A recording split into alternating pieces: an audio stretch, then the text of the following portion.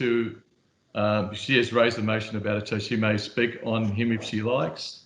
And I also acknowledge that today, bring to Council's attention that today is a National Sorry Day.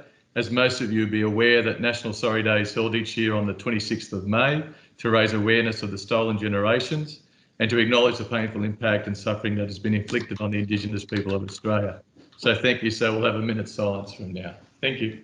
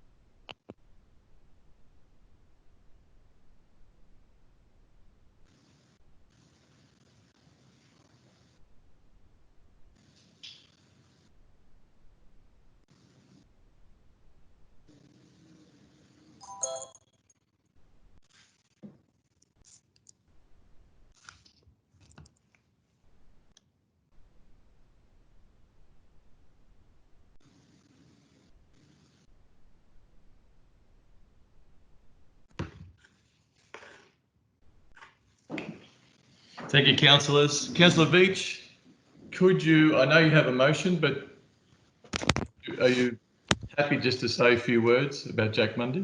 Oh, of course. Look, I think Jack Mundy is known to so many people, not in Sydney, but right across Australia and even across the world.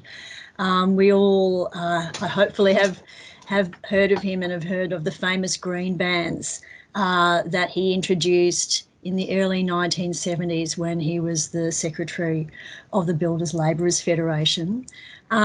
These came, I won't speak for too long now because I will be speaking at the motion, but suffice to say he and his colleagues and many community members across Sydney really put themselves on the line and their actual livelihoods and their physical bodies to save many buildings and green places across Sydney from developers. And the fact that we are able to enjoy the Rocks and Centennial Park and so many other places across Sydney is really in no small thanks to Jack Mundy and his colleagues and those community members who work together to really fiercely defend those areas in Sydney that are really just synonymous with the things we all love about this town. So I do honour him. We do owe him a deep debt of gratitude, and yeah, I commend I commend his work and his service to this city. Thank you, Councillor Beach. And as was the case in the last meeting, councillors, as this meeting is being held virtually, please be mindful of that. I will endeavour to ensure that everyone has the opportunity to participate in the debate. This meeting will be vastly different to the face-to-face meetings, and therefore I ask your patience when debating. When speaking, clearly state your name prior to addressing the meeting. I will call a break approximately 8:30, and when we ask for voting, unless I hear a nay, I'll just call it unanimous, obviously, but at the same time, then we'll go around and there will be a division, automatic division, as soon as there's one nay. And as per last time, just to make the evening easier, I'll read the prayer and acknowledgement.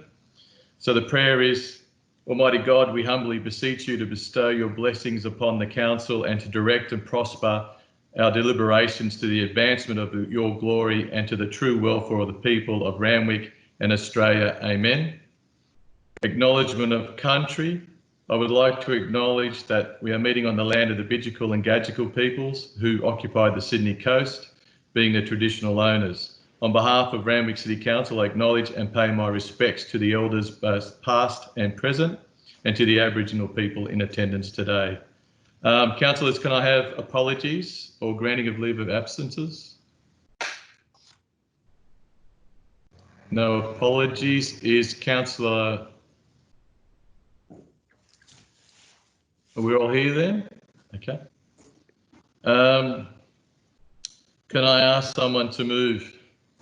Well, I don't need to move it. There's no one here. We're all here. Can someone please move it? I'll move it. I'll move it, Mr. Mayor. And a seconder. I'll just have Councillor Andrews moved it and seconded by Councillor Stavrinos. Thank you. All those in favour? Aye. Aye. Aye. I declare that carried. Aye. The confirmation of minutes, can I have a mover and a seconder for the minutes? I'll move Move that, Mr. I'll second it.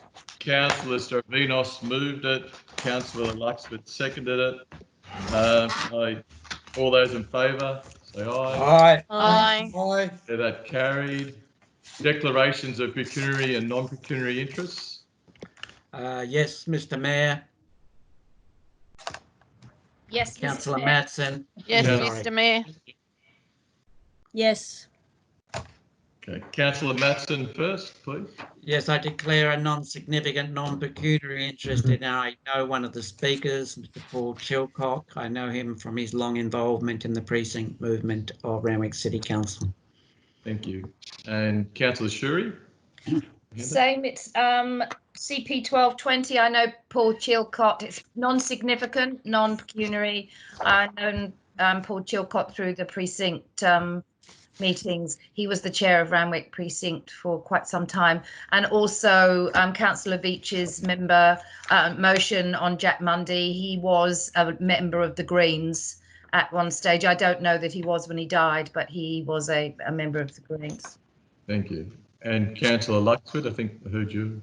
Yeah, non-significant, non-pecuniary. The speaker, Stephen Macarunas, is known to me through my family, and also for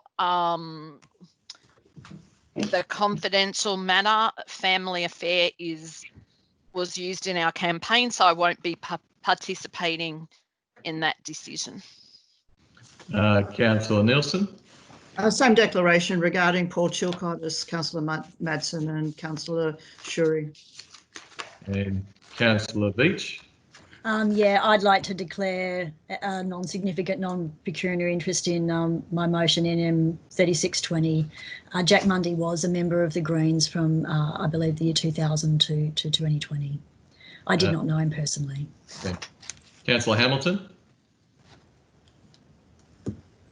Yes, non-significant, non-pecuniary. I know Paul Chilcott through his work at the Randwick Precinct Committee. Councillor Parker. I have sent those through. On behalf of myself, Councillor Said, so yourself, you, Mr. Mayor, and Councillor Luxford, GM 4/20 provision of unaddressed mail services. I have a non-significant, non-pecuniary interest. One of the providers was used during our 2017 local government election campaign. I will not be participating in the matter. And then NM 32/20 Maroubra Road, Cooper and Mons Avenue, Maroubra. I have a non-significant, non-pecuniary interest. My employer is named in the motion. I will be participating in the matter. Councillor Bowen.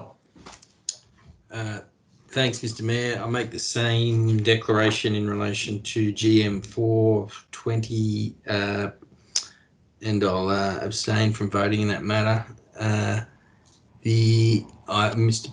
Paul Chilcott is known to me. It's a non-significant, non-pecuniary declaration, and I'll be voting in that matter. And Mr. Stephen Macarunas is known to me through the City of Randwick and his family, and it's a non-significant, non-pecuniary interest, and I'll be voting in that matter as well. Okay. And Councillor De Souza. Yes, Mr. Mayor, I would like to declare a non-significant, non-pecuniary interest on the matter with the incinerators. Both Chris Hansen is a friend and a resident of the local area. I was the one who introduced him to this, but he organised a meeting with the minister. So, as I said, it's a non-significant, non-pecuniary interest, and I'm very happy that he's there to speak on behalf of the residents. Councillors, can you please remove those who put their hands up electronically, because they're still showing. I don't know whether there's anyone left. Can I make an additional declaration? I make the same declaration. I make the same declaration as my two fellow Greens councillors. As I understand, Jack Mundy was a member of the Greens. I did not, I think I only met him personally once. And Councillor Parker, have you put it up again, or we just haven't removed it? The hand up.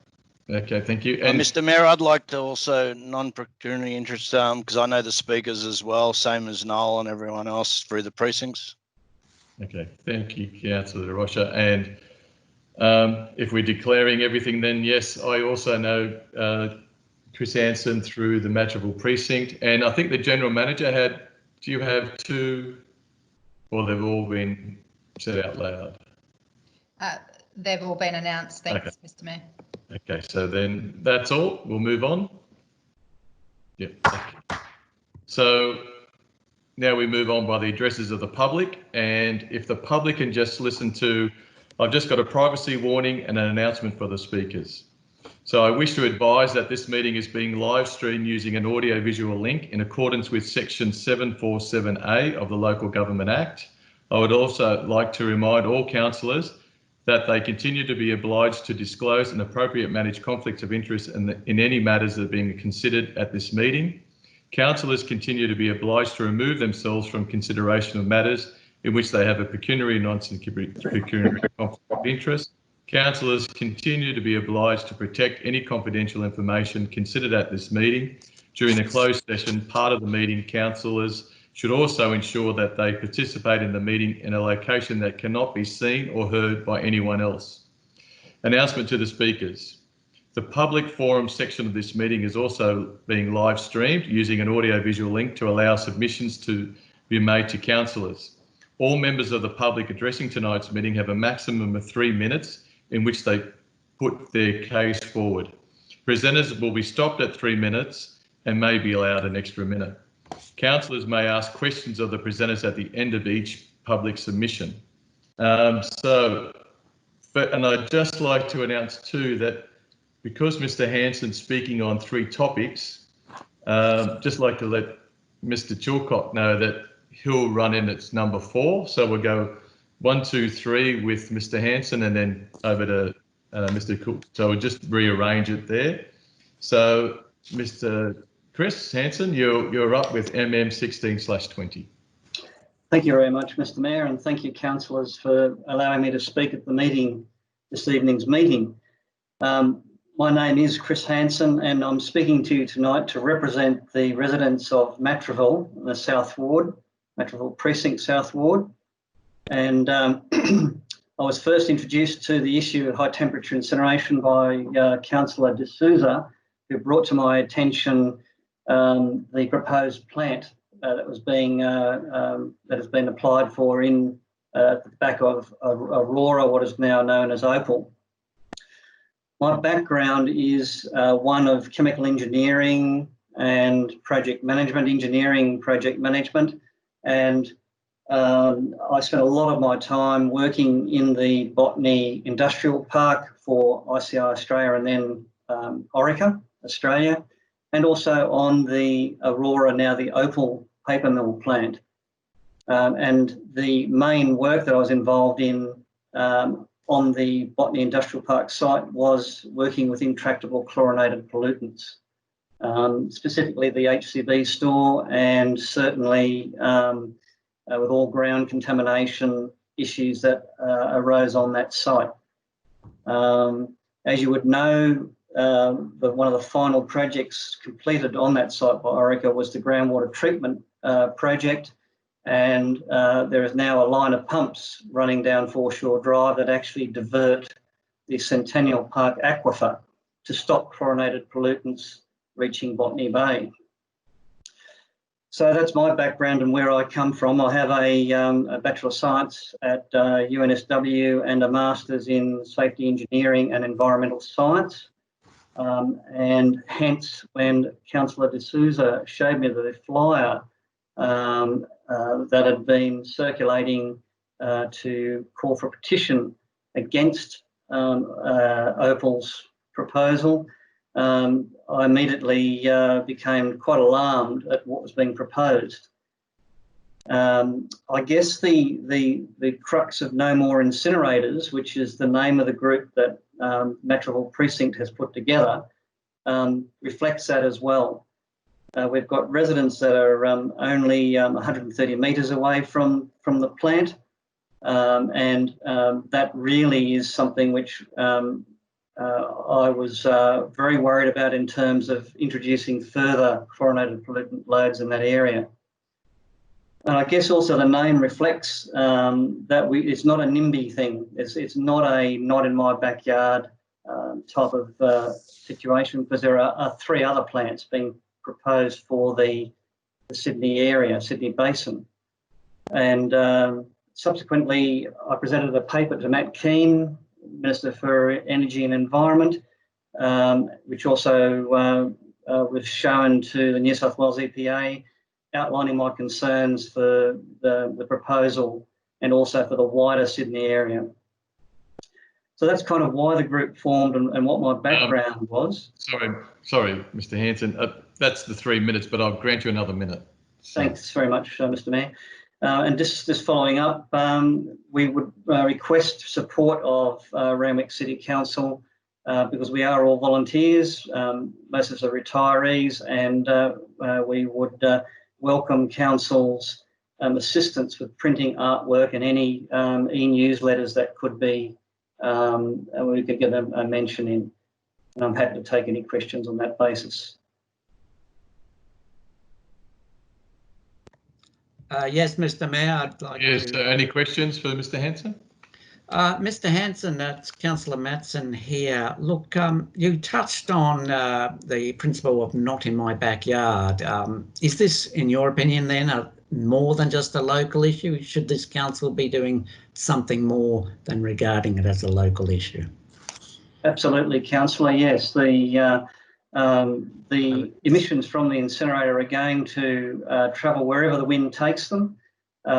Recent modelling of the failed proposal for an incinerator at Eastern Creek showed the plume from that incinerator at Eastern Creek travelling as far as Bondi.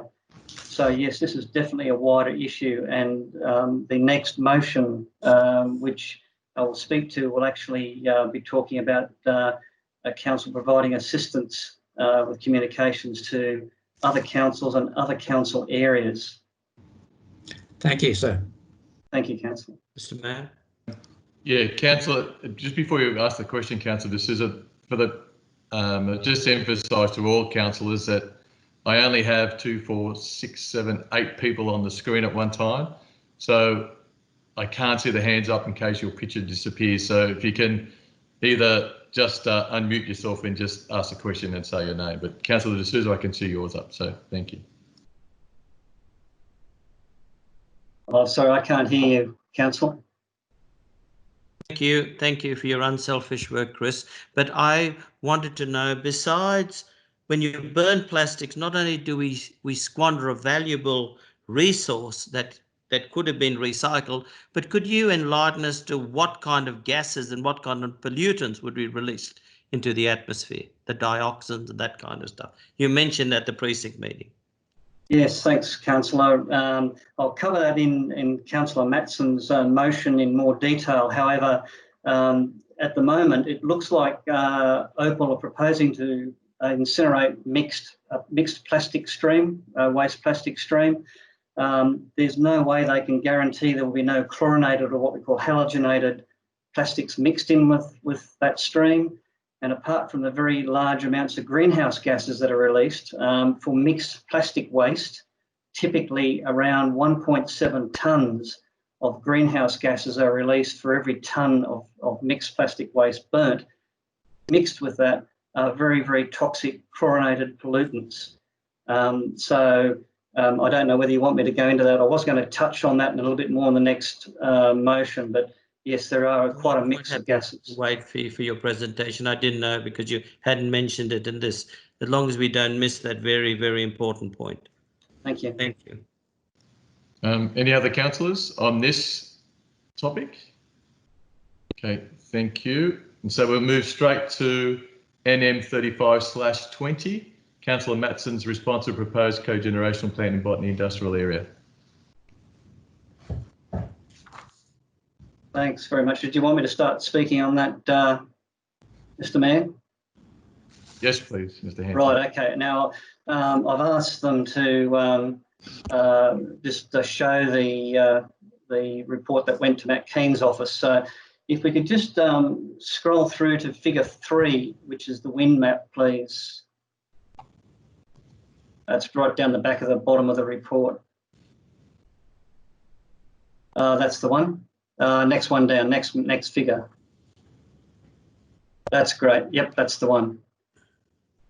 Look, I guess the as Councillor De Souza touched on, there are emissions from these incinerators, and I guess the main thing I wanted to do here was not go through this report because there's too much to go through in the 3 minutes, but really to touch on some of the myths and dispel some of the myths that are around incineration. You probably, many of you will probably be aware that there's quite a lot of studies that have been done. Some say there are no issues with high temperature incineration. It's state-of-the-art equipment now. It's not like the old plants, and we don't have to worry about the emissions. But the one thing that most people worry or forget to include in their emissions for these types of facilities is the actual ash that's produced as well. Anybody who's done any high school chemistry would know what you put in, you've got to get out. So it either goes up the stack or it comes out of the furnace. And these types of incinerators create a lot of ash. That ash contains chlorinated pollutants such as dioxins, which are very toxic. They themselves are hazardous and have to be landfilled in a hazardous waste landfill, not an ordinary landfill. Typically, this can cost about $1,000 a tonne. Again, I'm aware I've only got 3 minutes, so I'm going to just skip through a few things here just to try and give you a flavour of what the issues are. What's the problem with dioxins? Dioxins typically are a marker, what we call a marker pollutant.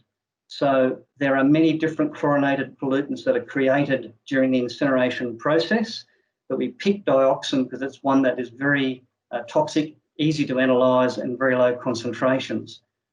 Typically, the US has a limit of around about 2.6 nanograms per cubic metre of dioxin as a limit for dioxin in the air that we breathe that we're exposed to 24/7. What does that mean? If you could visualise standing on the side of an Olympic swimming pool and taking a drop of water and dropping it into the Olympic swimming pool, you would have 1 part per billion. Then if you dilute that Olympic swimming pool 1,000 times, you would have 1 nanogram per cubic metre. So we're talking about tiny, tiny quantities, but they're very, very potent. Typically, dioxins cause birth defects, damage DNA, cause cancer, cause the immune system to be weakened. They're hepatotoxic. Mr. Hanson, that's 3 minutes, but I'll grant you the extra minute. Thank you, Mr. Mayor. And a range of other effects. So it is tiny, tiny quantities we're talking about.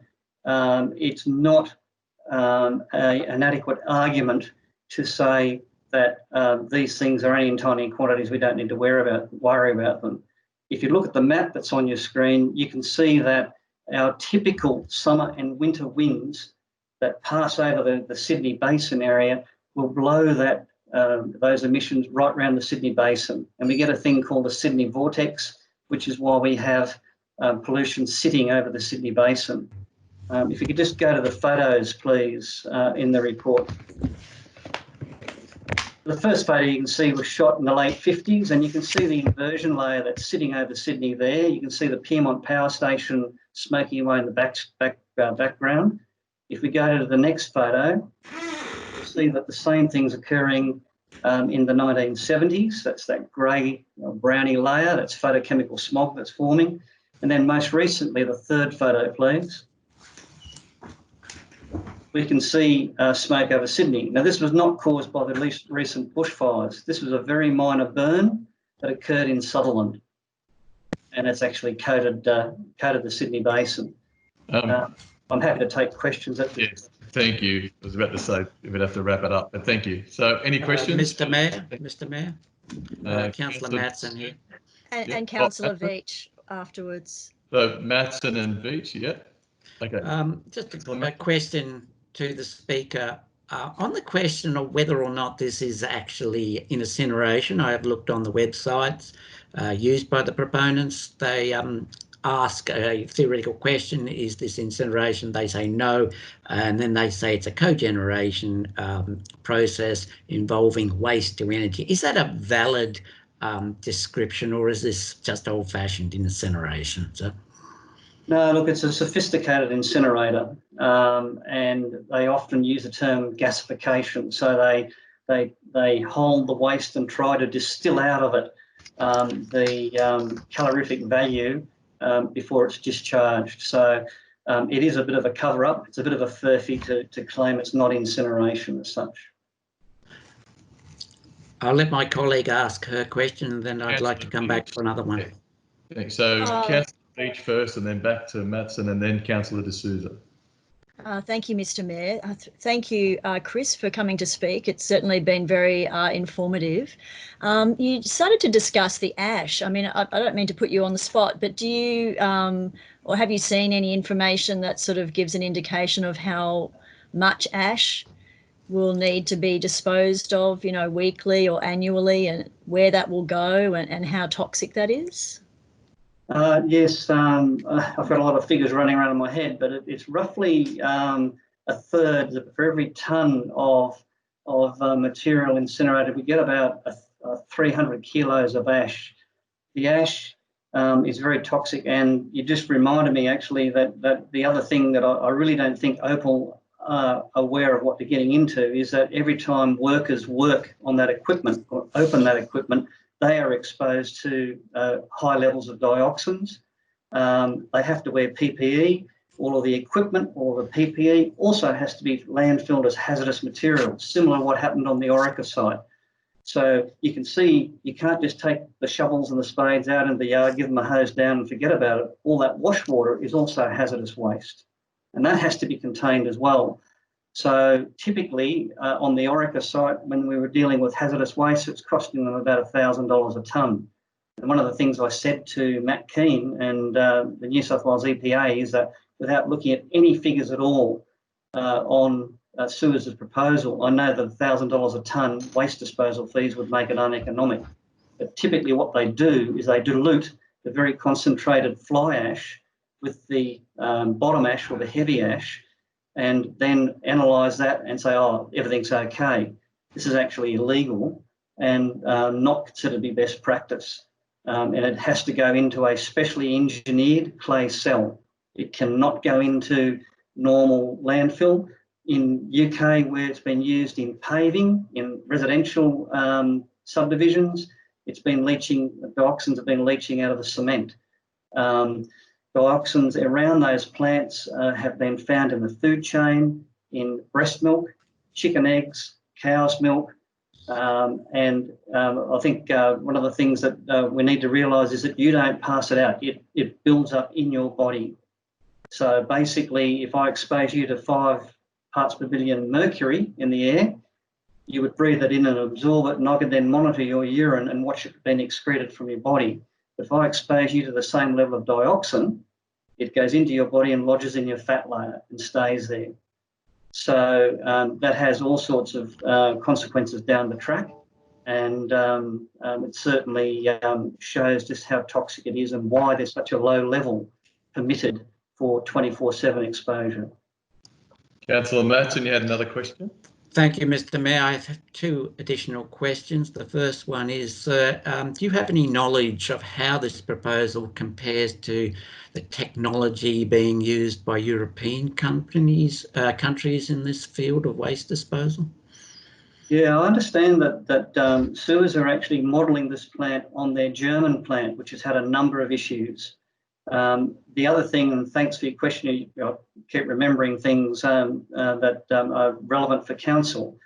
The title of Opal's or Suez Aurora's proposal is a fit-for-purpose facility. Now, as a process engineer, that rings alarm bells for me, because that doesn't mean world's best practice. It means it's going to be built to a price. The other thing that I should mention here, and I'm sorry I'm jumping around, but there's a lot of information to get across. Australia doesn't have any rigorous specifications or guidelines to monitor and police these type of emissions. And it's basically, as far as overseas companies are concerned, we're waste virgins. They're going to come in here and have a field day. Second question, sir. You've talked about the impact from your view on the chemicals involved and the dioxins. Is there any other impact perhaps on the amenity of the local residents from this activity, proposed activity? Yes, definitely. You know, as I mentioned earlier, we're already diverting the Centennial Park aquifer to stop chlorinated pollutants from entering Botany Bay, where there's a lot of fishing going on. HCB waste, which was coming from the Orica site, was found in local sea life. And certainly, if this plant goes ahead, the amenity from the residents' point of view will be decreased. The leisure activities will be decreased. Already in the Botany Matraville area, gardeners are not able to use the water because it's too polluted. The last thing we need is more chlorinated pollution going into the environment there. Thank you. Just one quick one. So in my involvement with the local community and politics in South Ward, I have noticed in the past that there's been concerns shown by residents that the road infrastructure may not be adequate for such a new scheme. Yeah, well, that's a good comment. It's one of the first letter I wrote to Rob Stokes. I actually did some rough calculations on the number of truck movements that would be needed to move that amount of fuel to Aurora's facility, or Opal's facility as it is now. And I calculated around 4,800 40-foot containers. Now we find out that sewers will be actually manufacturing plastic slugs, which are kind of like that long and that wide of the plastic material. So the density, the packing density is going to be less, so there are going to be even more truck movements to actually feed that boiler. That's on an annual basis. Final question, Mr. Mayor. How long will the residents of South Ward have to put up with this proposal if it gets approved? What sort of lifespan are we looking at, and what will replace it, or is likely to replace it? Typically, these incinerators have a lifespan of around about 20 years. So after which the technology dates. I think the thing to remember with this plant is it's been built to a certain price, which means that we're not going to get very good filtration. Typically, on a plant like this, you might spend $50 million on the furnace and 250 on the actual emissions cleanup, and that's not including the management of the ash. We're not getting anything like that. It's about 200 all up. Thank you very much, sir. Thank you, Mr. Mayor. Councillor D'Souza. Yeah, thank you, Mr. Mayor. I think Chris might have touched on what one of my major concerns and our community's major concerns are, is that there are no regulations in place to capture, monitor any of these emissions. I know countries like Switzerland strictly monitor and limit the emissions from their incinerators. So one must be cautious here. Before we even consider this incinerator, we must find out what regulations are in place. Is that a question or? Yes, yes, it will be a question. I'm sorry if I protracted it, but the question was, Chris, what you've already answered, that there are no regulations in place to monitor and regulate these emissions. Am I right? That's correct, Councillor. That's correct, Councillor. Yeah. Thank you. There's really no regulations at all. The Protection of the Environment Operations Clean Air Act does mention a limit of 0.1 nanograms, so that's 10 times less than what we were talking about before, per cubic metre for dioxin for afterburners, but they're really facilities that are used to destroy odour. So that's not the same sort of facility, but that's the only limit I could find in the Protection of the Environment Operations Act where there's any sort of limits. Australian guidelines talk about nitrous oxide, sulfur oxide, hydrochloric acid, hydrofluoric acid, but our Act, which was the New South Wales Waste Management, Waste to Energy Policy Statement 2015, actually was designed for the Berrima Cement Works. So it's totally not suited to this type of technology, and it really needs to be, a moratorium needs to be instituted until such times that we have the right legislation and the EPA has the resources to monitor it. Thank you. Thank you. Councillors, I think we'll move on to, while you're there, Mr. Hanson. So Thank now you. we're on to NM 37/20. So the notice of motion from Councillor Veitch, protecting the environment and human health, aligning council procurement with council values. And again, you have 3 minutes and an extension of a minute. Thank you. Thank you, Mr. Mayor. Look, I think the important thing that we need to actually look at is, if we're not going to incinerate waste, which is the principal purpose of reducing the volume of waste, that's what the principal purpose is of these facilities, then what do we do with it?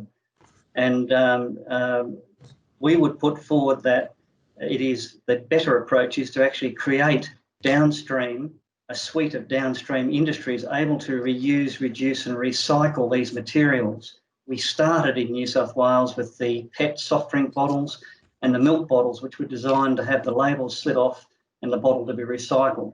In the plastics industry, that's food grade plastic and it's worth a lot of money, but that all got stopped. So what is the alternative?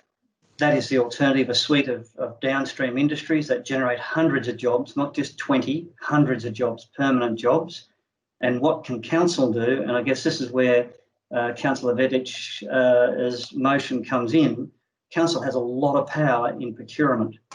And if council was to put out expressions of interest for industries that we're going to reduce waste by reusing, I think council would see companies come out of the woodwork.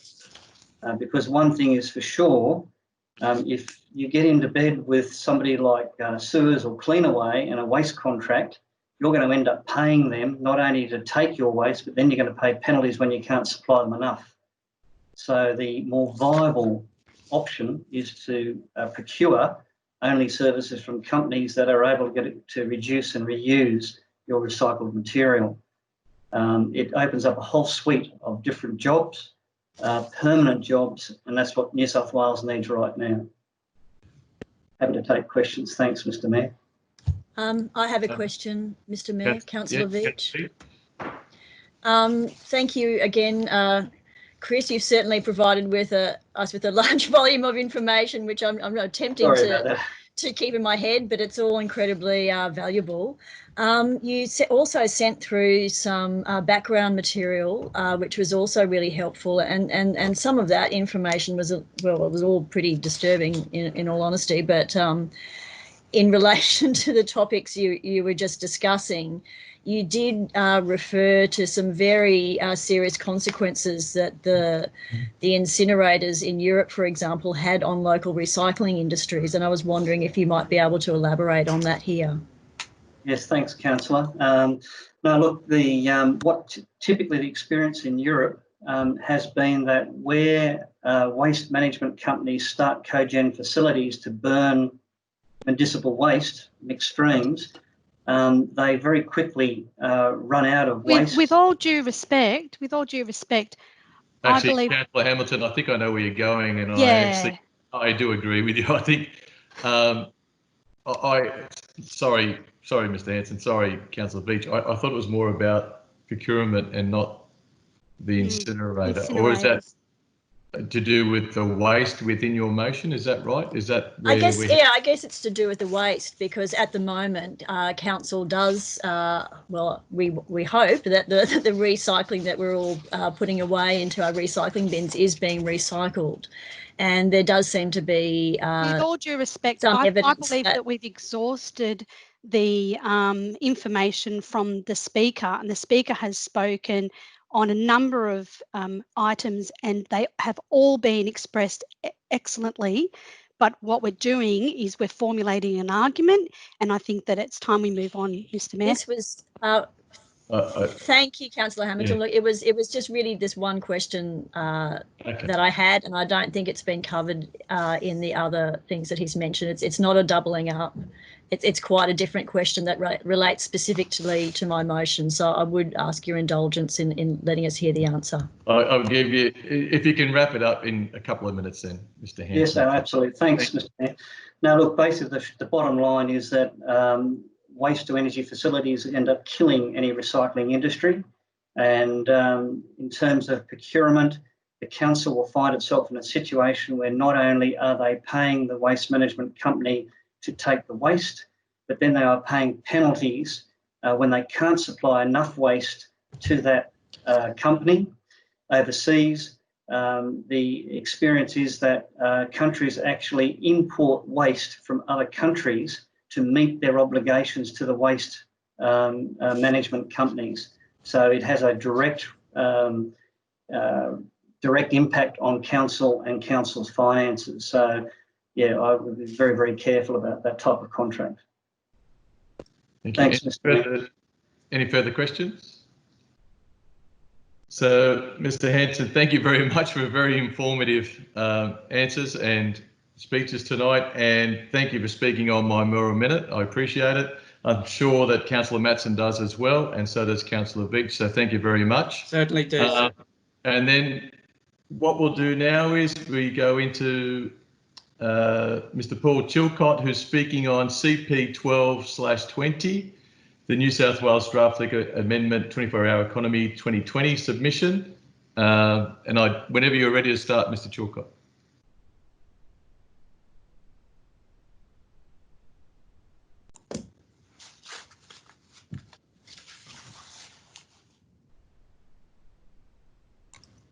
Hello. Just checking that you're able to go ahead. Go ahead. Oh, thank you.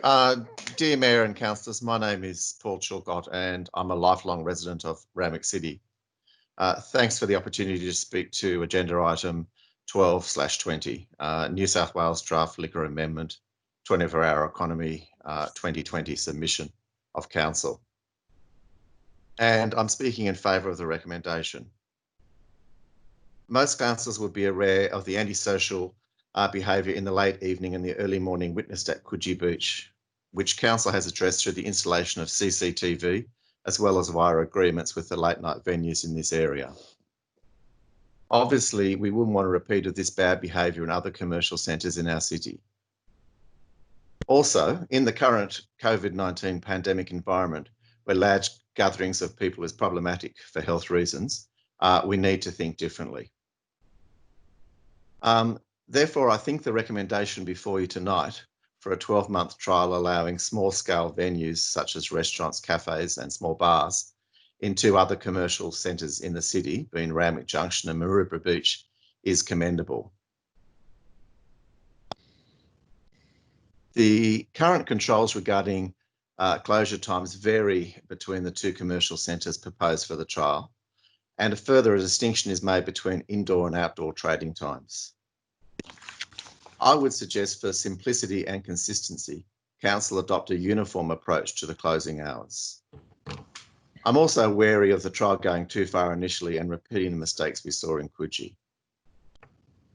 For that reason, although supporting the recommendation, I consider the closing times for late night trading in both Randwick Junction and Maroubra Beach commercial centres should, for clarity, be indoors until 1 a.m. and outdoors until midnight from Thursday to Saturday. Thanks for your time. Thank you, Mr. Chilcott. Any questions for Mr. Chilcott? I do. Yeah. Okay. Mr. Chilcott, I'm just curious of your view, and if I'm right in saying it, but some of your support for this measure is premised on the idea that we should be spreading the entertainment options across the city, and we shouldn't necessarily be geographically isolating it in hotspots like Coogee? I don't know if I'd phrase it that way. What I'd say is clearly the commercial centre at Randwick at night can be a bit dead, and similarly at Maroubra Beach. I guess the alternative, so if you do open up those centres to commercial activity, that may well take some of the pressure away from places like Coogee. Okay. All right. Thank you. Any further questions, councillors? Thank you. So thank you, Mr. Chilcott. Now we move on to Mr. Stephen Makarunas. Notice for motion from councillors to Stavrinos, investigate the feasibility of a temporary drive-in. You have 3 minutes and probably an extension of a minute. Thank you. Thank you very much, Mr. Mayor. Can I please have the PowerPoint slide brought up? Thank you. So good evening, Mr. Mayor, councillors, ladies and gentlemen, and a special thanks to Councillor Stavrinos for bringing this proposal to council. Slide, please. I want to talk about movies for medicos. My name is Stephen Makarunas, and I'm deeply passionate about helping doctors address the value of their lives. Slide, please. I've been providing business, financial and lifestyle education to healthcare professionals for over 30 years, and over this time have built a community of over 14,000 course alumni and subscribers to our program. Slide, please. And slide again. Movies for Medicos is an opportunity to stage a good old-fashioned drive-in movie experience. Slide, please.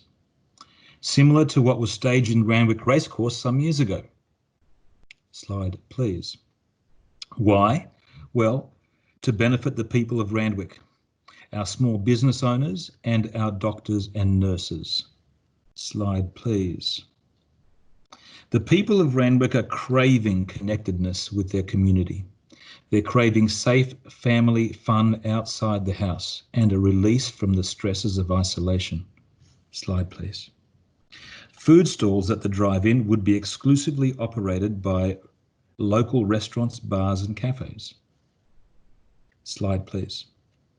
Now, this may not be known to all of you, but someone in the industry like myself is acutely aware of the fact that our doctors and nurses are suffering from burnout, depression, anxiety and social issues. Slide, please. These headlines are all from this month alone.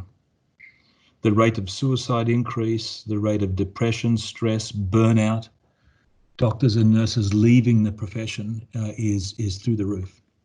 Slide, please. So I've started the process of developing the Doctors and Nurses Health and Wellbeing Foundation to generate funds to be distributed as grants to successful applicants focusing on wellbeing initiatives for doctors and nurses at risk. Slide, please. Upon approval of this proposal, I will approach the big end of town sponsors to help raise the money required for this project.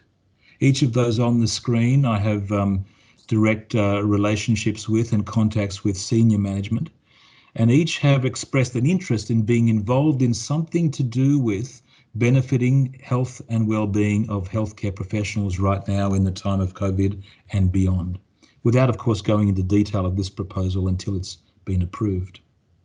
Slide, please. So I'm seeking a collaboration with Council and its excellent events team. Mr. Makarunas, that's 3 minutes, but I'll grant you the extra minute. Almost finished, thank you.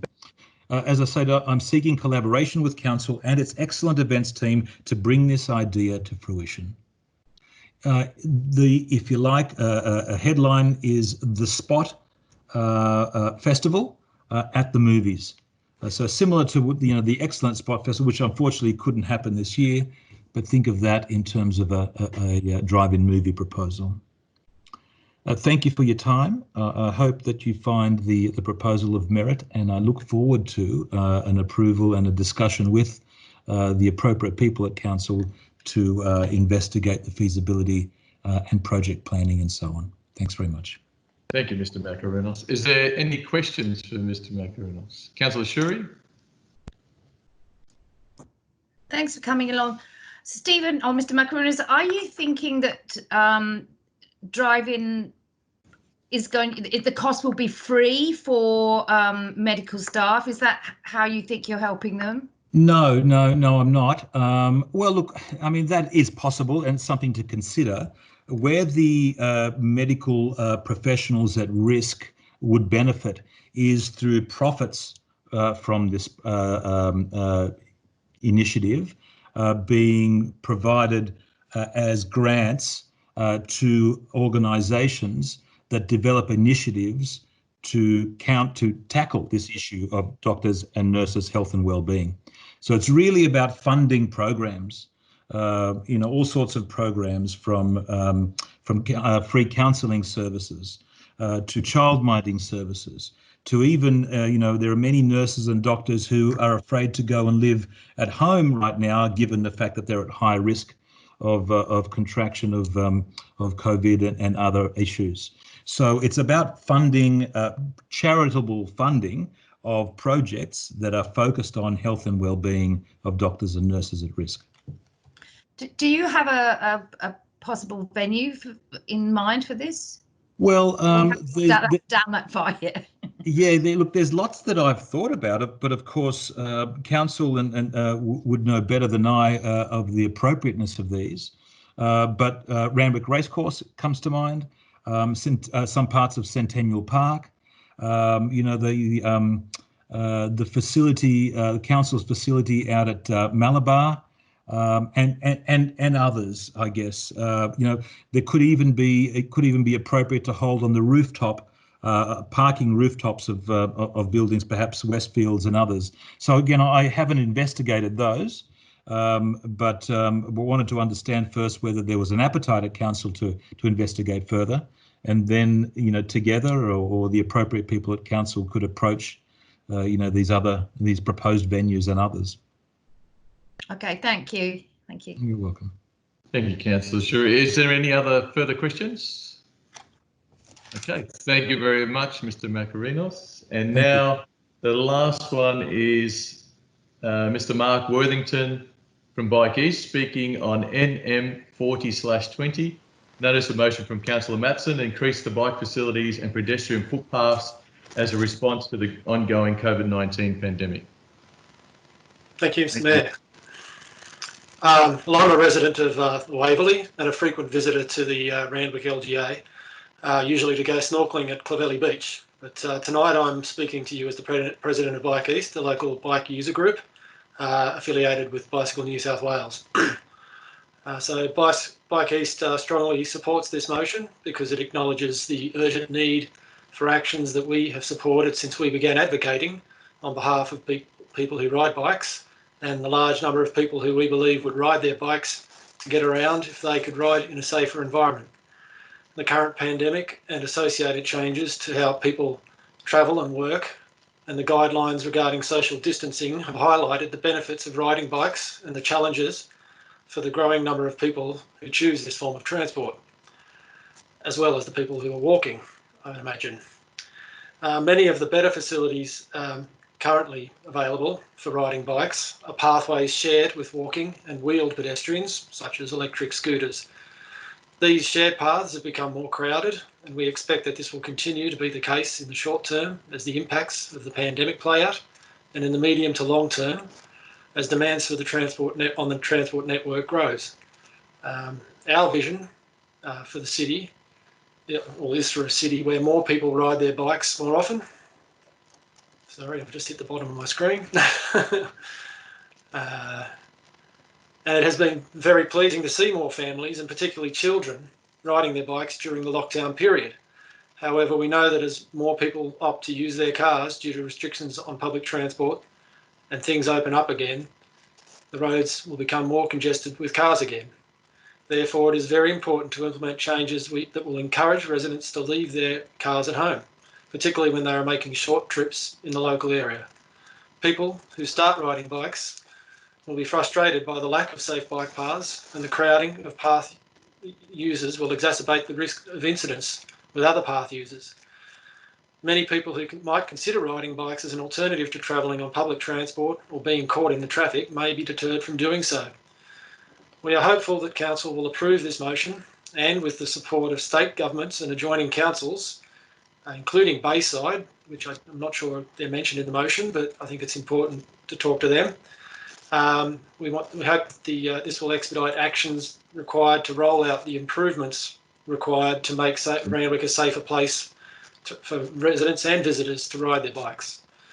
My colleagues have provided Councillor Matson with links to a range of international examples of pop-up bike lanes, as well as research supporting policies for keeping people safe as they travel during the pandemic, an area of research that's obviously evolving rapidly. We've provided the Mayor with a list of suggested improvements for the short to medium term. And I guess we're all encouraged that the state government's getting on board with this. So in closing, I just would like to thank Councillor Matson again for introducing this motion and commend it to the Council. Thank you, Mr. Worthington. Any questions for Mr. Worthington? Mr. Mayor, just quickly following up on what Mr. Worthington said in reference to the state government, is there any, does Bike East have any position on any recent announcements by the state government on bicycling facilities? In particular, the recent announcement concerning the intentions of Clovermore and the Minister for Transport.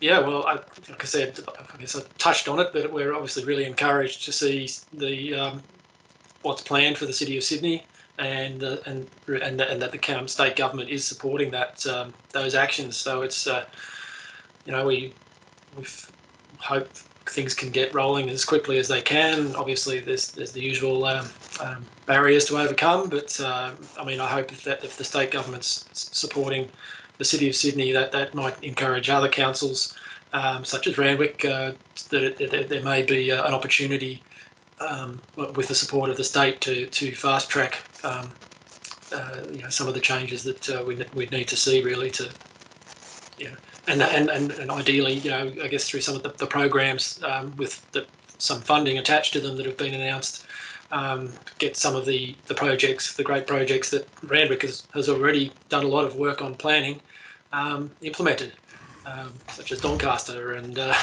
Houston, and you know, the list goes on. But for this motion, I accept, Councillor Matson, that you've correctly observed that there's some action across the border, and it's I think imperative that councils in surrounding Sydney take the opportunity to link up with the work that they're doing.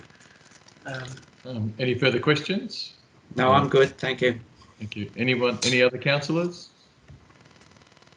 So thank you, Mr. Worthington. So thank you. So councillors, now we'll move straight into the items that had speakers, and the first one was the Mirror Minute 16/20 incinerator proposal at Opal's, previously Aurora Paper Mill, Botany Road at Matraville. And I'll emphasise that's in Matraville, not the Botany Industrial Area. And councillors, I have amended it to what is in your books on the business papers, and I'll read it out for now. It's what's on the screen.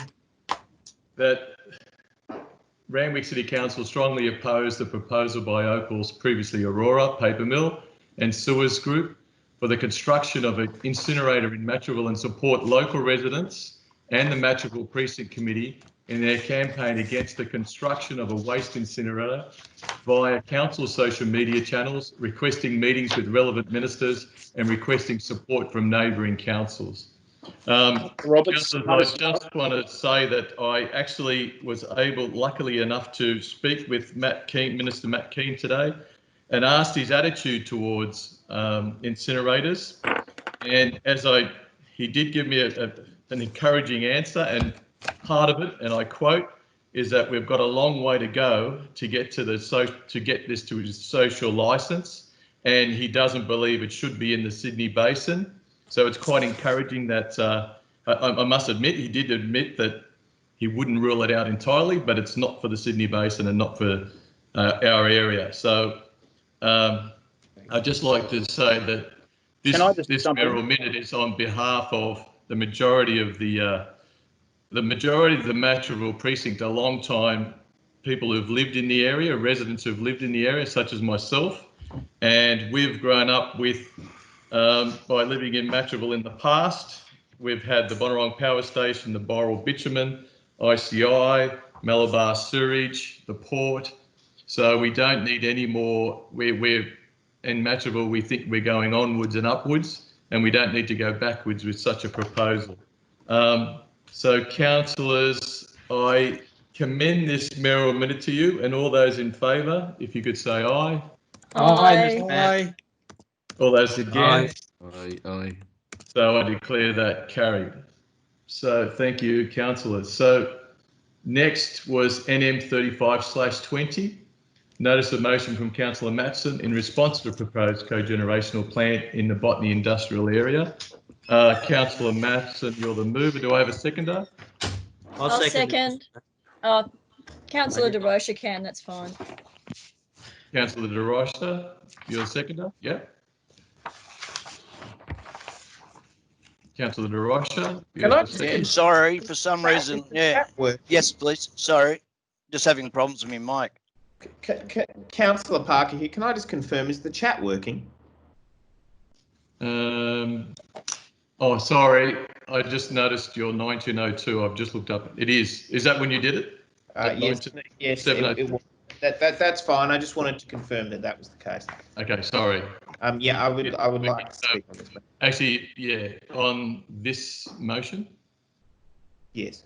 So I'll get Councillor Matson first to speak as the mover, and then I'll come back to Councillor Parker. Yeah. Okay. So Yes. Councillor Matson as the mover. Thank you, Mr. Mayor. And as you've already touched on in your own mayoral minute, there is some confusion, I think, in the name applied to this proposal. The proponents refer to it as a proposed cogeneration plant in Botany, but it will actually be our residents in Matraville that will be impacted on this. I was particularly struck by the speaker who pointed out that the proponents were pushing this as a proposal fit for purpose. And I understood then what he meant. This isn't indeed cutting edge technology. We are going to get a second-rate job. That is very worrying, as the speaker pointed out, that the cost of this proposal, the cheapness of this proposal will probably manifest in the filtration and the safety regards that we, as an industrialised nation, if you want to use that term, would expect. Indeed, I find that it is a misleading proposal. I noted on the websites of the proponents that they referred to this. They asked themselves a hypothetical question. Is this incineration? They said in their article. No, it's energy from waste, cogeneration, they said. But as the speaker has pointed out, it is a key component of this proposal is the incineration of waste.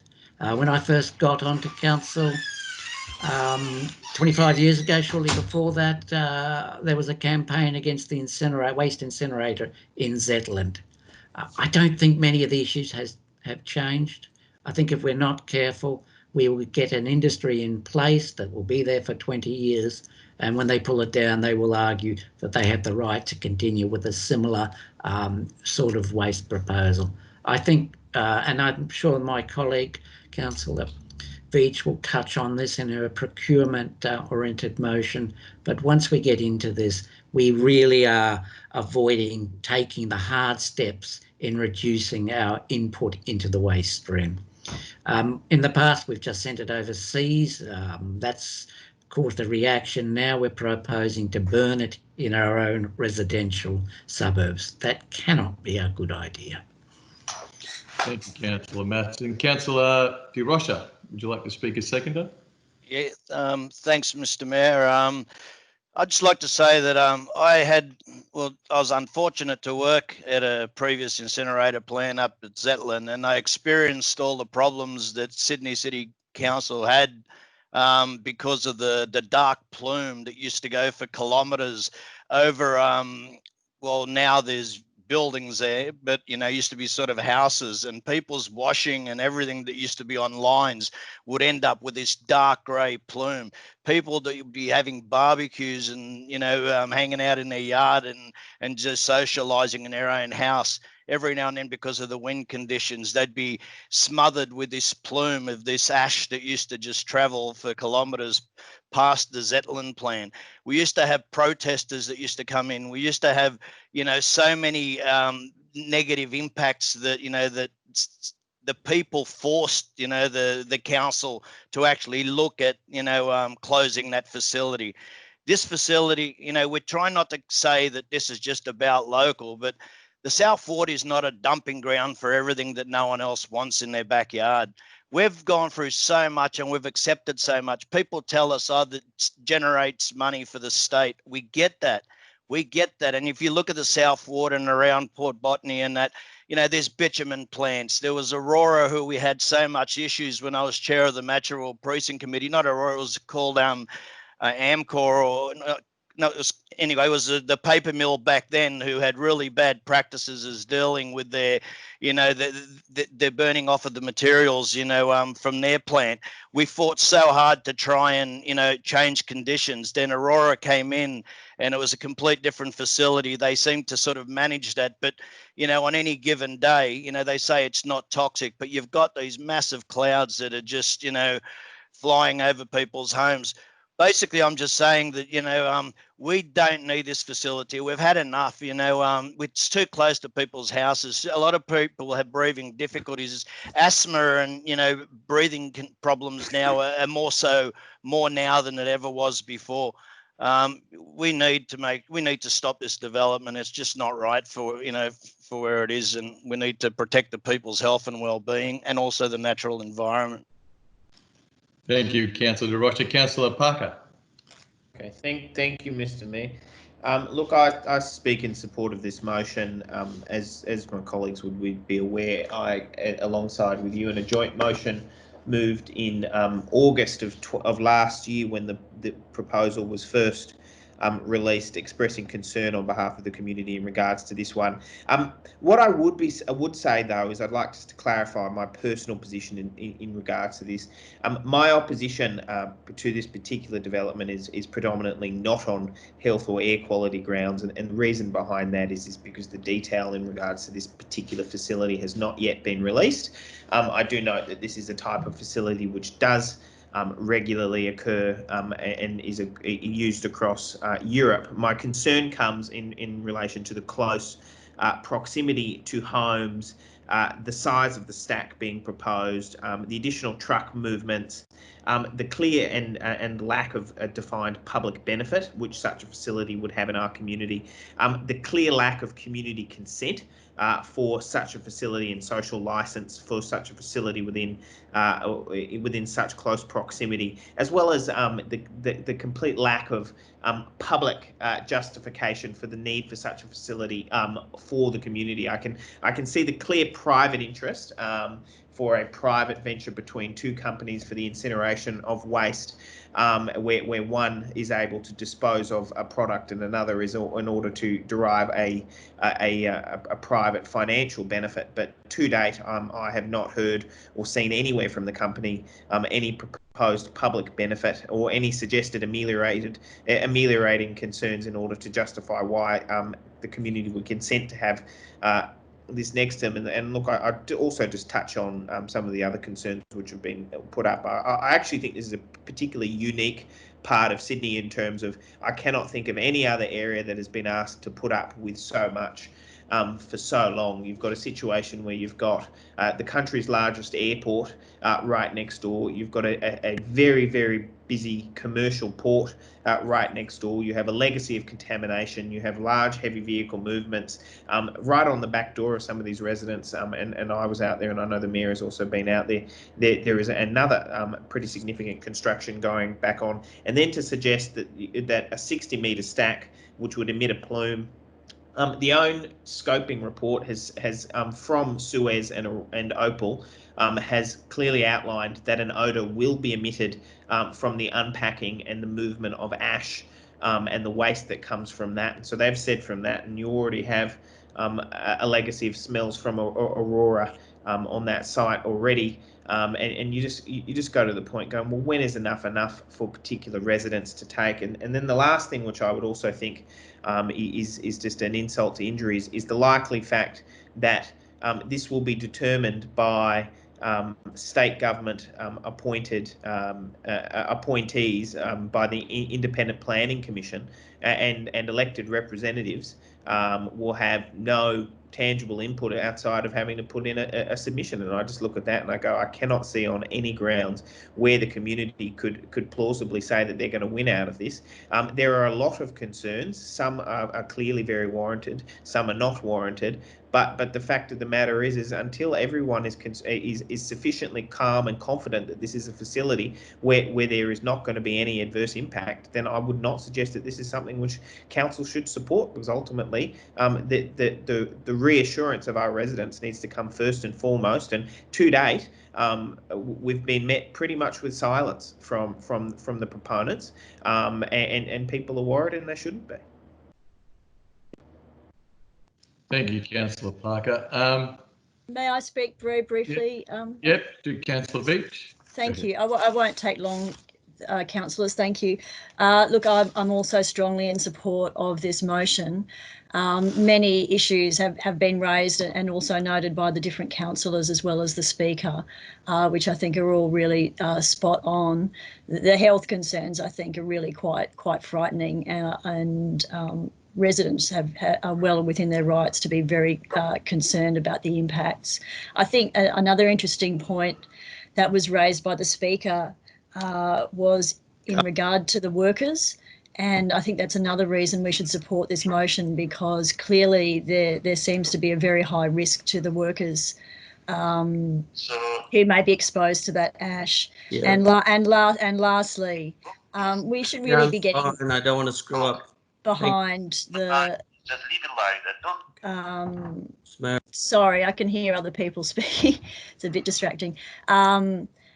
We should really be getting behind the campaign by local government New South Wales, who have quite a strong campaign at the moment in relation to waste and recycling.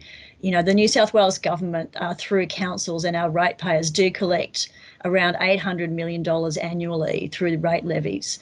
And at the moment, only a third of that is going towards waste and recycling programs. The rest is just going into general state revenue. We really need to get all of that money collected for the purpose it was intended for, put it into proper recycling programs, which we are so much in need of at the moment. Thank you. Mr. Mayor, I'd like to speak on this, please. Sorry, I had computer problems. Is that Councillor D'Souza? Yeah. Yep. Sorry, whenever my turn comes, I just lost. You're on. You're on now. Go ahead. Thank you, Mr. Mayor. Councillors, research is pretty clear that incineration is much less beneficial than recycling in terms of getting that circular flow of resources back into the economy. Once you've burnt it, it's gone. You don't get that resource back.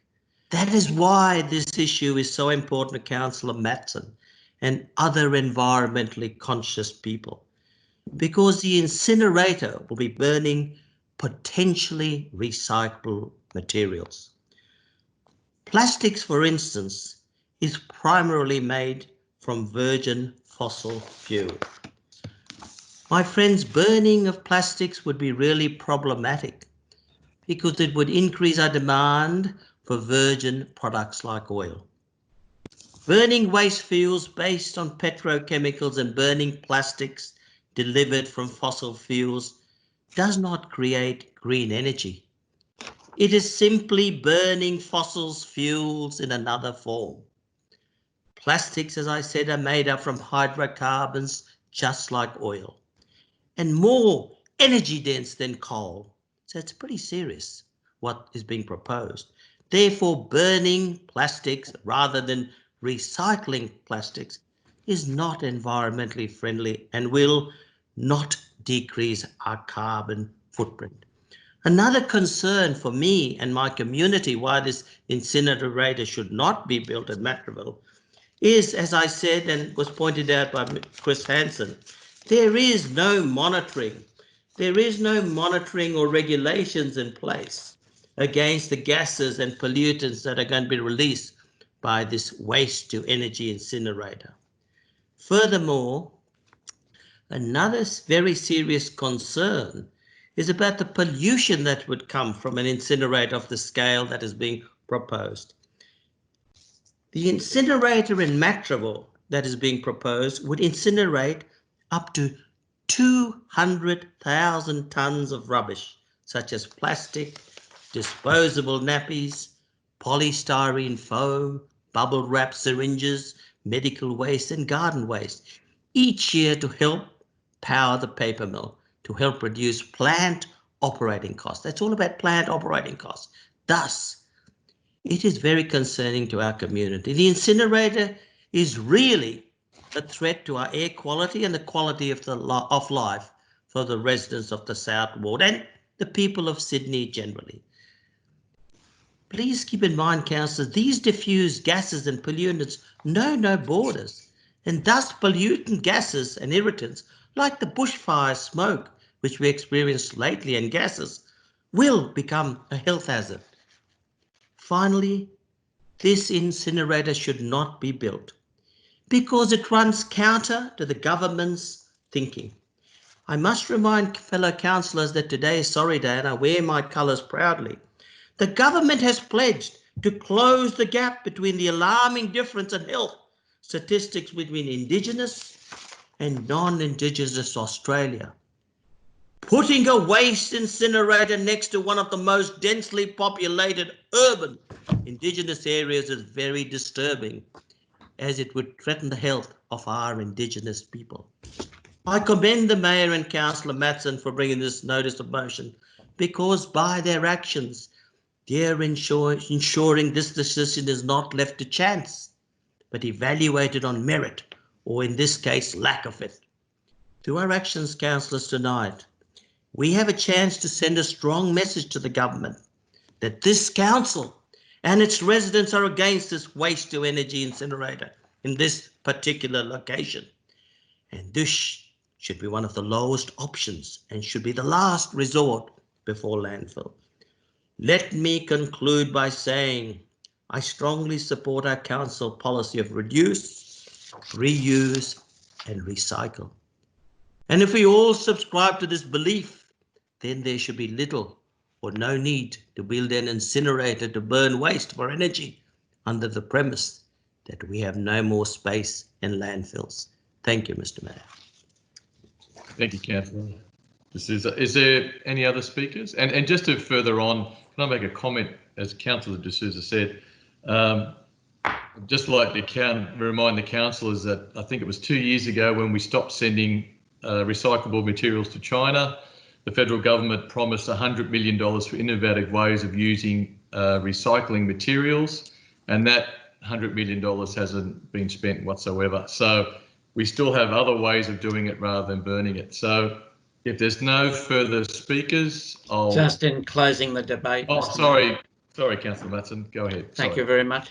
Look, the previous three councillors have spoken very well on this issue. This is incineration. The residents of Matraville and South Ward in general, they are familiar with polluting industries. They're not taken in by this reference to it as being cogeneration or energy recovery plants. Once this is in, we're going to see it settled forever in South Ward. I would not be totally unsurprised. They haven't quite been game to say it yet, but eventually the proponents will be trying to say that this is a form of alternative energy and we need it for reducing greenhouse emissions. But this is just as bad as any polluting coal-fired power station. Thank you. Yeah. Thank you, Well said, Councillor Matson. you, Well said. So, councillors, I'll put it. All those in favour say aye. Aye. Aye. Aye. I declare that carried. So we move on to NM 37/20, notice of motion from Councillor Beach, protecting the environment and human health, aligning council procurement and council values. Can I have a seconder, please? I'll second it. Councillor Sorry, I Matson. couldn't get my microphone on. I was going to second it, but go. Oh, I'm sorry. I'll withdraw my seconding for my colleague. Councillor Matson, yeah, I'll stick with you, yeah? Yeah, that's fine. Sorry, yeah. Sorry, I'm just working out my screens here. Thank you, Mr. Mayor. Look, in recent years and even decades, we've seen decision making about important local developments taken out of community hands.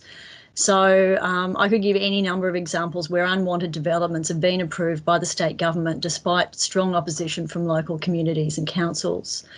Council's currently fighting a number of big developments, including big new apartment blocks in Little Bay, the Yarra Bay cruise ship terminal, and now this incinerator or waste to energy facility in Matraville. All council has the power to do is to try and support the community in whatever way it can. We attend rallies, put up motions and make submissions to the minister opposing the development. But at the end of the day, we're not the consent authority and the state government does have the final say. But there is one area where councils do retain some power and we should start thinking about how we can wield it. That power is the power of sustainable procurement. For every purchasing decision made, no matter how large or small, there's an impact other than the upfront financial outlay. For most of the time, that impact is something many of us find easy to ignore. A good example is waste. As households, we carefully sort and dispose of our rubbish, and it's taken away to be recycled or dumped into landfill. Council awards contracts to a waste company who manages the wastes on our behalf. Once it's gone, it's out of sight and out of mind.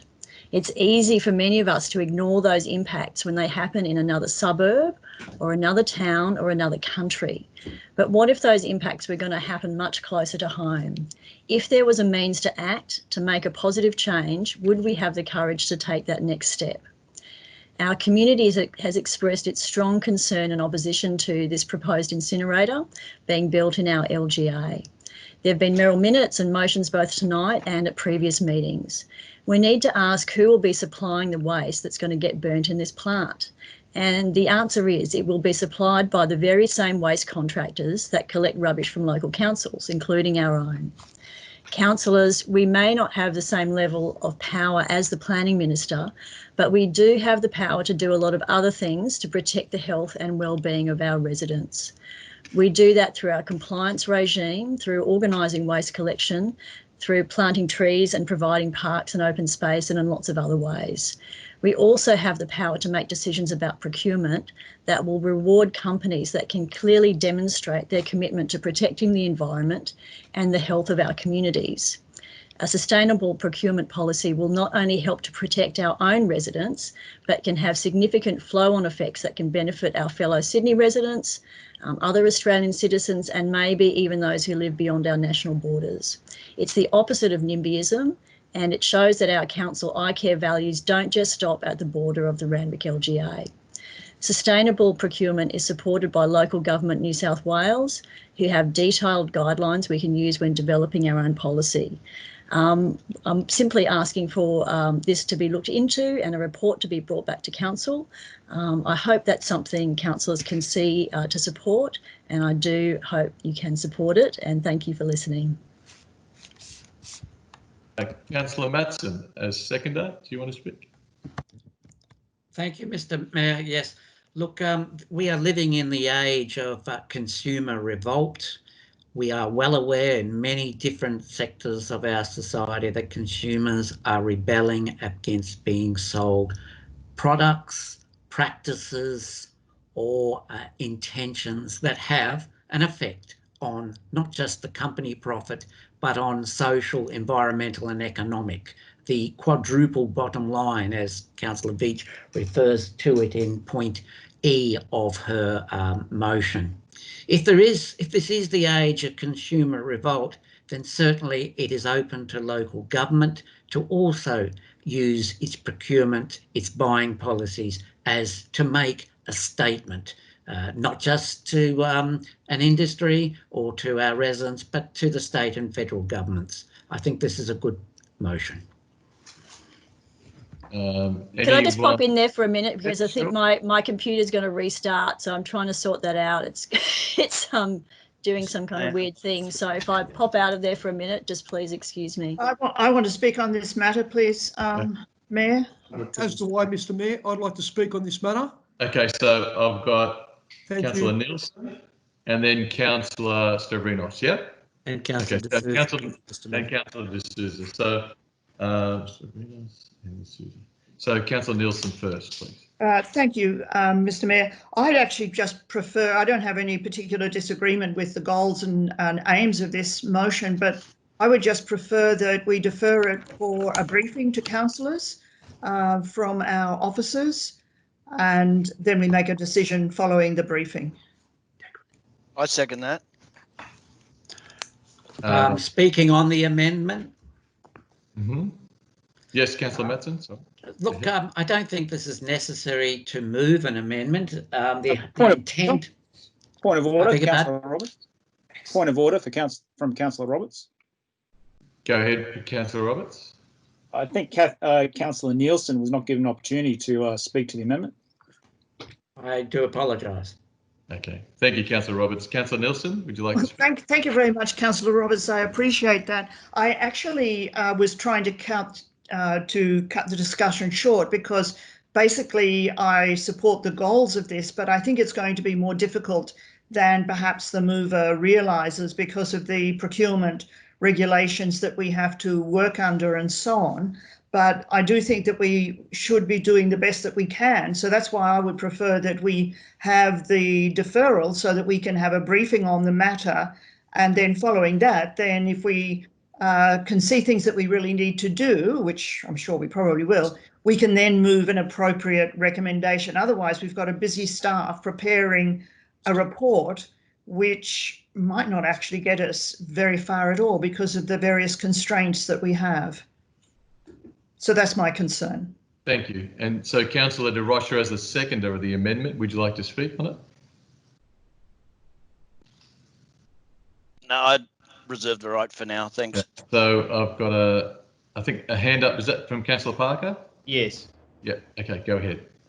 Look, I support the amendment in the name of Nielsen and De Rocha, and look, I agree with Councillor Nielsen. I actually think there are some elements of this motion which are particularly commendable. There are other elements which I am not so sure about in terms of how it would actually occur in practice.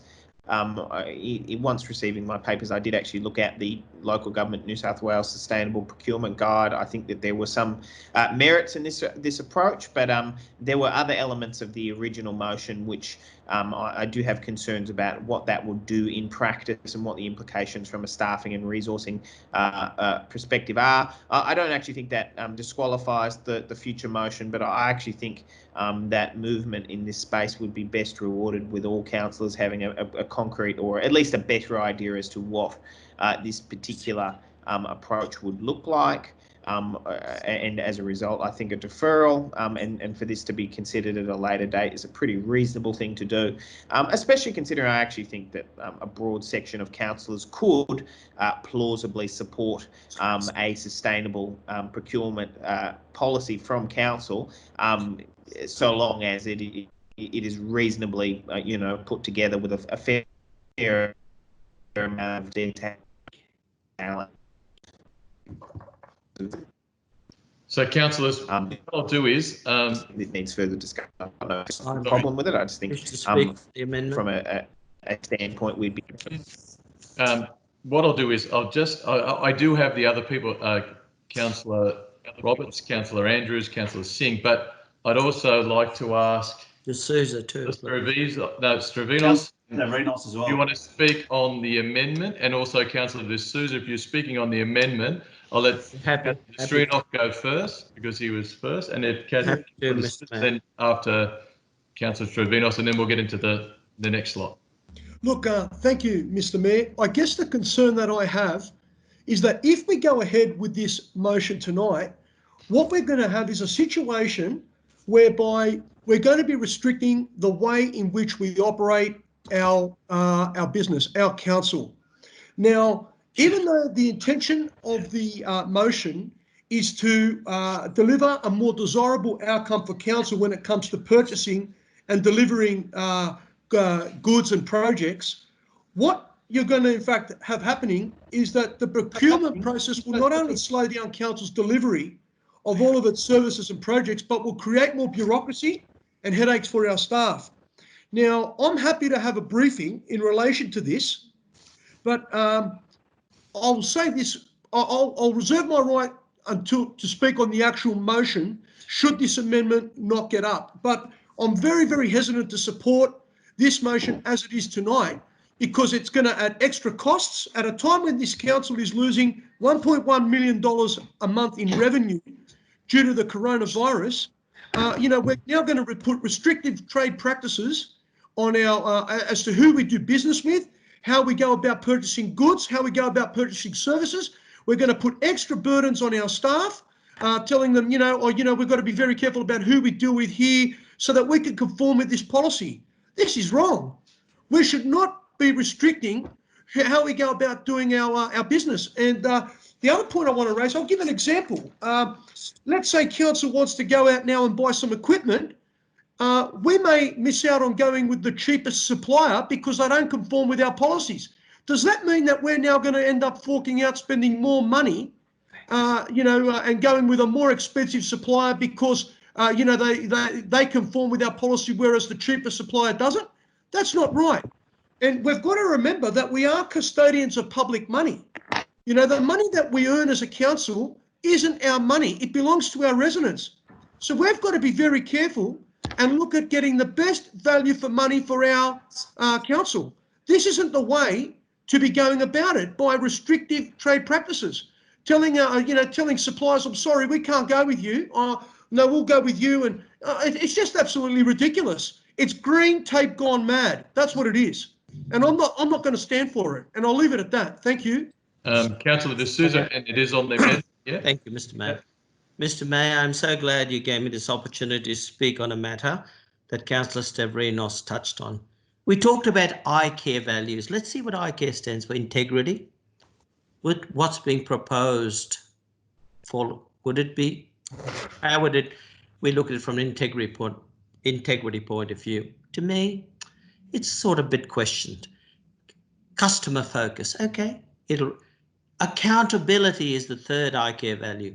I don't think, when we explain to our residents why we chose this, not because it was best value or because it was the best person to do the job. We say, look, we chose them because they were environmentally friendly and all the rest of the boxes the Greens ticked. That's why we chose them. We wouldn't really say that's big, we'd have difficulty with the accountability part of ICARE. Respect, okay, and excellence. To get excellence, you need to have the best person do the job. Not the best person one hand tied behind his or her back because they're not environmentally friendly or they don't have sustainable practices. That is wrong. We need to get the best value for our projects and the best projects for our residents. Point now, of Mr. order, I don't think that Councillor D'Souza is speaking to the amendment. Oh, I am, I believe that he's talking to. It's not a point of order. Of course he is. Sorry, point. Councillors. Councillor The Shuri, point I'm making, Mr. Mayor, is Councillor Souza, I'm actually going to back you here. You're speaking on the reasons why you want it to be deferred. So, yes, but that's exactly what I'm. Wrap it up. Yeah, but I agree with you. He's always got valid points, Councillor D'Souza. Councillor D'Souza, I think you've muted yourself. Is that right? I'll move on to Councillor. Sorry, Mr. Mayor. I must also point out a key word, which is when we do what we're doing and what was being proposed by the motion, and that's why this amendment is so important, we would be prejudicing our decision making. That's right, prejudicing our decision making, because we would be taking certain people out of the process. And in doing so, that's not doing the right thing by our residents. So I'll leave it at that, Mr. Mayor. I've spoken enough. Thank you. Thank you, Councillor. This is Councillor Andrews. You're next. Yes, thanks, Mr. Mayor. Look, I'm going to speak against the motion pursuant to notice of Councillor Veach. I do concur with Councillor. Point of order. Councillor Andrews, it's regarding the amendment. If you're sorry, Mr. Mayor. I speak in support of the amendment. I think that the amendment is the most appropriate motion before us tonight. I agree that a briefing session should be held at first instance. I am concerned that what has been proposed by Councillor Veach will be passed on to our ratepayers, and I'm concerned about the extra cost that will be put on our ratepayers as a result of this motion by Councillor Veach. I think the most appropriate motion before us is the amendment moved by Councillor Nielsen. I think that a briefing session is the way to go on this matter, and for the matter to come back to council for a vote. Thank you, Councillor Andrews. Councillor Roberts, regarding the amendment, yeah? Yeah, thank you, Mr. Mayor. I'll just quickly ask a question. The motion or the amendment that I see in front of me, point D, should be deleted, shouldn't it? That's just a question for you. Actually, I should ask, Councillor Nielsen, does that amendment read right that's showing on the screen? It's a tricky thing. I agree with you, Councillor Roberts. I think it would be more appropriate in this context to remove point D so that E becomes D. In that case, I will support the amendment, and I look forward to the briefing session. I feel the briefing session will be a much less impost on staff resources and time. They certainly can research the matter and give us a very good briefing, but they won't have to go through what that former point D was. So if that's the case, then I do support the amendment. Broadly speaking, I don't support the inclination of the motion at all. The cost benefit is marginal.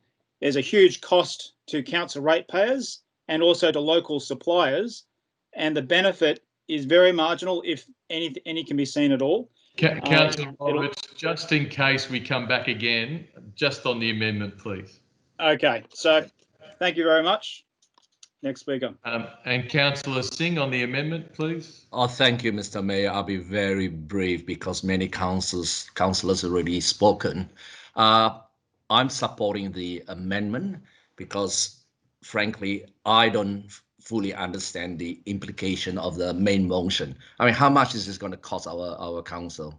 You know, $500,000, $1 million? I bet nobody knows the answer at the moment. So let's go for councillors briefing, and it will be more informed before we make a decision. Thank you, Mr. Mayor. Thank you, Mr. Councillor Singh. Is that hands up, Councillor Andrews, or is that just from before? Councillor Matson would like to speak on the amendment. Okay. That was from before. Thank you for removing it. Thank you. Councillor Matson, yeah. Look, I'm a little bit disturbed to see the removal of what was point D from the amendment.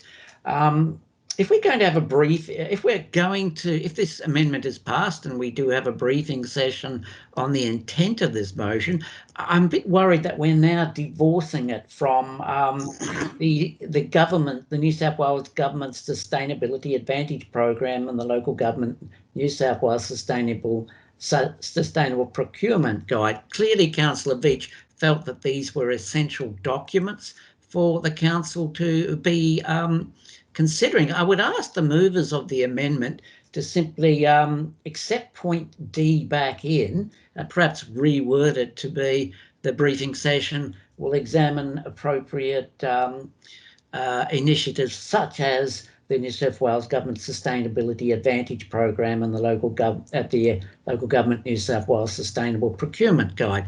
I think if you just, I don't particularly mind if you intend rewording point D from the original motion, but to simply drop it makes it a much less relevant amendment, in my opinion. Up until that point, the amendment did retain the essential direction that Councillor Veach was drawing on. I think it should be brought back in some sense. Councillor Nielsen, do you? Yes, agree? I would be happy to include that, but in a slightly so that request a briefing to councillors regarding this matter and including discussion of, and then put those two clauses in. Would that be okay with you, Councillor Matson? Because that I think that retains. Yes, I think that retains where Councillor Veach wanted us to look at. And certainly the staff would be familiar with these matters, so that it would be something that they could give us as part of the briefing, which I assume they would do anyway, but this way we can just request that they are also providing that information to us as well in that context. Okay, so Councillor Nielsen, so if reading the amendment now is on screen, is that pretty much what you? Yes, that's fine with me. And is Councillor De Rocha okay with that as seconder? No one's actually asked if I'd yes, like I'm to. happy with that, Councillor. No one has actually asked if I would like to incorporate the amendment, which I don't. And I would like to speak on the amendment. We're actually, Councillor Veitch, we're talking about the amendment. So I wasn't asked if I wanted to incorporate if I agreed with the amendment. That is true. Which I don't. Okay, so you had plenty of time to jump in. This is pretty late coming to the piece. So actually, well, I was giving everyone else the courtesy to speak, but I thought someone might notice before. But I'm just jumping in now. Okay. Thanks for your lovely comments, Councillor Hamilton. You're used to them by now.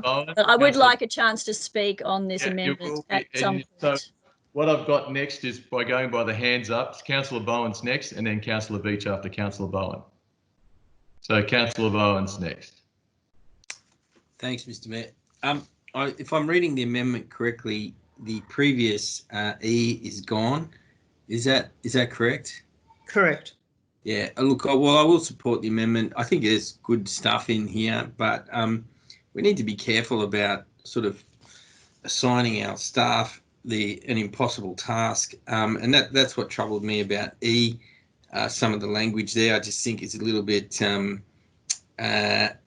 ill-defined, and so I think this is the prudent way, and I'll support the amendment.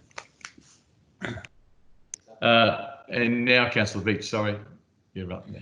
Well, I'm certainly getting the vibe that this amendment will be carried, and I will support it ultimately. But at this point, I don't. When it becomes the motion, but at this point, I will be voting against. The reason for that is simply because we've had a mayoral minute put forward regarding the Opal project. We've had the motion by Councillor Matson. We've had a previous motion last year by Councillor Parker, and this motion, all in support of the community who do not wish to have the Opal incinerator built in Matraville. We've had many letters, many emails sent through. I understand that there are many of those residents watching the meeting tonight. They have taken time out from their busy... Point of order, Mr. Mayor. Point of order. Excuse me. Point of order. I am speaking to the amendment, and I would ask you to do me the courtesy. It's a point of order. Point of order. Please. Point of order. Point of order. You go ahead, Councillor Serena. I'll listen to the point of order. Mr. Mayor, this motion has got, even though it touches on the environmental incinerator, the fact is it's now restricting our practices to every single transaction. If you read the motion, that's exactly what it's doing. Okay? So Councillor Street, it's not a point of order. I don't know how the incinerator has now come into this. Can you please finish? Thank you, Councillor Veitch, sorry about that. Go ahead. Thank you, Mr. Mayor. Quite honestly, this happens to me every meeting. Point of order. Just stick with the points. There is no point of order, councillors. Can you please let Councillor Veitch finish, please? Thank you. There's a lot of concerned residents. Okay. Now we can. Of course, we're going to put up motions. We're going to attend rallies. We are going to see residents. We are going to put in submissions. But actually, the real power we have is with our procurement. We can send a message. I'm not asking us to break contracts. I'm not asking for the policy to be implemented. It's going to come back to council as a report. But this will send a message, particularly if we do end up putting in one of these types of policies, which is recommended by Local Government New South Wales, the peak body of which we are a member. This gives us some power. Now, every single councillor here has supported the previous motions, the mayoral minute, yet when you get a chance, you have a chance here to actually do something, to send a message to those waste contractors and say, we do not want our local residents' wastes being pumped into this incinerator. We can send them that message, and when it comes time to renew our contracts, we may choose to say, look, we may choose to go with a contractor who is not going to do that, who is going to do the right thing and recycle this waste. I would ask councillors to really think, are you going to step away now from the commitment you have just made to many residents? Point of order. This is not. You're not speaking to it's quite, the I am amendment. speaking to the amendment. Not really. Okay, Councillor Hamilton. Making the I argument. know everyone loves to Councillor interrupt Hamilton, me every single time, you but can. please just let me finish. I did not take up the full 5 minutes this week or last This month. time. Please let me finish. Go ahead. Thank you. So this gives us a bit of power. This gives us a chance to actually stop this thing, because, and if you step away now, it's, I don't know what kind of message you're going to be sending to the state government, to our contractors, to the incinerator proponents, or to our local residents. And I'll leave it at that. We're asking for a I'll ask briefing. the amendment. I would like a division on this, Councillors, please. can you I would like a please not- division. Councillors, it is very hard to do. I just want to I'll ask clarify, the amendment Councillor before. Nielsen, your hand's up. Do you want to speak again, or?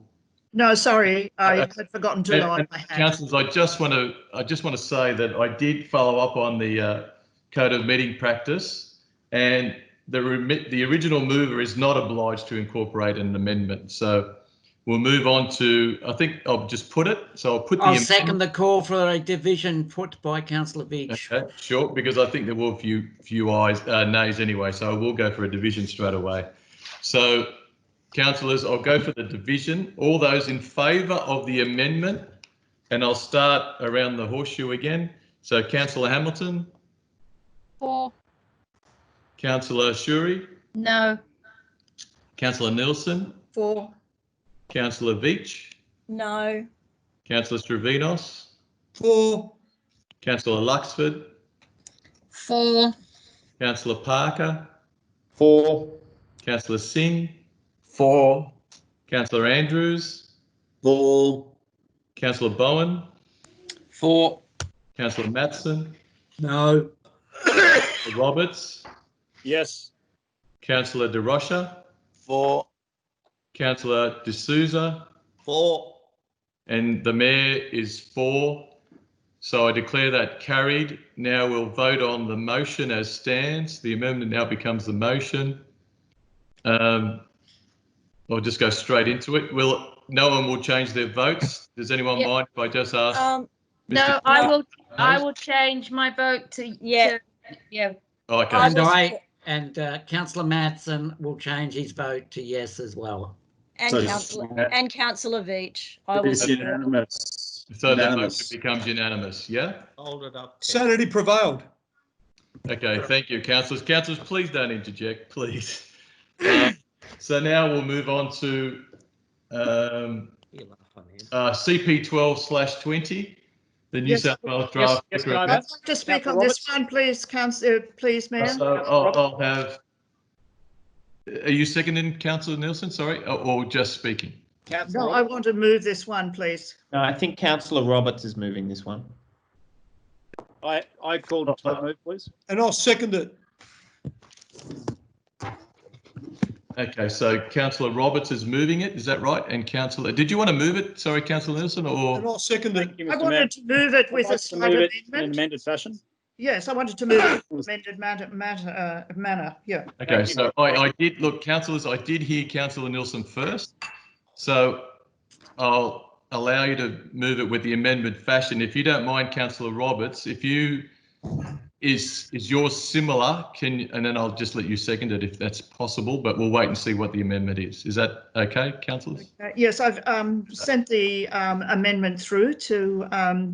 So what I'll do is, Councillor Nielsen, I'll wait till that comes up, and then I'll ask for a seconder when we So I'm amending point B, and the amendment would read to commence a trial to allow low impact users such as restaurants, cafes and small bars in the Randwick Junction and Maroubra Beach town centres to trade until 1 a.m. at midnight respectively from Thursday to Saturday for a period of up to 12 months. Oh, I'll second that. Murray Matson. So Councillor Matson seconded it. So it's just a matter of the timing, 1 hour less. Yeah. Indeed. Yes, at both locations. But there's another important point that I also want to add, and that is that we should have no change, no additional trading hours at either location for outdoor dining. Oh, sorry. So can you just explain that a little bit more? Sorry. Yes, because you have to look, it's a little bit confusing in the motion because it looks like the motion that we have on our business paper in terms of the recommendation only refers to the indoor dining hours being extended. But then when you look through our business paper and go to page 28, you see that in fact the recommended hours for outdoor at Randwick Junction is to be extended to 1 a.m. That's outdoor dining. And the recommendation at Maroubra Beach for outdoor dining is up to midnight. And I just think that the current arrangements should remain the same for outdoor dining as they are now currently. Sorry, yes, as they are currently. And Councillor Matson, would you like to speak as seconder? And then I'll come back to you, Councillor Roberts. And can I just speak why I'm proposing? Sorry, Councillor Nelson. Sorry, yes, sorry, Mayor. The reason that I'm proposing this no change for the outdoor dining is that I think that we have to be very careful in terms of the impact that changes for particularly outdoor dining make to disturbances to neighbourhoods. And we've got a lot of people who actually live and or above Belmore Road, and the same on Avoca Street too. And I just think that we should be thinking of our residents who have to get up early. It's fine for us to be talking about, oh, it's lovely if you've got shift hours that mean you want to go and have something to eat as soon as you finish your late shift. But if you've got to get up early in the morning, you don't really want to be bothered by tons of noise. And I know that part of the recommendation is that we have improved noise attenuation and so on and so forth. But I just think it'd be much better for all of us in terms of what our neighbourhood would enjoy is to not extend the outdoor dining hours. That's why I hope people will support this motion. Councillor Matson, a second. Councillor Roberts has an amendment. Speaking in support of the amended wording of the motion as moved by Councillor Nielsen. Look, I feel we do have to do something to bring some life back into these areas of our city. I certainly wouldn't support a massive loosening of the chains on the large pubs or clubs. I think this is a dignified way of looking at how we can elaborate on the culture in these areas. That's it. Thank you, Councillor Matson.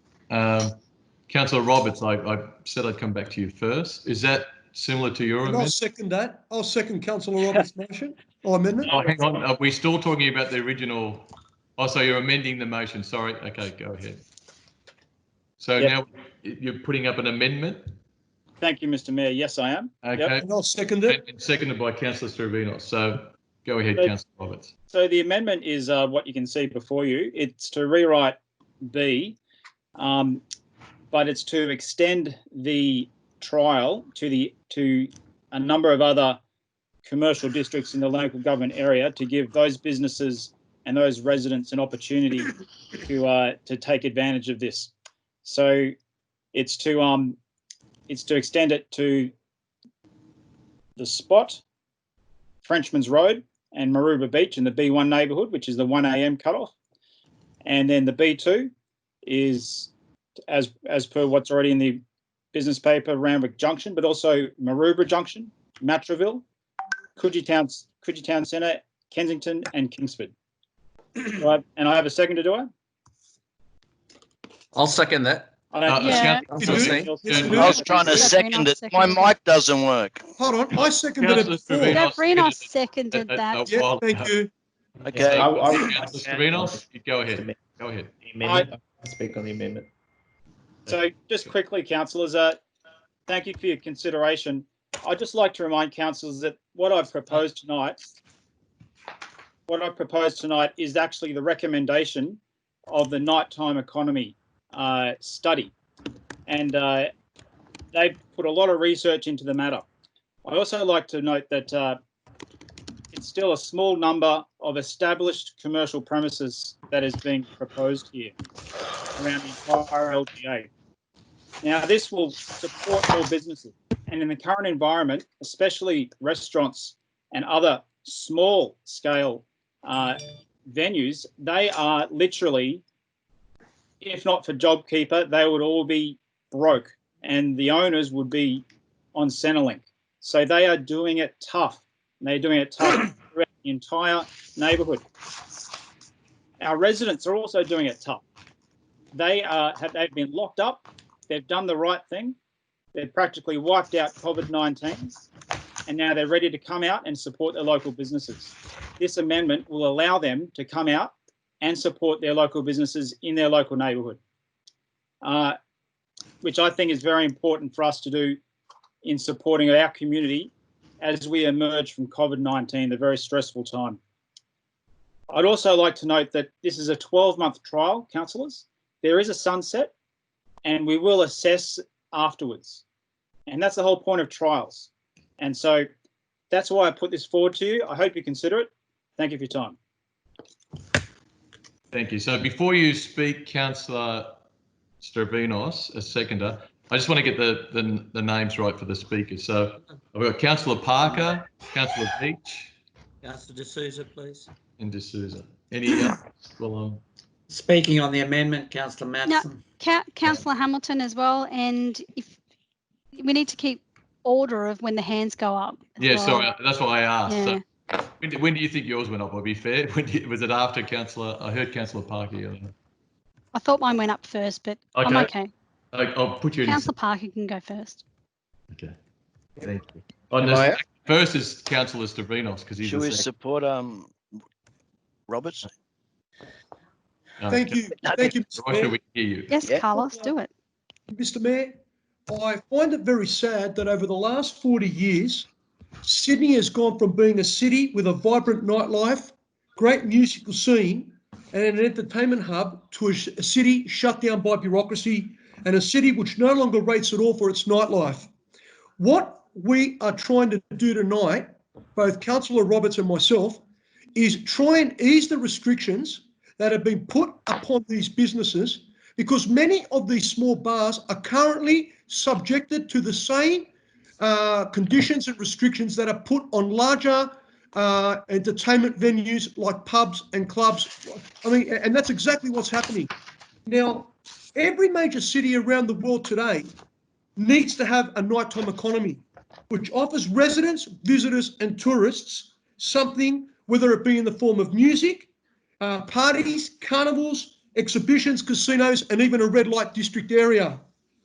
The submission before us tonight and the amendment that we're proposing is a step in the right direction, because what it's in fact doing is eliminating red tape that many of the smaller bars are subjected to at this time. And Councillor Roberts did touch on the fact that we're now in COVID-19. You know, we've got the coronavirus, and many businesses today are suffering.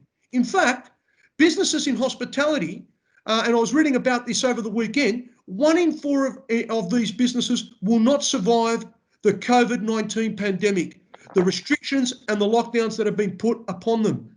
What this council should be doing is looking to ease the restrictions and the burdens placed upon the smaller establishments, so that we can re-establish a nightlife and give much needed social relief to our residents and visitors and tourists that come to our city, and so that we can encourage businesses to have some benefit as a result of these restrictions being eased. Now, we're talking about doing this in major town centres, in areas where these businesses have been for years, and residences have been added later to these areas. So really, these businesses should take priority when it comes to these types of these types of restrictions. Now, the other point I want to raise, I happened to watch a documentary a couple of weeks ago about AC/DC, and what a lot of the social commentators said was that today, bands like AC/DC, Icehouse, many of the Australian iconic bands, Men at Work, Mondo Rock, none of these bands would exist today because of the current restrictions that we have placed upon our nightlife. Now, these bands are world renowned. They're bands that have been major Australian export. They're an export of Australia. They've generated millions of dollars for our economy. Now, many of these bands would not be able to perform today because of the restrictions that have been placed upon cocktail bars and other entertainment establishments. So, look, Mr. Mayor, we need to give these businesses the opportunity to be able to thrive and to be able to, make a decent living. Many of these operators have put their hard-earned money and their hard-earned time and effort into running these establishments. I don't want them going broke. I don't want people losing their livelihoods. This isn't what it's all about. And we should not be trying to restrict trade, particularly at a time where businesses right across Australia and around the world are doing it tough. So I would urge every councillor to support the amendment that we have before us. Don't be sourpusses. Don't be spoil sports. This is about doing what's right for our community. And we're talking about a trial so that we could see how it eventuates. If it doesn't work out, we go back to what we've currently got. But at this time, we should not be putting any restrictive trade practices on these establishments, and they shouldn't be compared or have the same restrictions and rules being placed upon them like larger clubs and other establishments. And I'll leave it at that. Thank you. Thank you, Councillor Stavino. So next, Councillor Hamilton, you're up. And can you please remove the hand, please? I have lowered my hand. I just want to support. Very good, Murray. Councillor Masson. I just want to echo the sentiments from Councillor Roberts and Councillor Stavrinos in supporting the amendment. This is something that the residents want. They, it is a fact that we have all been cooped up for months, and it is really unfortunate that we as residents, we've had nowhere to go. We can't leave our homes. We've done the right thing, as Councillor Roberts said, and I think that it's unrealistic for us to impinge on small businesses' opportunity to recoup or recover or sustain their businesses by restricting hours. Also, the distancing rules are in place, and they will be in place for a very long time. This is something that we need to accept, and we need to work with the community and with the businesses in our community. And the only way we can do that is to extend the landscape of those businesses, extend the reach, and allow people that frequent those venues the opportunity to do so. And that means extending to the outdoor dining, allowing it to be open for longer, because the numbers are small. If you try to book a venue right now, if you try to book a restaurant right now, I can tell you it's very, very difficult. I was fortunate enough to go out for dinner on Sunday night, and there were only 2 tables in the whole restaurant with people at it. So how can a business stay open in the long term when they are restricted with their numbers? So we would be doing the right thing as a council. We would be allowing those businesses to stay open for longer, to allow more patrons to frequent the venue, but also keep the social distancing. And I think that's what we want to keep doing in the long term, because this won't go away quickly. So I support the amendment. I think it's great. Thank you, Councillor Parker. Okay, thank you. Look, I don't know how I feel. I've got Councillor Roberts stealing my thunder in terms of the nighttime strategy stuff, but Nothing wrong with that. Look, I'm comfortable with this amendment, and predominantly because the vast bulk of these areas were actually identified in the nighttime strategy. All this would be doing would be to treat fairly across the city this particular trial. I also think that spreading the area across the city for slightly extended trading, as was mentioned by the speaker, has the dual impacts of potentially treating businesses fairly across our council area, but also spreading the nighttime load. I think for too long we've had an approach to concentrate, and this is a much better idea to spread across our city. One thing I would say as the chair of the Nighttime Advisory Committee, I just would like to re-impress on councillors just how dedicated both the panel members were and how impressive they were, and from the broad walks of arts and culture, from small bars to academics, and engaging this and really being at the forefront of the public policy space. And then also just to commend how fantastic our staff have been in putting together the nighttime strategy. So this really just puts as a trial one of the planks of that strategy, which council, I believe, either unanimously or very close to unanimously adopted last year. I think this is a good trial. I would further point out that this is a trial. It is a trial extension, and importantly to note, and it's contained in the report, that any change to operating hours would need to go through the DA process, which means that any application would be assessed, any impact on local residents would have to be taken into account, and that there would need to be a large amount of rigour. So we don't need to worry about letting a rip. I just think all we're doing is harmonising and going where the public policy direction where other surrounding local government areas are going, whether it's City of Sydney, whether it's Inner West, and I think that Randwick shouldn't be left behind in this regard. The other thing which I would say is that it also brings us pretty broadly in line with the approach being pushed by the New South Wales state government. They previously were very anti-nightlife, and they've had an about face in this regard. And look, to be honest, credit where credit is due. I think that is a good thing, and you need to give it. And then the last thing which I would finish on as to why I actually support this amendment is because if this were normal context, I would be more hesitant, but under the COVID-19 situation, we're talking about extending the trading of an industry which has been arguably one of the hardest hit. Hospitality, small bars, restaurants, arts and creative culture have been the hardest hit, and this is a minor token in that regard. So look, I'm okay with that. And then the last thing I would also point out is most of the beer barns and large pubs, which actually kind of contain most antisocial behaviour, already trade quite late. And have separate DA conditions and separate arrangements for them. And what this does is gives a more of a level playing field for smaller bars and smaller operators. And what all of the science and all of the research says is that the worst way in order to manage large crowds at night and for alcohol fuel violence is to put everyone in the same place.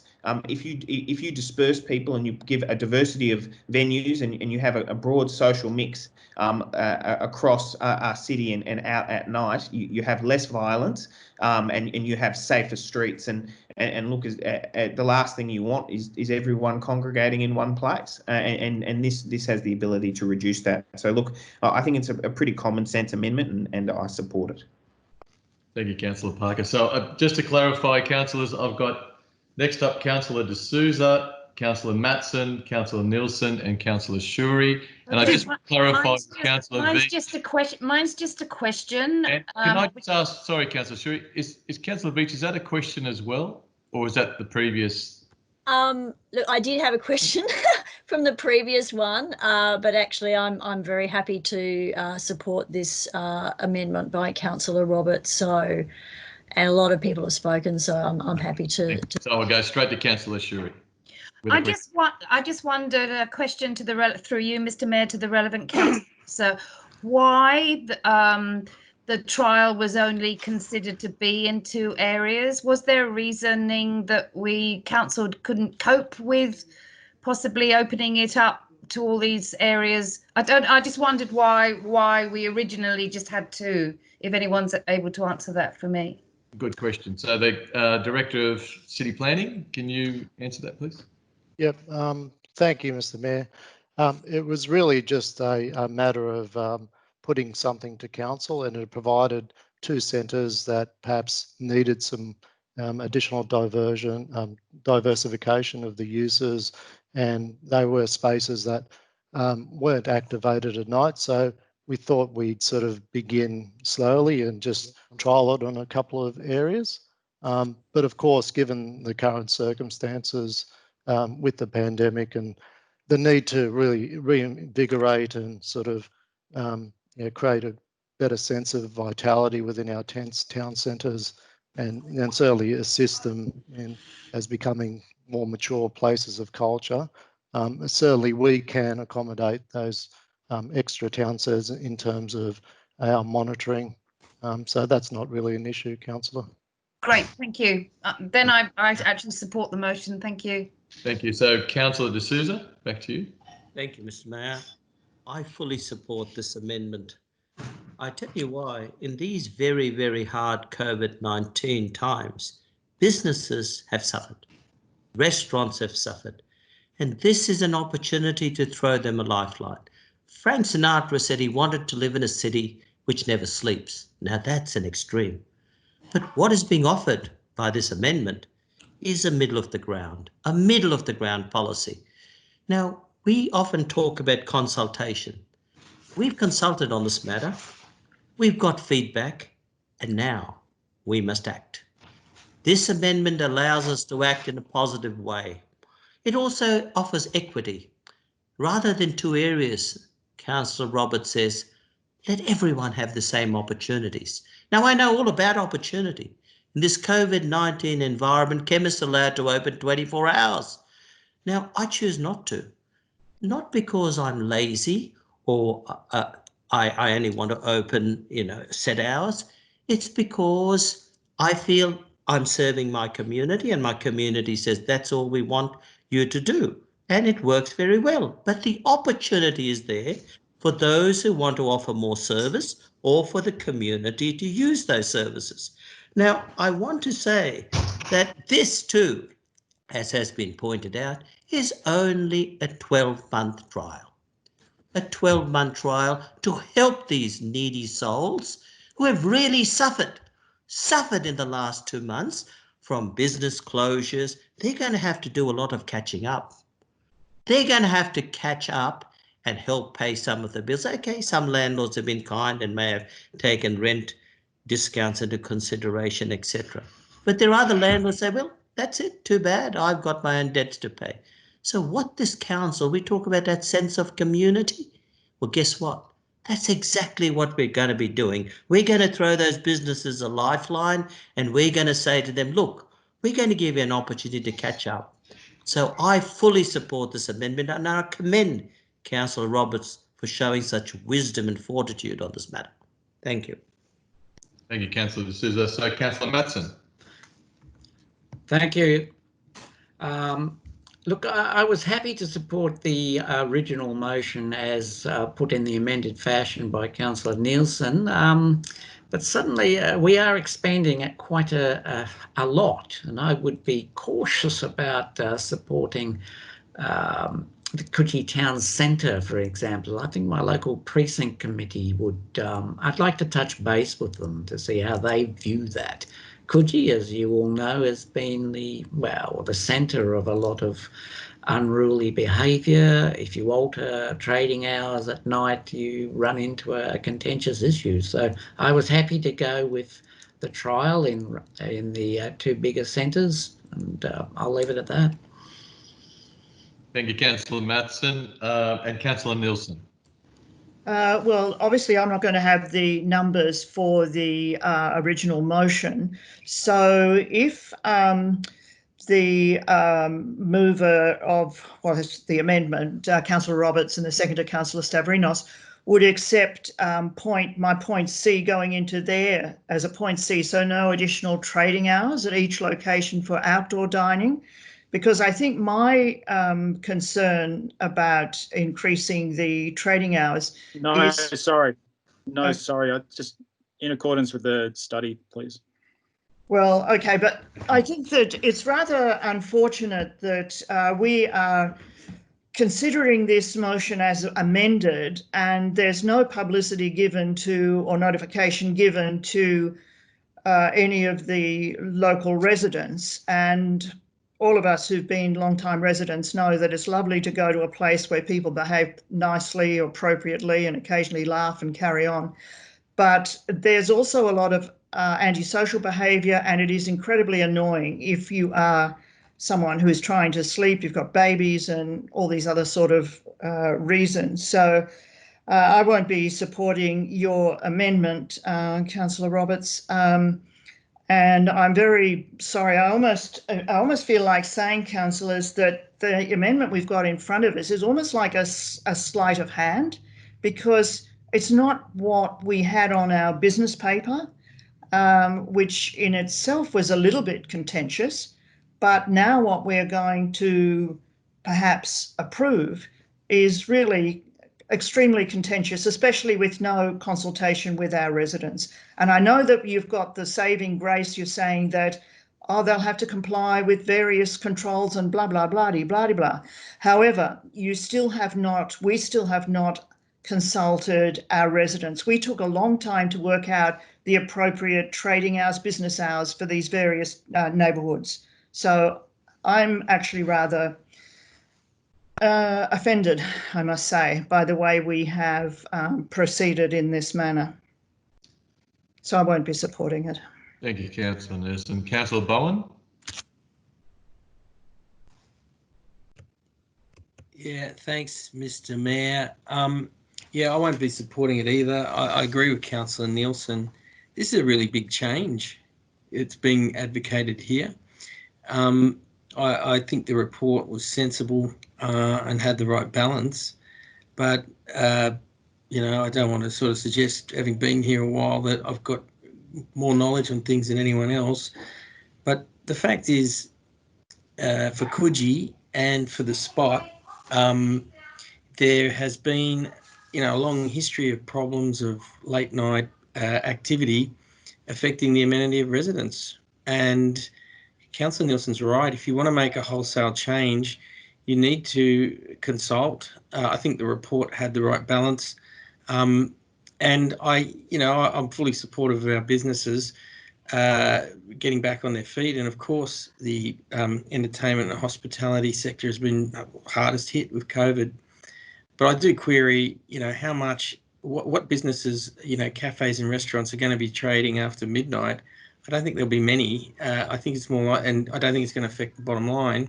You have to balance that out with the 150,000 residents who live in Randwick, who live in these areas, and don't see their amenity as being, being part of very late night activity up to 2 a.m. So yeah, I don't support this at all. I think it's going to create some issues, definitely, and particularly for the spot and Coogee. Coogee in particular has late night trading license venues, very large ones. You know, I don't really think this is going to affect them. And the thing that has affected those businesses with COVID has been the lockdown. It's not the trading hours. So I think you're going somewhere different with this, that it's not going to produce the result you think it will. You know, if you want to support your businesses, there's other ways of doing it. You would be supporting very few businesses this way, in my opinion. And the trade-off is going to be the amenity of your local residents. So I can't support it. I think the original report had the right idea. It's a shame that that's been turned into something quite different. Thank you, Councillor Barnes. Councillor Roberts, could you just please wrap up if you like, and then we'll vote? I can't wrap up an amendment, Mr. Mayor. Okay, so well then I will put it then. Sorry, thank you for that. So councillors, I know there will be, I'm just going to call a division straight away. So again, I'm just going to go around the horseshoe. So councillor Hamilton, this is for the amendment. Remember, it's the amendment, yeah? Yes. So for councillor Hamilton, councillor Shuri. Councillor Shuri. Sorry, I forgot. I hadn't muted. I'm against. Thank you. Councillor Nielsen. Against. Councillor Veach. For. Councillor Stravinos. For. Councillor Luxford. Against. Councillor Parker. For. Councillor Singh. For. Councillor Andrews. For. Councillor Bowen. Against. Councillor Matson. Against. Councillor Roberts. For. Councillor De Rocha. For. Councillor De Souza. For. And the mayor is against. So I just need the numbers. Sorry. So I declare that carried. So now we'll vote. The amendment now becomes the motion. Is anyone changing their vote, or should we just cut and paste? No, I'm not changing. Not Not changing. changing. Yeah, Not I'll changing. go for. Okay, so I'll move. Changing, Mr. Mayor. So Councillor Luxford now becomes 4. God, I helped a lot Do you need? of businesses.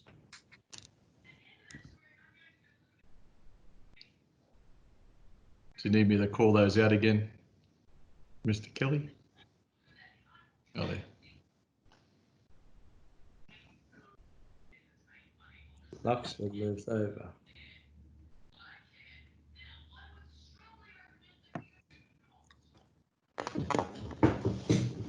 Someone's got their TV on in Someone's the got the background. TV on, yeah. Or they're having a big fight. That's right. Okay. So we know that's declared. So I declare that carried. So now we move on to. Thank you, councillors. Thank you. So NM 39/20, notice of motion from Councillor Stravinos.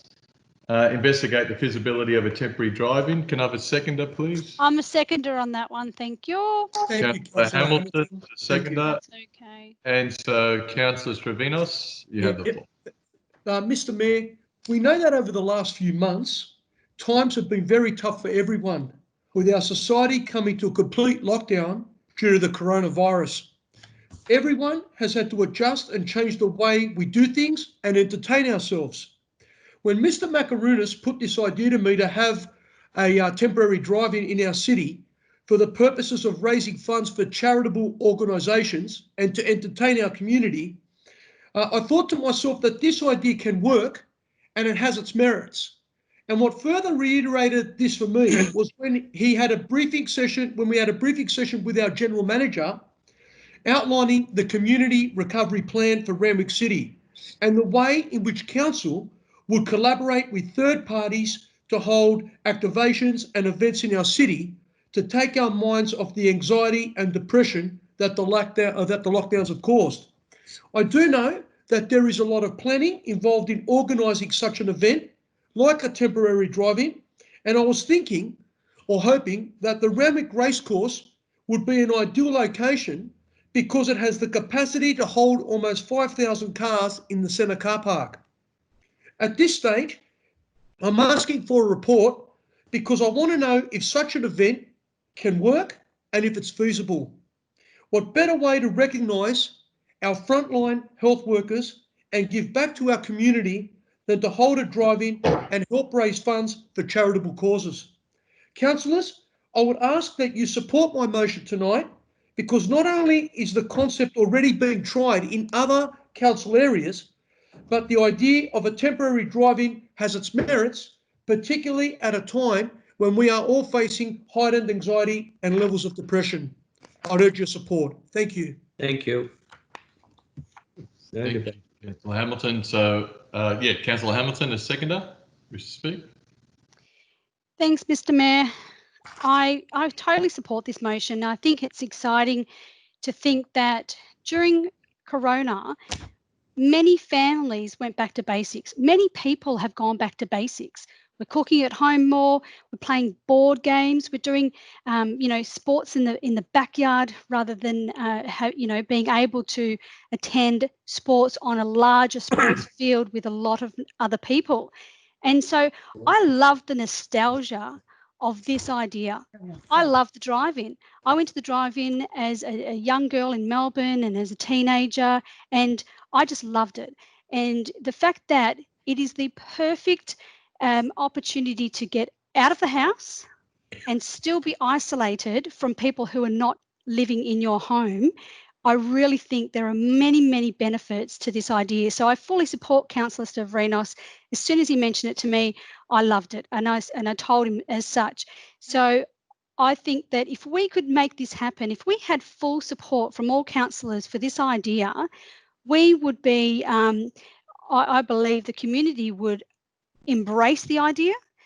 I really think that the fact that it's attached to an organisation that's raising funds and awareness of the plight of the medical community that has supported us so diligently and in such a way that has helped us get through this, that I believe we would be able to have venues open up to us.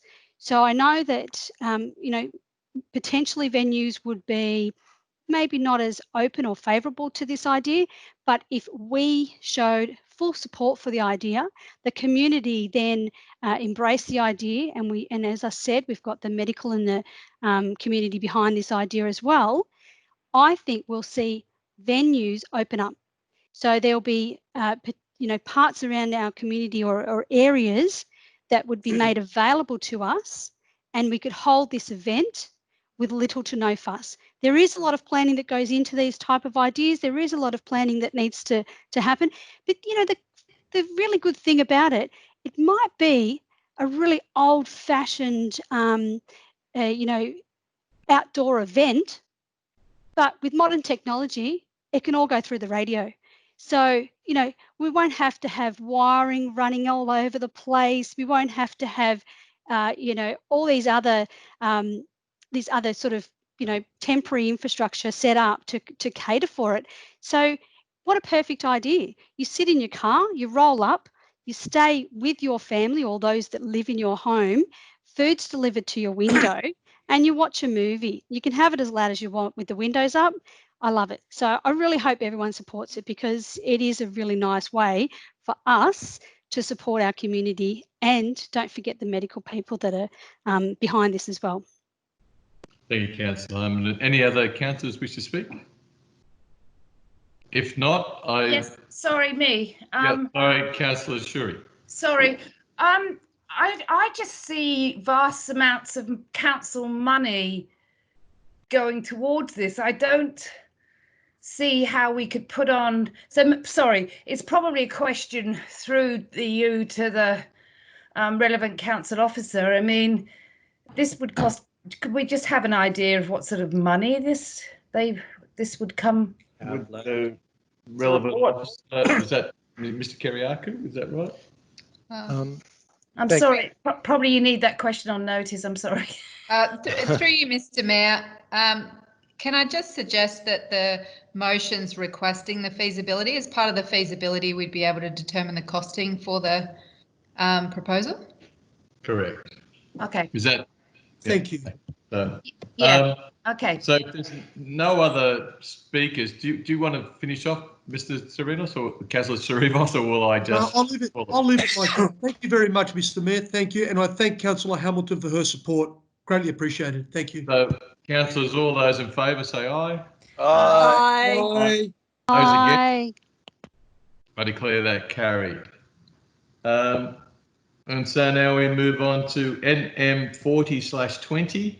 Notice of motion from Councillor Matson, increase in bike facilities and pedestrian footpaths as a response on the ongoing COVID-19 pandemic.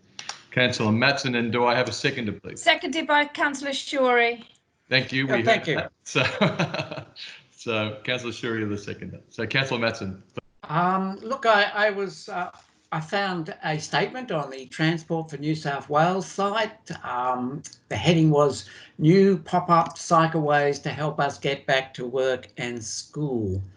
Essentially, it's a media release from the Department of Transport. The beginning is Minister for Transport and Roads Andrew Constance and Sydney Lord Mayor Clover Moore today announced a number of temporary initiatives across the city to give people more options to safely walk, cycle and commute.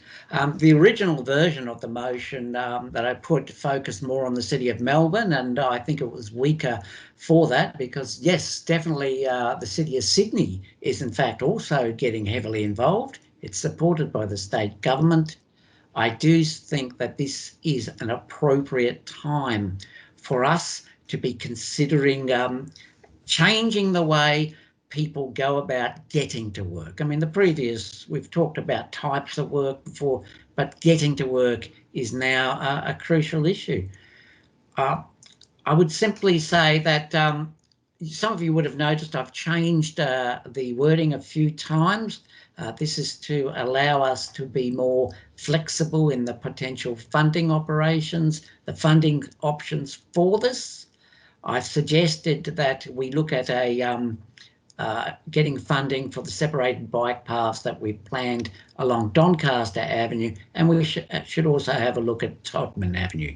My colleague, Councillor Shuri, has suggested that we could also adopt a City of Sydney style approach on these two locations with a pop-up bike path. I circulated a number of images that the Manager for Integrated Transport found for me. Councillors would have seen them. These pop-up bike paths are built essentially of temporary infrastructure. You've seen the bollards used, you've seen the protective barricades used. This allows us a great opportunity to, in a sense, trial how a separated bike path would go down Doncaster Avenue or Todman Avenue. If we use the sort of infrastructure that was shown in the images that I circulated, it would be very easy for us to amend and qualify the design as we allow it to be used by the population. I think now is a good time to do this.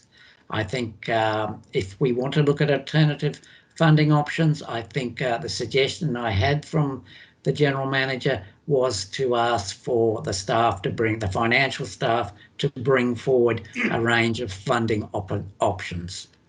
Look, I think this is a wonderful opportunity. I think the previous motion, which dealt with the drive-in cinemas, the drive-ins, I think that was a way of looking at this, at the COVID-19 pandemic in a constructive manner. This is another way of doing it. Large cities, Melbourne, Sydney, are trying it, Milan, Lisbon, all around the world. I think the Minister is reflecting what I understand to be a direction put forward by the Premier, Gladys Berejiklian, that we need to get people getting to work in a safer manner. So I would ask for support for this. Question, Councillor Roberts. Sorry, Councillor Roberts. Yep, go ahead. Yeah, thank you, Mr. Mayor. I have a lot of good feelings for this motion, except for Part E, where Councillor Matson didn't really even mention it in his address. I'm quite concerned to have council spending become a policy where it needs to equal bike infrastructure with car infrastructure. So my question is to the relevant director, just to try and give us an example of how much have we spent, say, in this current financial year on car infrastructure and on bicycle infrastructure from council's own pocket? Do you have any of that information? Or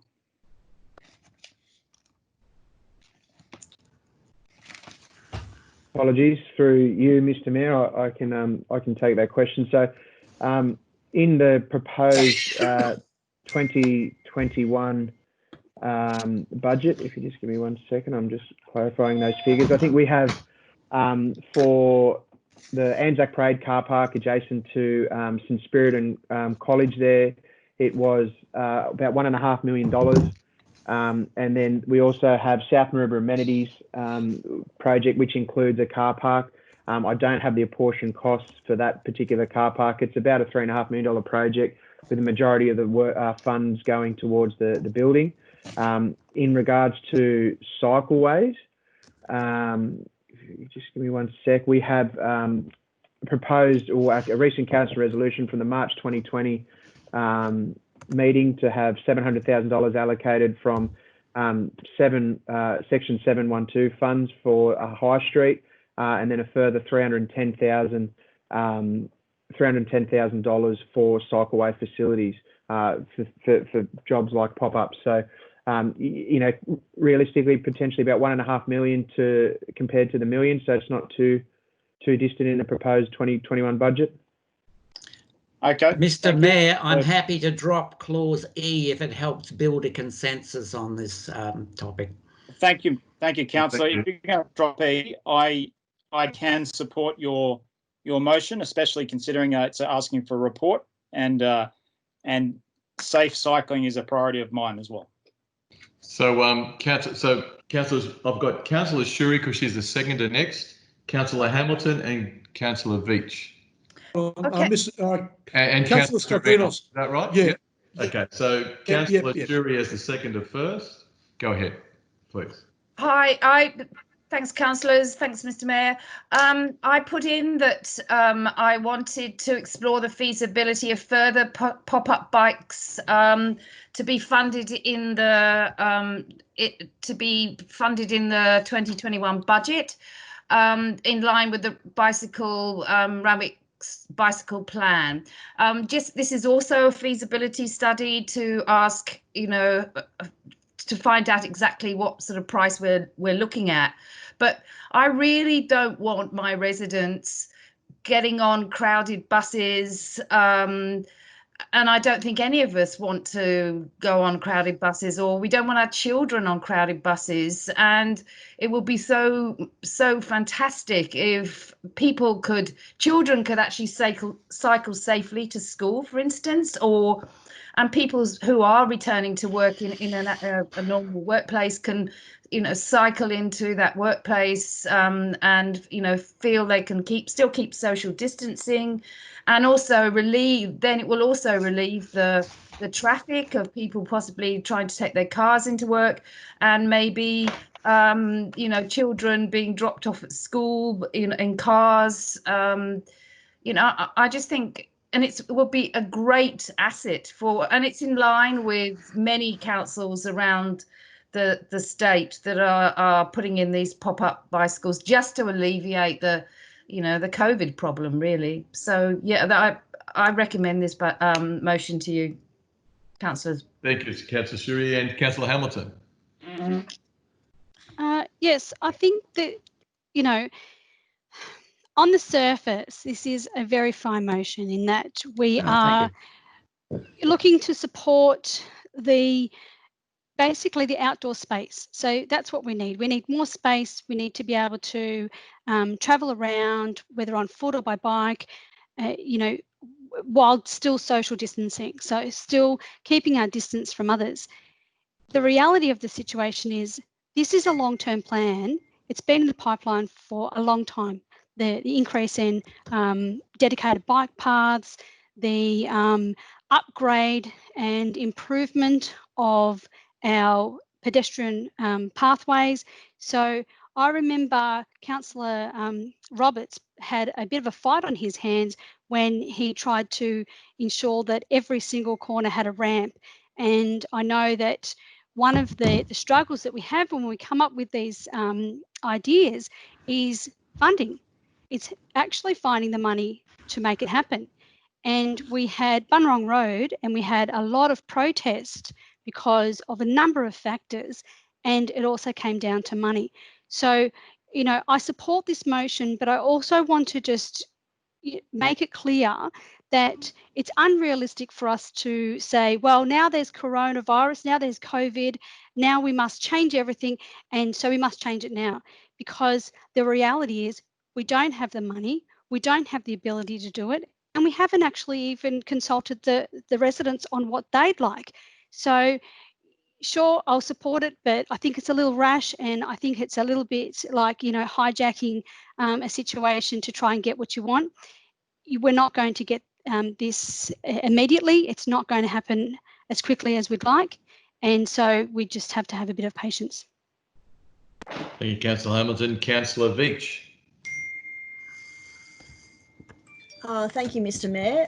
Look, in answer to that, I would say that our cycling community, possibly alongside our arts community, must be some of the most patient residents in the LGA, because they have been waiting for bike paths for years, if not decades.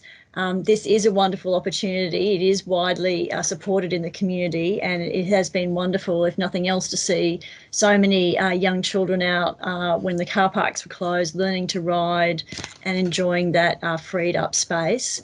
I'd also note that this will provide, well, hopefully it could provide a boost to our businesses.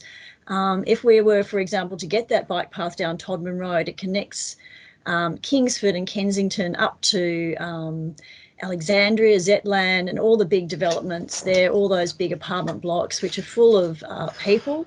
It would literally be a 10-minute bike ride down to Kingsford or Kensington on a safe pop-up bike path. And, you know, we could possibly get, you know, a low-cost advertising campaign targeting even just social media, you know, targeting people living in those areas and inviting them to come down to Kingsford and Kensington and patronise all those fantastic restaurants and there. It will also be really safe for all of the Uber Eats and Menulog riders. We've seen millions of them around. I nearly had a head-on collision when one of those cyclists, who probably wasn't familiar with the area, literally flew out of a side street when I was driving up the main part of the road without stopping or looking, and I had to slam on the brakes. There's also a lot of them cycling around on footpaths, so this would be a real win situation for them as well. It would be safe for pedestrians and the cyclists. So I really commend the motion and the amendment, and hope councillors will support. Thank you, Councillor Veach. Now, councillors, I've got Councillor Stravinos next, then Councillor Parker and Councillor Andrews. So, Councillor Stravinos, please. Mr. Mayor, I put in that I would like to speak. Okay, so I'm going by their hands up now, but I'll go back. So you put that in the chat. Sorry. Yeah, before okay, Councillor Parker's question. Okay, so I go Stravinos, Luxford, Parker, and then Andrews. Thank you. Thank you, Mr. Mayor. Look, Mr. Mayor, tonight I will not be supporting this motion. Whenever a councillor constantly changes the wording, to me, that really starts to raise questions, because the questions you need to start asking are, what is wrong with the original amendment, and why now are you going back and constantly changing it? Now, I guess the biggest concern I have is the fact that being a West Ward councillor, I want to know what consultation has taken place with the residents in Todman Avenue and on Doncaster Avenue in relation to this bike path.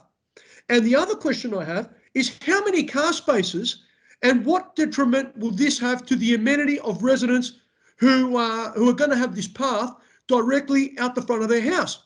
Now, I have no problem supporting the widening of footpaths, because last year I brought forward a motion to this council as part of our nighttime economy strategy, with the intention of having wider footpaths in our town centres so that we could have more alfresco dining and make our town centres more inviting for people to want to visit and to be eating there. But what I do have a problem with is the motion wants to widen bike lanes and potentially cost us car spaces and create traffic chaos on our roads, particularly at a time when the public transport system has passenger restrictions, with buses being limited to 12 passengers and trains being limited to 23 passengers per carriage. Now, the RMS estimates state that traffic right across Sydney is going to increase fourfold in the Sydney metropolitan area over the next 3 to 6 months. And so why in the world would we want to widen bike lanes and cause more traffic chaos to our motorists at this time? What's more ridiculous is the fact that we are now going into winter where we're going to be facing much colder temperatures and higher rainfall, meaning that less residents would want to ride their bike to work. And this whole idea of widening bike lanes to attract more riders is a joke. No one in their right mind is going to get on their bike during a torrential downfall or when it's 2 to 3 degrees outside to get to work. And what's worse is how many car parking spaces are going to be lost to this widening. Now, later tonight, we're going to be voting on the Rainbow Street car park and adding an additional 146 car spaces to Kingsford. Yet right now, we're looking to take away car parking, which is a premium in Randwick, whether you live in Coogee, Clovelly, Kingsford or Kensington. On that basis alone, I really can't support this motion. And what will be the financial cost to do this? We know that this council is losing $1.1 million a month during the pandemic, and now we want to add costs to widen bike lanes. How much is all this going to cost, and what real benefit will come out of it for the community? Even the state government have reopened more car park area because they acknowledge that more people are going to be using their cars to get to work. People are going to travel in a car with all the creature comforts like air conditioning rather than putting themselves on a bicycle in freezing cold to get to the CBD. I can't support this motion tonight. Some people like cycling, Harry. It will further create burden for our residents, council and drivers alike by removing car parking, costing money and inconveniencing drivers. And that's something I can't agree with. And people already have heightened levels of anxiety and stress at this time, and we're just going to add to it by widening these bike lanes. Councillors, please don't vote for this motion. Just reject it outright. Thank you. Thank you. Councillor Luxford. Yeah, thank you, Mr. Mayor. I cannot support this motion. I will not have bicycle lanes on put onto Todman Avenue by stealth under the cover of COVID. Last Wednesday, there was a massive accident on the intersection at the Supercentre of Todman Avenue, O'Day and Southern Cross Drive. The traffic was diverted. There was all sorts of things happening there. I don't even know if a bicycle rider was in the middle of it all. And by putting bike lanes onto Todman Avenue without consultation, without any sort of consultation with the people that live there, they will be inconvenienced more than they already are now. We need to figure out better traffic ways on that road before we start widening and putting bike paths. There is no parking. People struggle to get in and out of their driveways because of the traffic that builds up there to begin with. And by putting bike lanes is not going to reduce the traffic on that road. We now have to consider that Todman Avenue is a main thoroughfare across Anzac Parade because of the light rail that's blocked off intersections that existed previously on Anzac Parade.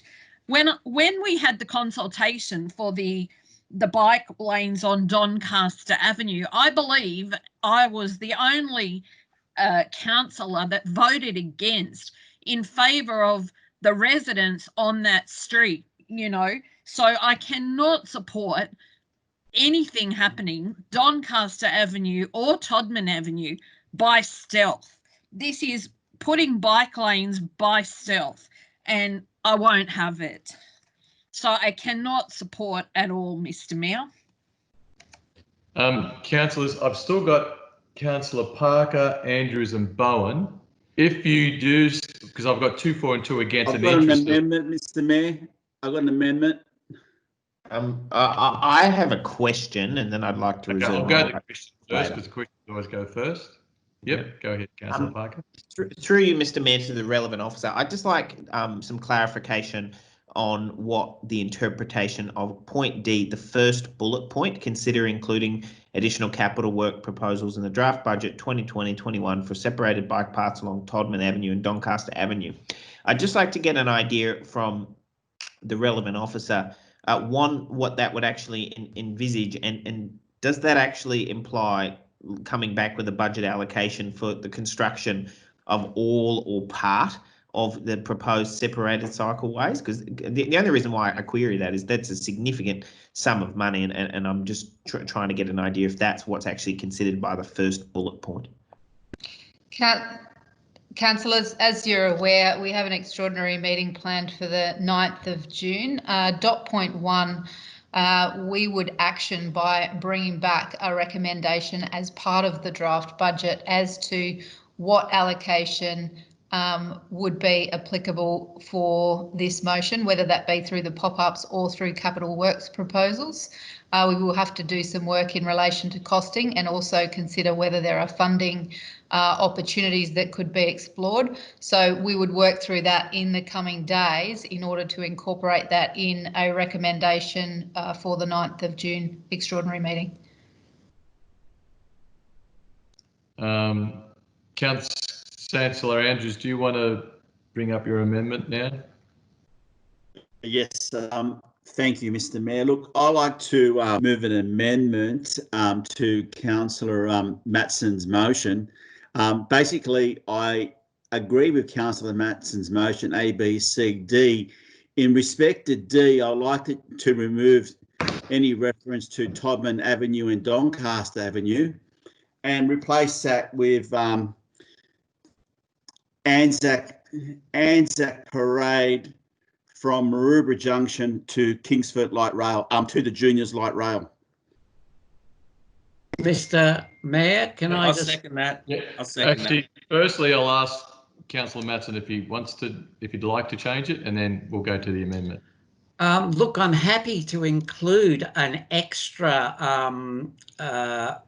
road as put by Councillor Andrews. I think, yeah, let's look at a south north route up Anzac Parade. There's a big medium strip there. If you want to try a pop-up bike plan there, why not? The reason I put into place, I used Todman and Doncaster, is that the recent meeting of the bike facilities, that they were comfortable with those two. I can go on and explain why, but if the Mayor would allow me to, I can elaborate on that. First, I'll just ask Councillor Andrews. So is that okay if we ask me if this is correct, Councillor Matson? So it's okay to, you'd like to leave Todman and Doncaster, but add? No, I would not like to leave Todman and Doncaster, Mr. Mayor.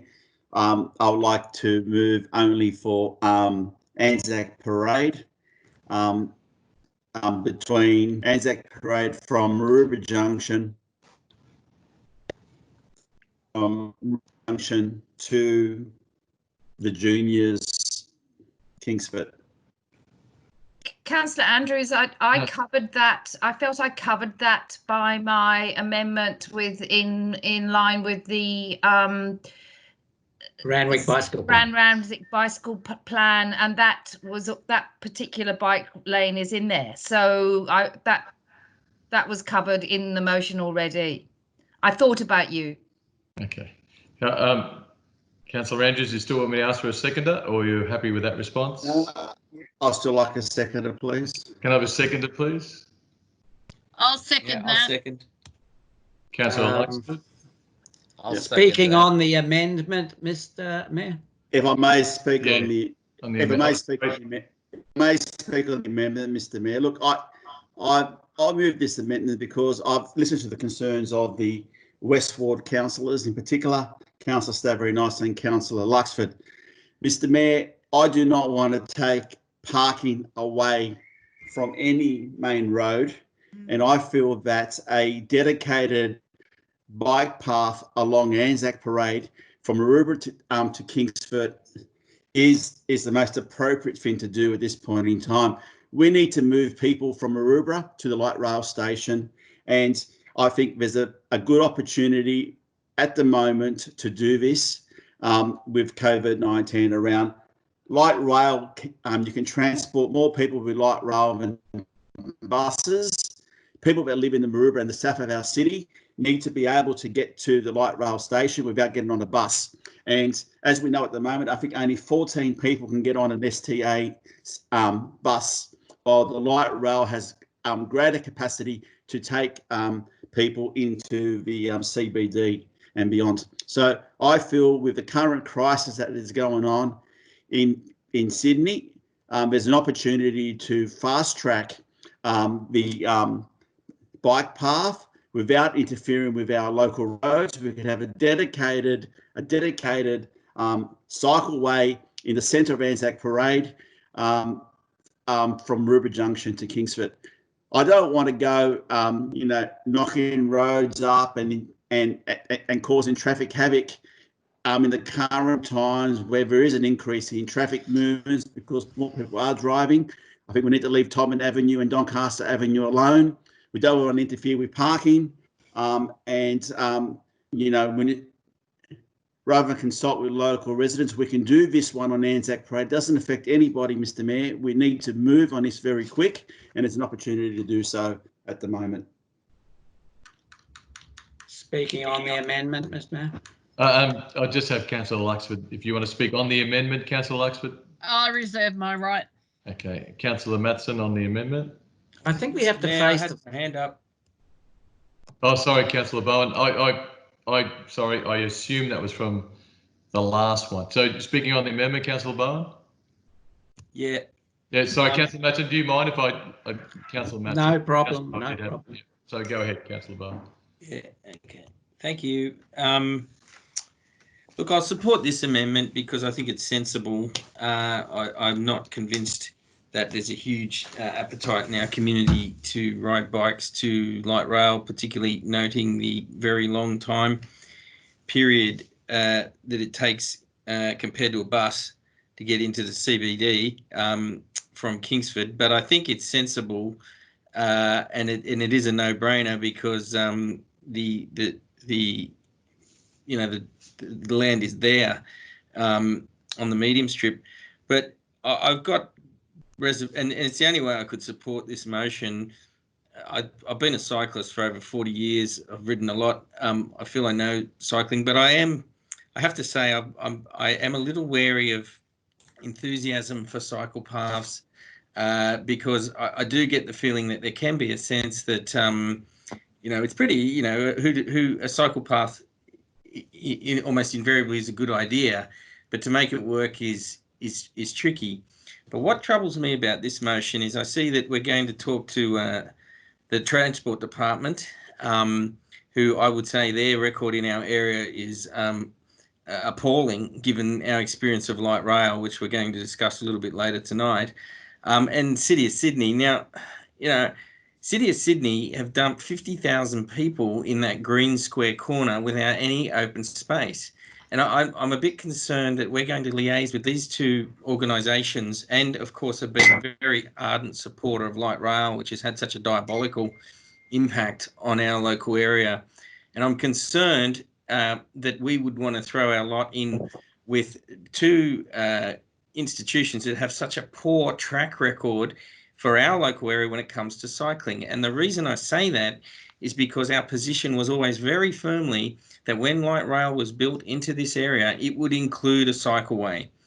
Now, I sometimes wonder, it might be just as quick to close one of those rail lines and people could ride along one side, and I reckon they'd be in town about 10 minutes compared to the light snail. But so I'm concerned about this motion is going to surrender the priorities for cyclists in our community in Randwick to the green space starved City of Sydney and Transport, which just does not care about Randwick, as we've seen. So I think Councillor Andrews' amendment is a good one because it at least gives some priority to our local residents. But I mean, really, after all we've been through with light rail and the fact they wouldn't even, tell us that that opened at Kingsford, it basically applied the mushroom principle to us as a community, Transport, with that project to think that we would somehow submit ourselves, our plans to that organisation after what we've been through, there's no way I would support that. So that's what I'd like to say. Councillor Bowen. So I know I've got you there, Councillor Parker, but Councillor Matson was first. And anyone else after Councillor Parker, sorry. Okay, so Councillor, and then I think we'll put it after that. And I just want to note too that Councillor De Rocha is unwell and he's excused himself from the meeting. So Councillor Matson and then Councillor Parker, and I think we'll just put it. Look, councillors, I think we have to accept that COVID-19 has changed everything, and definitely it's changed the way the Premier and the Minister for Transport look at this. I'll just read you something from the Sydney Morning Herald. Pop-up car parks and bike lanes in Sydney CBD will be part of the Berejiklian government's plan to cope with the influx of commuters and students emerging from the COVID-19 lockdown. Look, the government realises not everyone drives a car to get to work. They didn't before COVID-19. They used public transport. But the problem for the government is there will be a second spike in the COVID-19 infections. The Minister knows it. The Premier knows it. Cloven Moore knows it.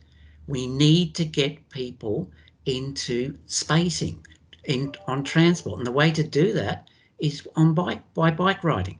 If you simply, and I support the idea of a pop-up bike or other initiative along Kingsford, along the Anzac Parade medium strip to the Kingsford terminal of the light rail. Yeah, but you don't address the actual concern that the Premier has. You're just going to funnel people out into Kingsford you're going to have the same problem. What the City of Sydney is doing is setting up a network of pop-up bike paths. One of them will be along Oxford Street. If we put into place one along Doncaster, and we do have prior consent, an agreement that we would put a separated bike path there. If we now put a pop-up one there, it will allow people to connect through Centennial Park to Oxford Street, and the same with Todman. That will allow links to the emerging City of Sydney network. People, we have to accept that COVID-19 is real. It will come back if we don't take sensible steps to address it. City of Sydney realises it. City of Melbourne realises it. Countries around the world realise it. There's no point in putting into place simply another line up to Kingsford. What do people do once they get to Kingsford? If you try and force them onto public transport at this time, with an expected and anticipated return of the COVID-19 spike, then you're going against the direction that the state government knows that it has no choice but to do, because state governments and the city councils around the world realise this is the only way they can get spacing on transport. Councillors, we go back to the statements that we had before. The COVID-19 has changed everything. You have to put into place sensible anticipations and pop-up bike paths connecting to the City of Sydney, meeting with the direction given us by the Premier and the Minister for Transport should be the way to go. Councillor Parker? I'll just flag that I'm happy to move the motion with an extra clause, an extra bullet point highlighting a north-south pop-up bike path along the Anzac Parade median strip as articulated by Councillor Andrews. Not remove Todman and Doncaster, yeah? I think that's what the meeting that we had of the bike path facilities that occurred a week or so ago, that was the... Oh, no, I'm just asking just so it meets the amendment or not, that's all. I think we need to stand for those because Bike East and the Bike Fraternity, they feel that these are important links that the City of Randwick should be putting and following. It's the consensus that's coming from and the direction from the bike advocacy groups. Can I just add, the Doncaster Avenue one has already been approved by council? It has. Right. We've approved it. We will be doing it. And the advantage of putting a pop-up bike path along it is so that we can test run how the permanent one will work. This is an opportunity for us to seize on this and explore how the bike riding fraternity will react and how we will encourage people to safely distance themselves during the pandemic. And the pandemic is not over. Councillor Parker? Am I right? Yes. So yeah. I've just got a follow-up question in regards to Councillor Andrews' amendment in relation to consider including additional capital works proposals in the draft budget for the Anzac Parade from Maroubra Junction to the South Juniors Kingsford. Just through you, Mr Mayor, to the relevant officer. Does that encapsulate a pop-up bike path, or is that envisaging a bricks and mortar bike path design and construction? We'll put that to the relevant officer or to the relevant officer. Oh, okay. I think it may be, or if I can clarify through you, Mr Mayor, to Councillor Andrews, what his intention was there, whether it is for a fixed separated route or the consideration for a pop-up style bike route.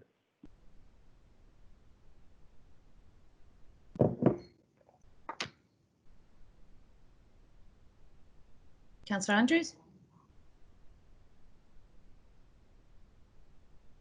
Councillor Andrews. Oh, yes, sorry. My intention is for it to be a fixed bike path.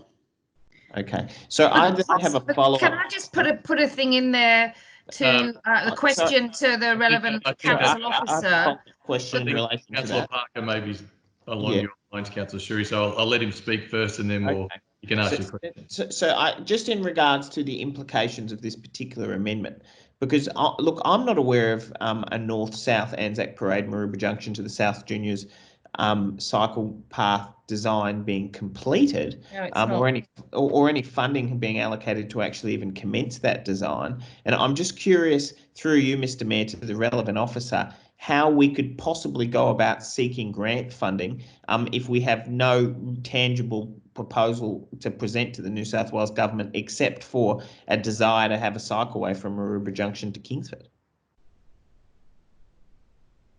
Mr Clark?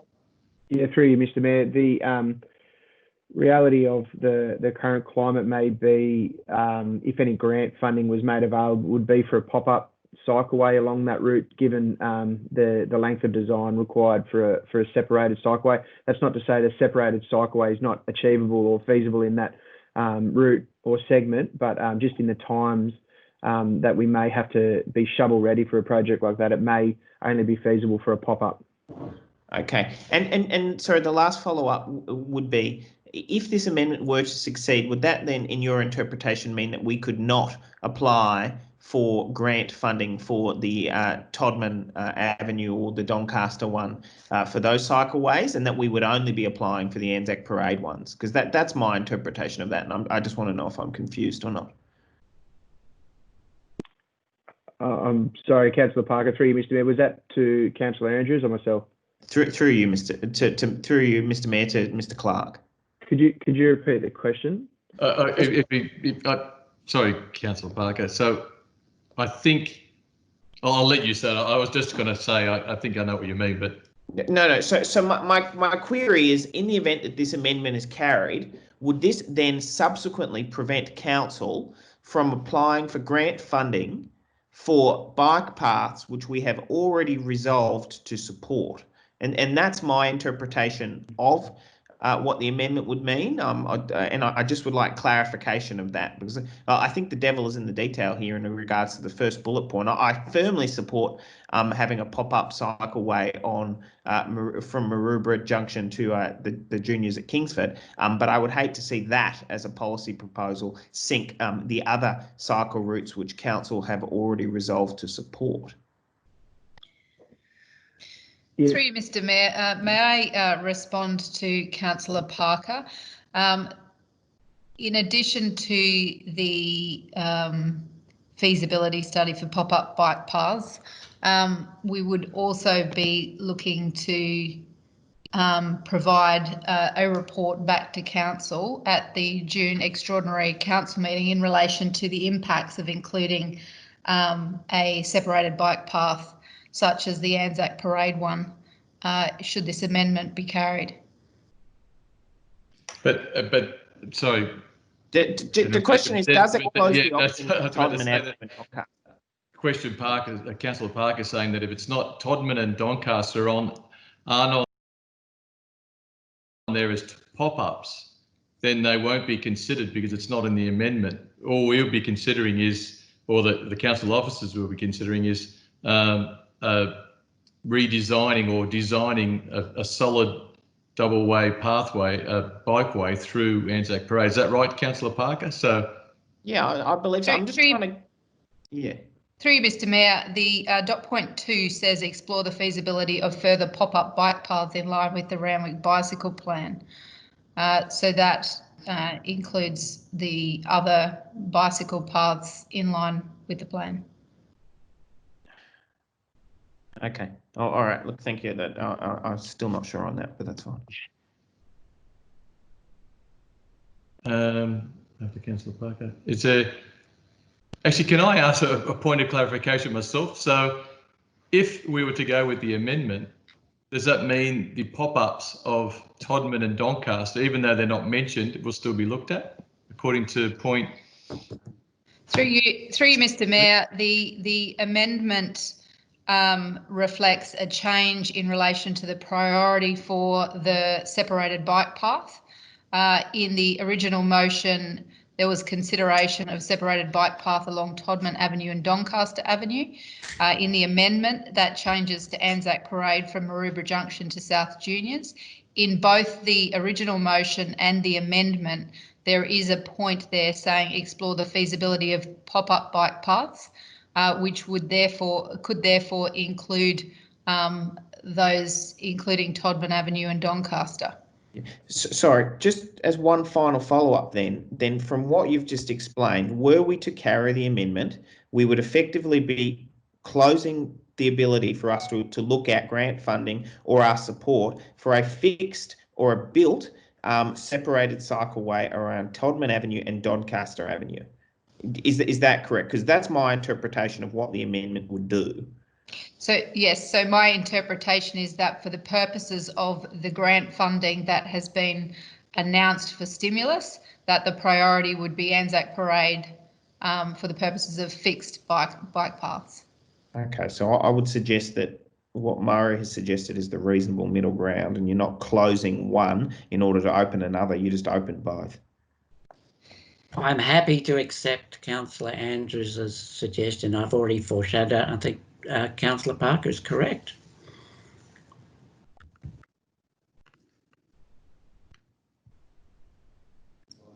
So, councillors, what I'll do is understanding as the General Manager has explained it, and correct me if I'm wrong, because I'll say it again just in case there is confusion. If we are voting on the amendment, then the amendment will be asking for grants on a fixed, I'll call it a fixed cycleway from Anzac Parade along from Maroubra Junction, without trying to get funding for pop-ups on Todman and Doncaster. So just for the point of clarification, is that right, General Manager? So before I put it. I'd just like to clarify the wording in both the motion and the amendment does not direct specifically to the grant funds, whilst it does note the Minister's declaration of funding. The relevant dot point is dot point 3, that a recommendation for funding options be presented to the June extraordinary meeting of council. So that would have staff considering a range of funding options, whether they be grant funds, whether they be developer contributions, whether that be reallocation of a capital works program, or whether that be loan funding. There are many options in regards to funding. So the nature of the motion is to explore and consider that, and you would receive a report and recommendation in line with the budget at the extraordinary meeting.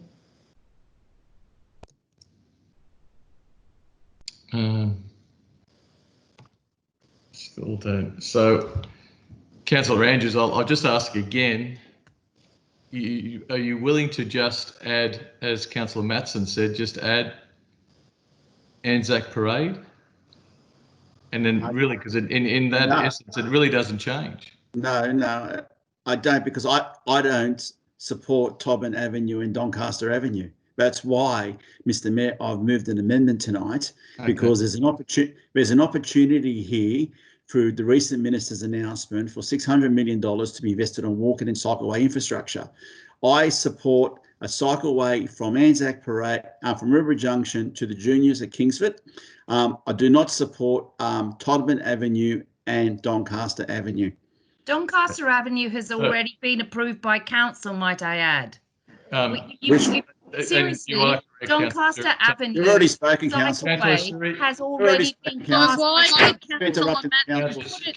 I'd like, excuse me, I haven't had a chance to speak. Councillor Veach, I haven't spoken on the amendment. I'm going to put the amendment, Councillor Veach, because I don't think we can go much further. So I'm just going to put it, and then we'll go from there. So all those in favour of the amendment, say aye.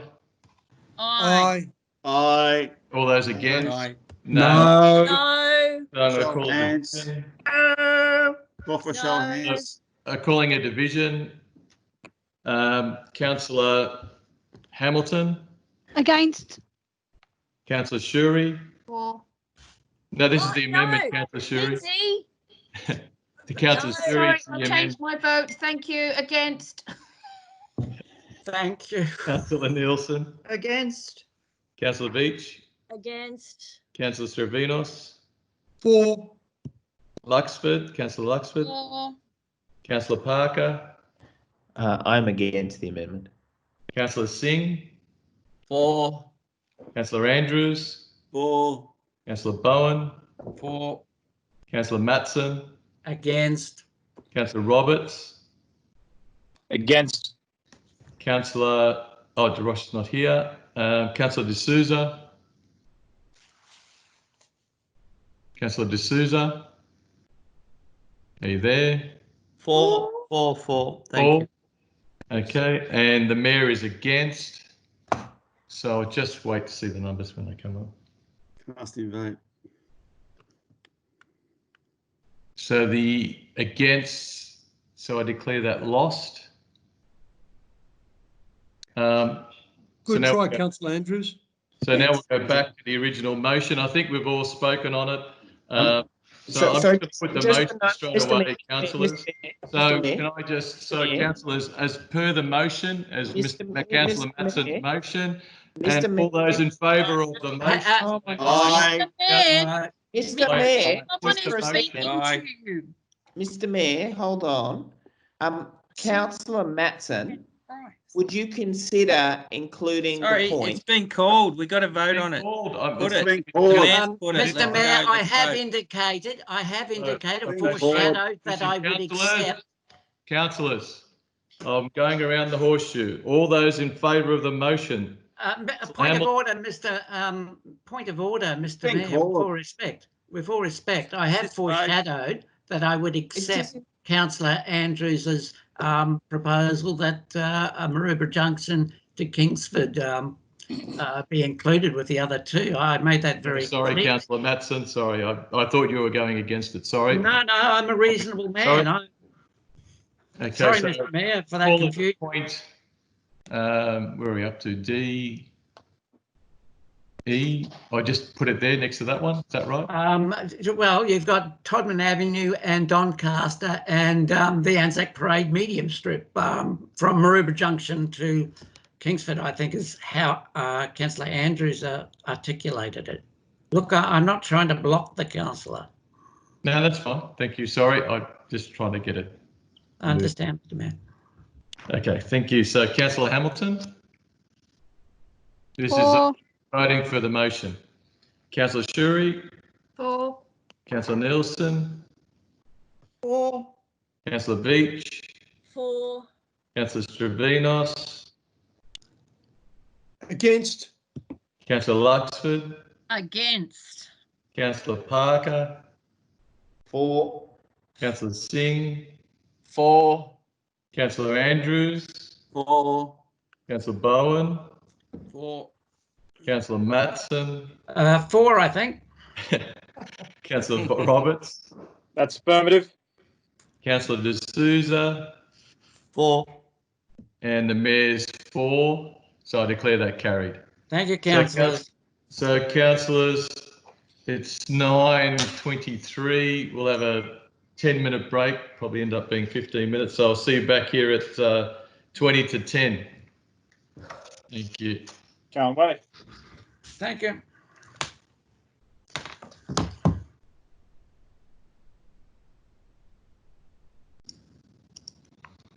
Hi, councillors. Thank you for coming back.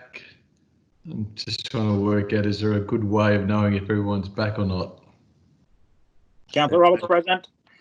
I can see Councillor Luxford, and that's all I can see.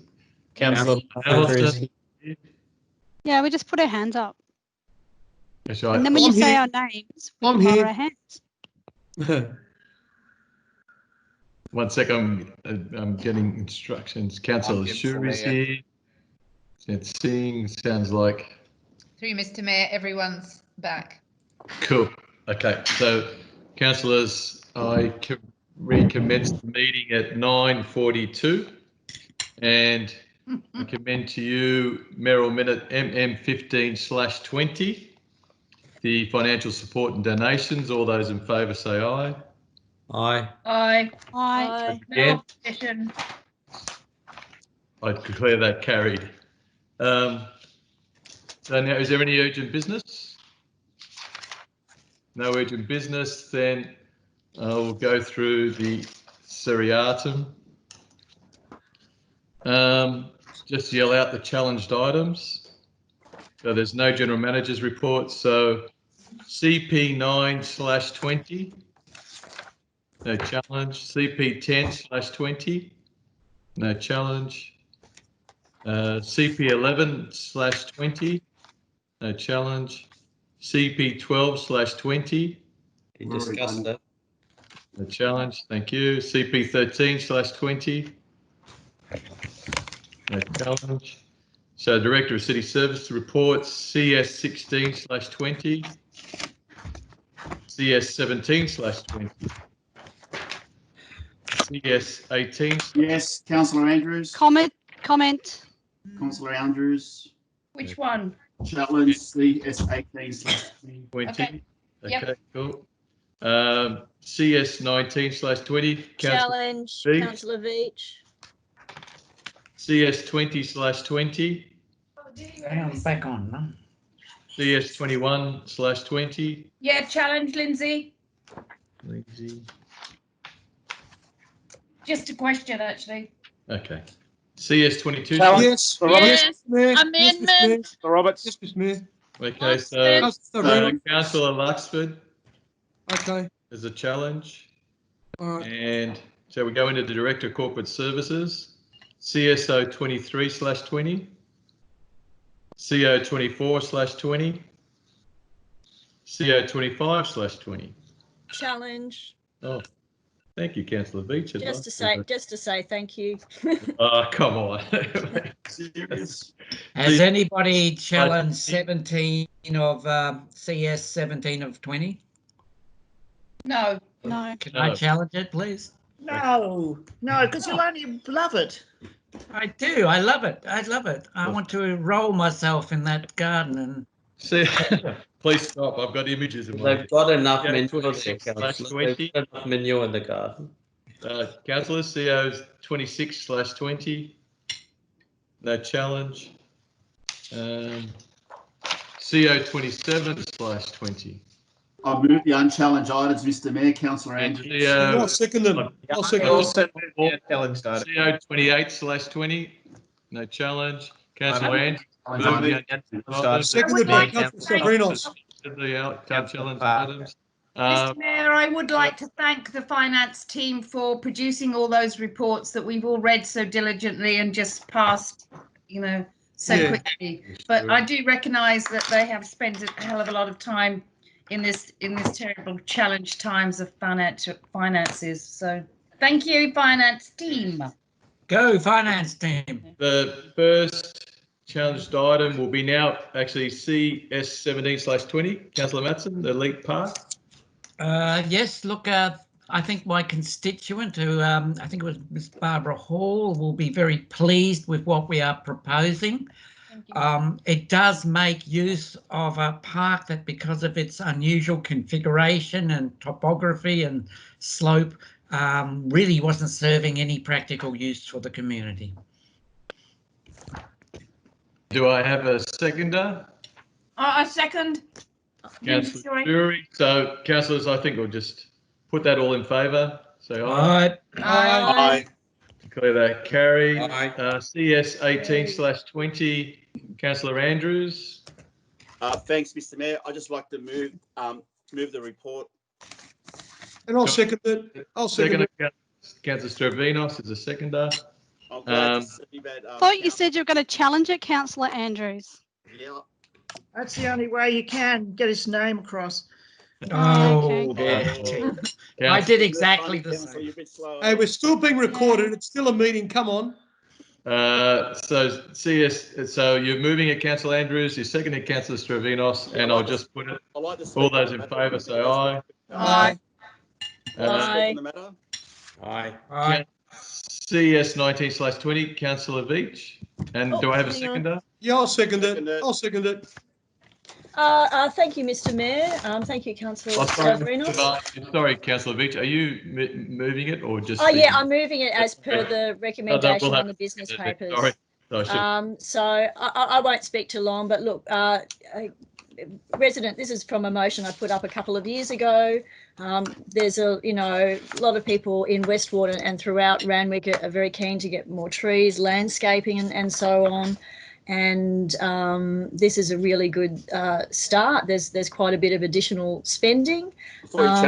I did speak to our Manager of Technical Services, Mr. Engineering, today, and I gather that there is going to be an online page for the Greening Randwick Committee, and residents there who would like trees planted will be able to go online and make those requests via our website. Obviously, as well as through councillors or council staff. So I commend the motion and I hope you can support. Councillor Stavrinos, seconder.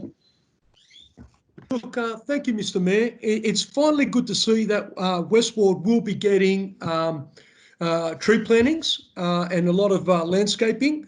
Over the years, I have asked, I brought a couple of motions forward in the previous term of council relating to putting in activations, public domain activations to try and improve the area, public domain, things like that. But it's good to see that we are getting more trees being planted and landscaping being planted in the area, because what it does, it actually deters illegal dumping of rubbish, and it makes people have a second thought. It actually brings pride to the area. So I think it's very important that we support these types of initiatives.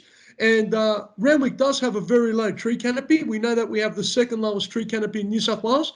So I think it's very important that initiatives like this are promoted by the council and that our residents do see that we are looking to try and improve on the status quo. So look, I'm glad that I've put my name to this report as a seconder, and I'll leave it at that. And thank you. Thank you, Councillor Stavrinos. So if I'm right, I've got Councillor Parker, Councillor Shuri and Councillor Luxford. Thank you. Correct. So Councillor Parker first, please. Sorry, say this again. In regards to what? Oh, this, I'm just looking at the hands up. No, I didn't want to speak on this. My apologies. Okay, so Councillor Shuri? It's a question through you, Mr. Mayor, to the relevant council officer, that the tree planting for the replacement of trees for the building of the light rail is not included in this plan. Is it? And I'm presuming that this is over and above the plan that we have for planting trees in West Ward for replacement trees. Through you, Mr. Mayor. So the report does note the 774 trees that are coming or proposed to come around July of 2020 from that light rail vegetation offset plan. So that is considered with the report. I think there was page 69 of the report noted there was 1,100 or thereabouts trees to be planted, and they obviously could fit only a couple of hundred in the designated spaces. So we get the benefit of the additional 774 trees. I can't comment on the specific location at this point in time, but in the next couple of weeks, I think we're going to get a bit more information as to the details around that 774. Thank you, Mr. Clark. Thank you, Mr. Mayor. Councillor Luxford? Yeah, just a question through to the relevant officer. The trees that are being planted, will we get a say on what trees they are? So through you, Mr. Mayor, council officers, generally will work in regards to the current policies for appropriate street tree installation. That's arborists, our horticultural arborists, will utilise that information to select a tree that's appropriate for whatever the soil species is of that or soil type is of the street, and then the surrounding environment. So there's no invasive roots obviously going through people's properties or the like. So I think the tree species has evolved over time, and we're getting suitable horticultural advice whenever we put a tree into a nature strip. Okay, thank you. So I'd just like to commend this and this motion of the what we are going to receive here in the West Ward. It's long overdue. However, I would like to hope that we do get a lot of native plants once, or native trees when this goes through, when the plantings begin. Thank you, Councillor Luxford. So, councillors, I'll put that. So, CS 19/20, all those in favour say aye. Aye. Aye. Against? I declare that carried. CS 21/20, which is Councillor Shuri. Yeah, I move the recommendation as per the business paper. Seconder? I'll second it. Councillor Nielsen, yep, sure. Well, I have a question through you, Mr. Mayor, as always, and at the risk of being shot down, I just wondered why bike paths hadn't been considered down this street, because I was at a couple of the community consultations that took place on this, and there was a great wish from the community for bike paths down this road, and I just wondered why that had been left off. Mr. Clark, are you able to answer me? I am. My apologies. Through you, Mr. Mayor. I think just in general, the lane width or the road width of Clovelly Road was not feasible for a full separated cycleway going down its entirety. It was competing with some of the other I suppose the intent of the consultation. We've seen landscaping, additional car parking, additional footway for shopfront dining. So it's not cycleway in terms of a complete separated cycleway has been ruled out, but cycle strategies in elements hasn't. So when we move into detailed design, we will look to how we can best incorporate that active type of transport in designs. So especially from what I've read myself through the consultation report, in uphill cycle, so that doesn't deter or slow down traffic going uphill. But in general, the lane width was too narrow, and parking would have had to be removed to implement a fully separated cycleway. Okay, thank you, Mr. Clark. Thank you, Mr. Mayor. Councillor Nielsen, would you like to speak on it? Only that I'm fairly happy with what's been proposed, but I concur it's a pity that we haven't been able to incorporate bike paths. And I'll just sort of point out the fact that it used to be a tram route, and normally tram routes are very sympathetic to bike riders because they have the nice winding curves and gentle undulation and so on and so forth. So I take the point that Mr. Clark's made, that the road isn't wide enough in various locations, but it would be really good if we could be a bit more proactive in terms of making it a lot more comfortable for cyclists along that road. Thank you, Councillor. So, councillors, I've just put that. So, CS 21/20. All those in favour, say aye. Aye. Aye. Declare that carried. CS 22/20. Councillor Luxford, you have an amendment. I'll second it, Mr. Yeah, Mayor. I'd like to move with an amendment, please. And I think the amendment is coming. There it is. Yeah. Oh, so I had an amendment too. That's right. Jumping around a bit. Yeah, is it there? Sorry, it's hard to read because it's so small. Oh, yeah. I struggle. Councillor Stravinos has seconded that one. Yeah. Yeah. Okay, beautiful. So I think it just speaks for itself there that we go along the lines of the chamber, proposal to assist them and to assist the businesses in the Kingsford area. I think that we would need to put on time parking to allow a flow of people through the area. So the actual amendments, time parking, is that? No. Wait, yeah. That there should be a, sorry, I can't read this when it's so small. The Kingsford, thank you. Oh, that's better. Oh, I'm getting sick. Yeah, to be consulted for new time parking plan in the Rainbow Street car park. Yeah. Because I think the current proposal has no parking limit. That's right. Yeah. Yeah? No? Yeah. That's correct. Yeah. I seconded this motion, Mr. Mayor, and thank you. Thank you. I'm going to cry, Harry. Sorry. So, anyone else would like to speak? Yep, I've got my hand up. Councillor Okay, Shuri. Got my hand up. And sorry, Councillor Shuri, just so Councillor Shuri, Councillor Matson, is that correct? Anyone else? Okay, go ahead. I just understand taking Mayor, from I've had my hand up, right?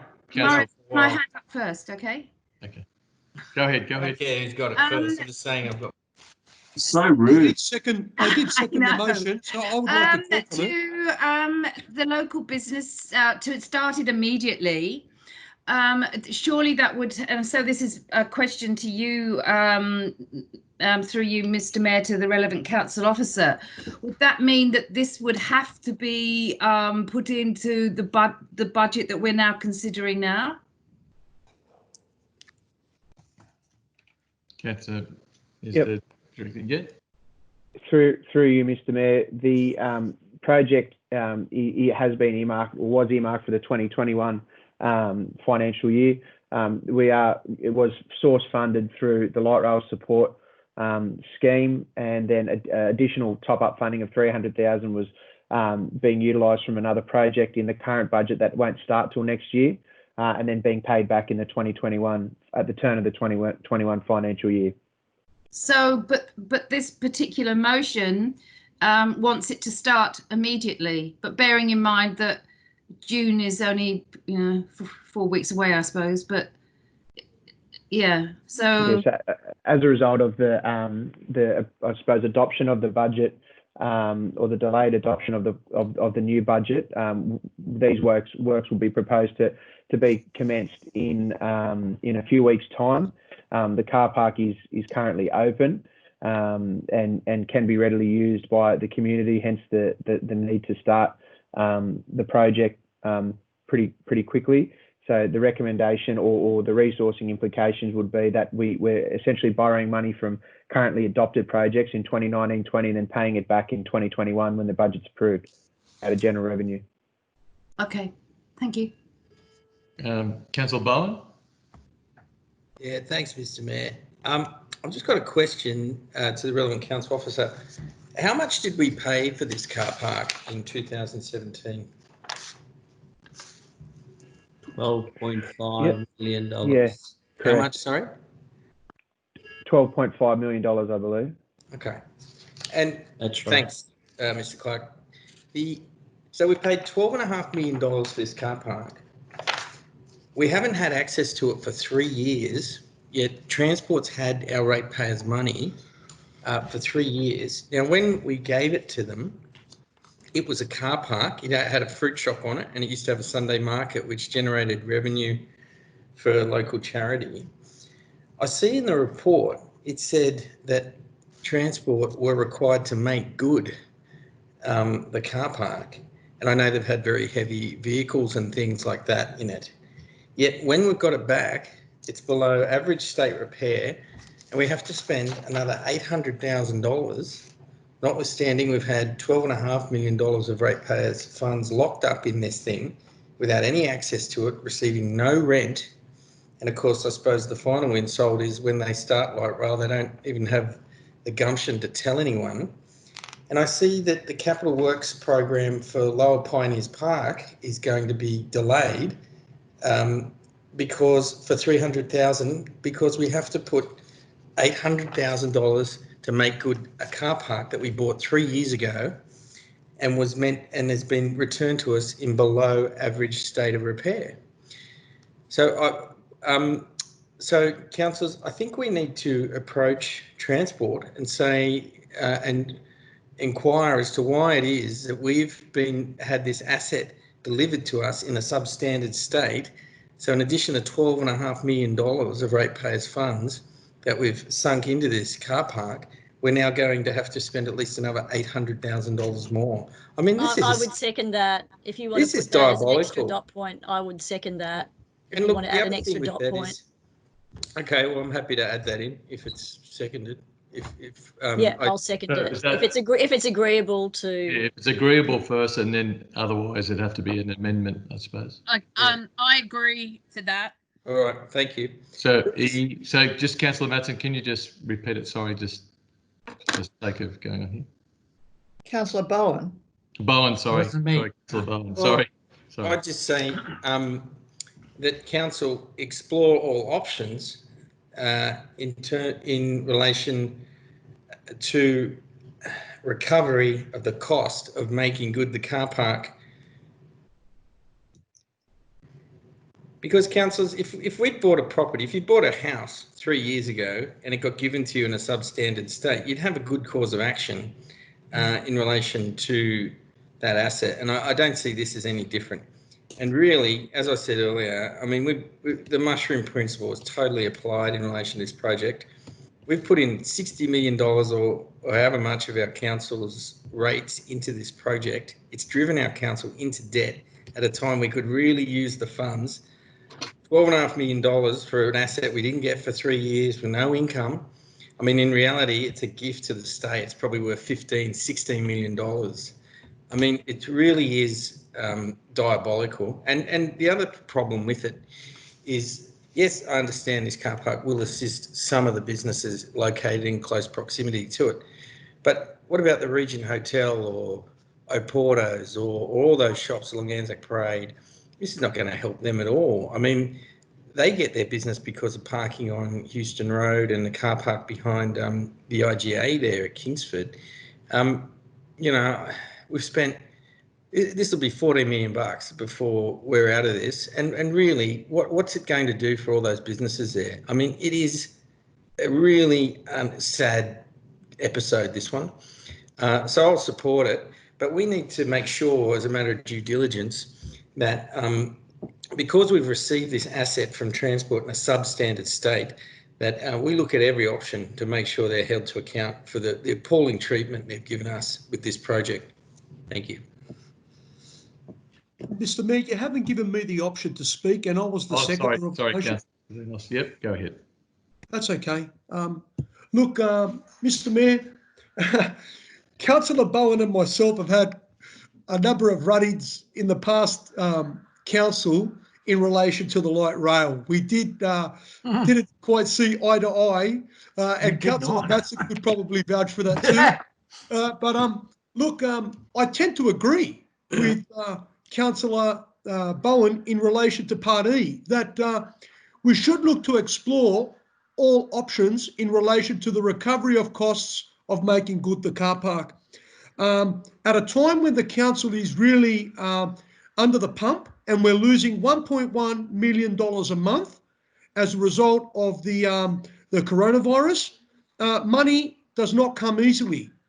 And for the council now to have to fork out $800,000 to remediate or to reduce the public liability for this site, it's a bit unreasonable and a bit unfair, particularly since we haven't occupied the site in well over 3 years, and we haven't really had the opportunity to do a proper dilapidation report to see how the site was back in 2017 in comparison to how it is today. But I am sure that with the heavy vehicles and the materials that were housed on the site, that there would be quite substantial damage that would have occurred over that 3-year period. Now, what I want to say is finally, after such a long wait, our council will now be able to utilise this prime location right in the heart of Kingsford. I would like to thank the Director of City Services, Todd Clark, for putting together this report, which outlines the importance of providing much needed car parking for the Kingsford Town Centre, and of course for the South Juniors. What I will say, yet the $800,000 that we are going to spend is excessive, but there is a plus side to it in that it will create or stimulate our local economy by creating jobs. And at this particular time, we need to create jobs for our local area. Now, back in 2014, I brought a number of motions to the council aimed at the lost car spaces along the Anzac Parade corridor. And our council, through our great planning, was not only able to reinstate over 400 car spaces through and good parking in Kingsford and Kensington, but now it will be able to retrieve a further 146 car spaces at the Rainbow Street site. At a time when small businesses, including pubs and clubs, have been forced to shut due to the lockdown, it's vital that as a council we provide all the support we can to local businesses, whether it be in the form of projects like this and providing parking, or waiving fees and charges, or by providing community activities through public domain activations. I was surprised to read over the weekend that 1 in 4 businesses will not survive the shutdown caused by the coronavirus pandemic. And to me, this paints a very sad picture, particularly for those who have put their hard work and money together to try and make a better life. This is why it's vital that council do whatever it can to try and support Kingsford and all businesses across our city. More importantly, the report talks about our obligation as a council to address the issues relating to public liability. And I think it's important that Part E, we really examine that, because there is going to be a public liability. But I guess the fear that I do have is how quickly can we examine these options without having any public liability issues being raised as a result of the car park now being open. So if we're going to act on Part E, we really need to do it quite promptly, because the last thing we want is for council to be out of pocket in relation to public liability issues. I'm very happy with what's been proposed, and I'm sure the council, the Kingsford Chamber of Commerce, will also be happy, along with the South Juniors Club. And it's vital and important that they be given the opportunity to have a say as to the time parking plan and the signage, so that people know that the car park is open and that it's available there for parking. And I will go a step further and say that this area can be used for community events and other activations in Kingsford going forward, as long as there's availability there. So look, I'm happy to support it. And thank you very much, Todd, for putting together a very comprehensive report, and I urge my fellow councillors tonight to support it. Thank you. Yeah, councillors, I'd like to just ask the Director of City Services. City Services, I was about to say City Planning, sorry. What were the conditions of the transfer back then back to council? Were there anything stipulated or? So, yeah, so through you, Mr. Mayor, in the lease that was adopted or endorsed in 2017, there was a condition to make good. So the condition that we purchased the site in, the asphalt of the car park was already in that below average state of repair. And that was for the majority of the site that wasn't occupied by their compound. They, I believe, demolished the 2 buildings that were on site originally. They've been returned back into a sort of a clean slab level. They have completed at the sign off. So 2nd of April, the lease expired from which we gave the site to Transport for the site compound. We did do it with multiple walkovers prior to handover. They repaired a lot of drainage works below ground, which does keep the cost down, even though the cost may seem excessive already. But the cost is to make the car park brand new, and that unfortunately at the time the lease wasn't stipulated. They weren't obliged to make the asset new. It was just to repair. And on the consideration of the dilapidation information that we did have, they to date have completed the task that we've asked.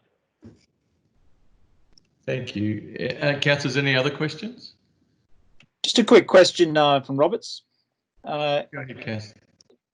Knowing what we paid for it, is there an estimate of what the current undeveloped value of the land is now, and what it potentially would be worth if developed? Not at this stage, or not that I.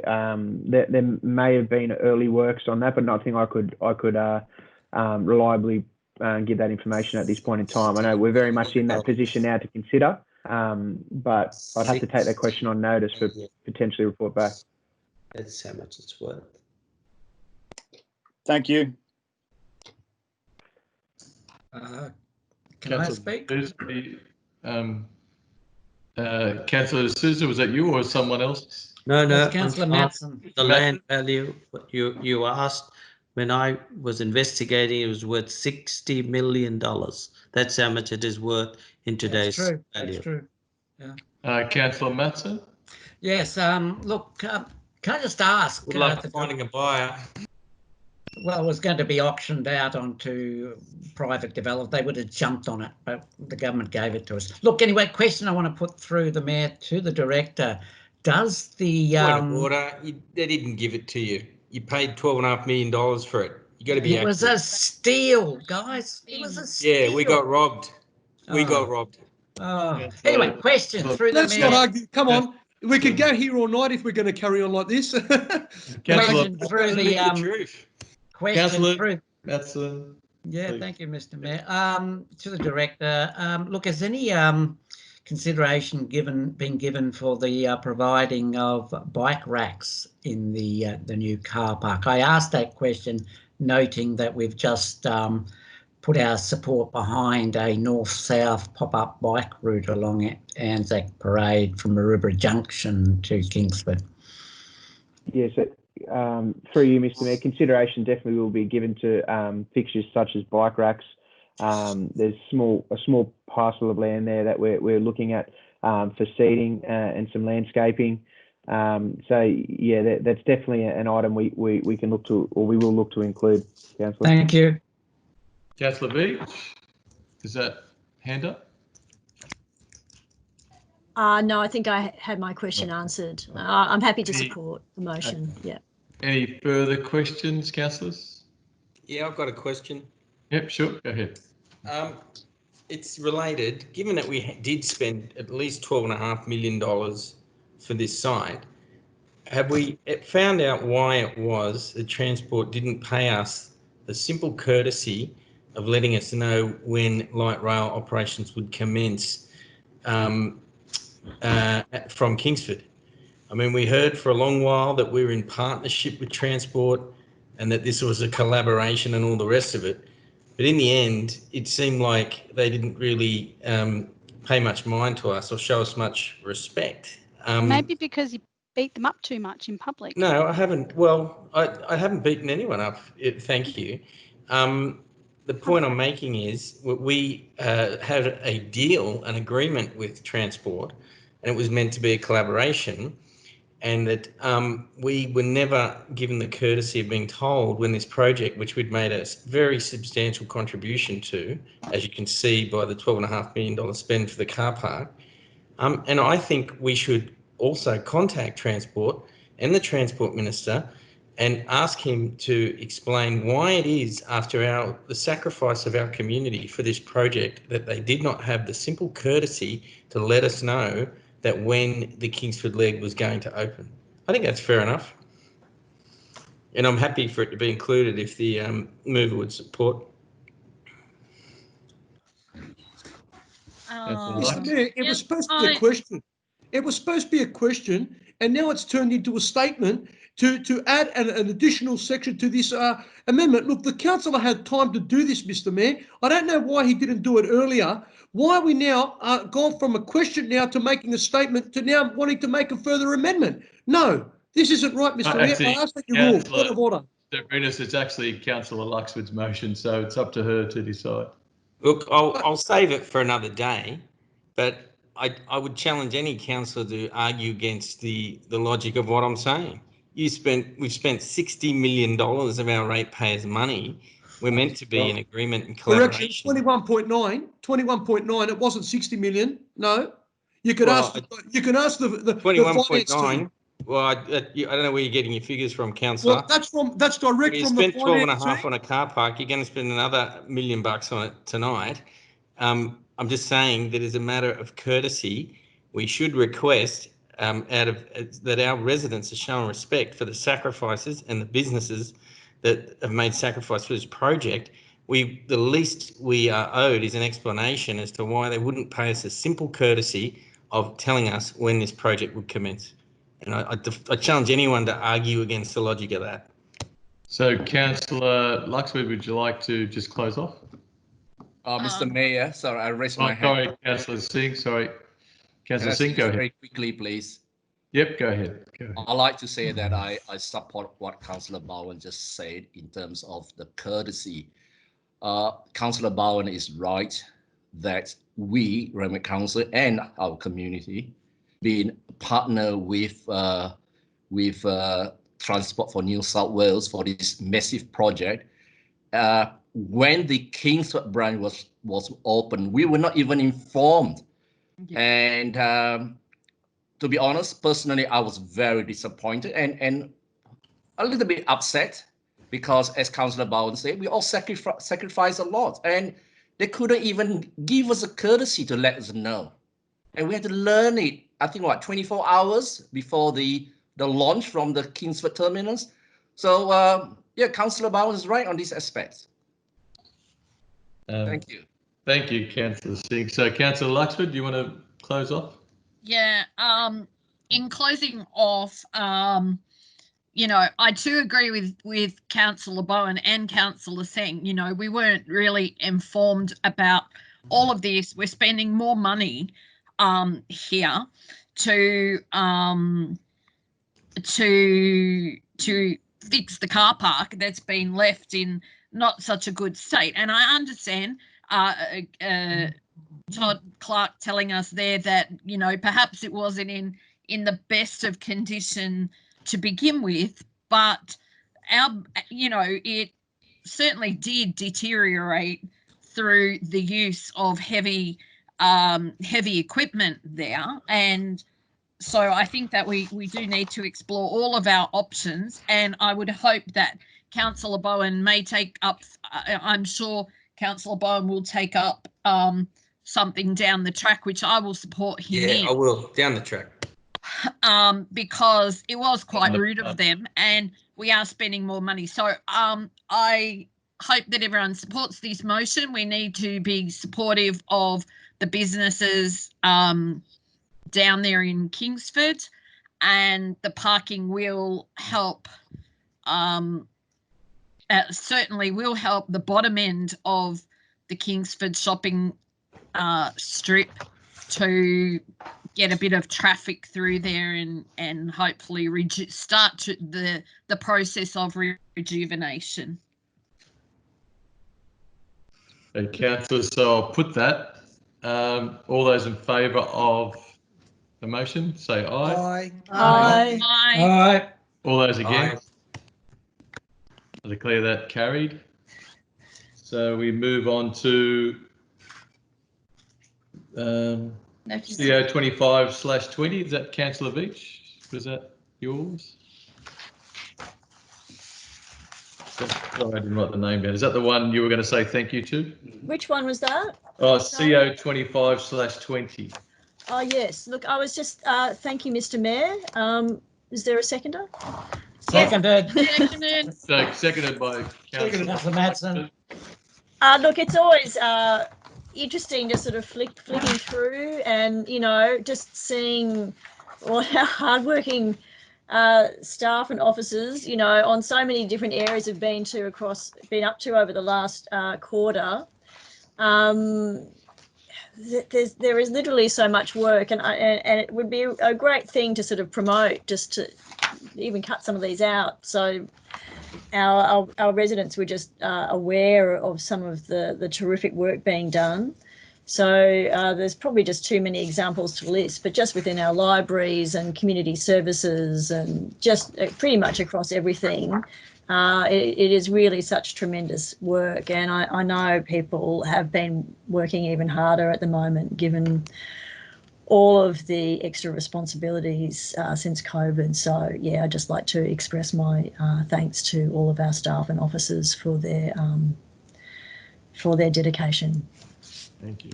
Councillor Matson? No, I'll just maintain my rage silently. So I'll just put it Well then. said, Councillor. All Thank you. those in favour say aye. Aye. Aye. Declare that carried. So now we move on to the motions of notice.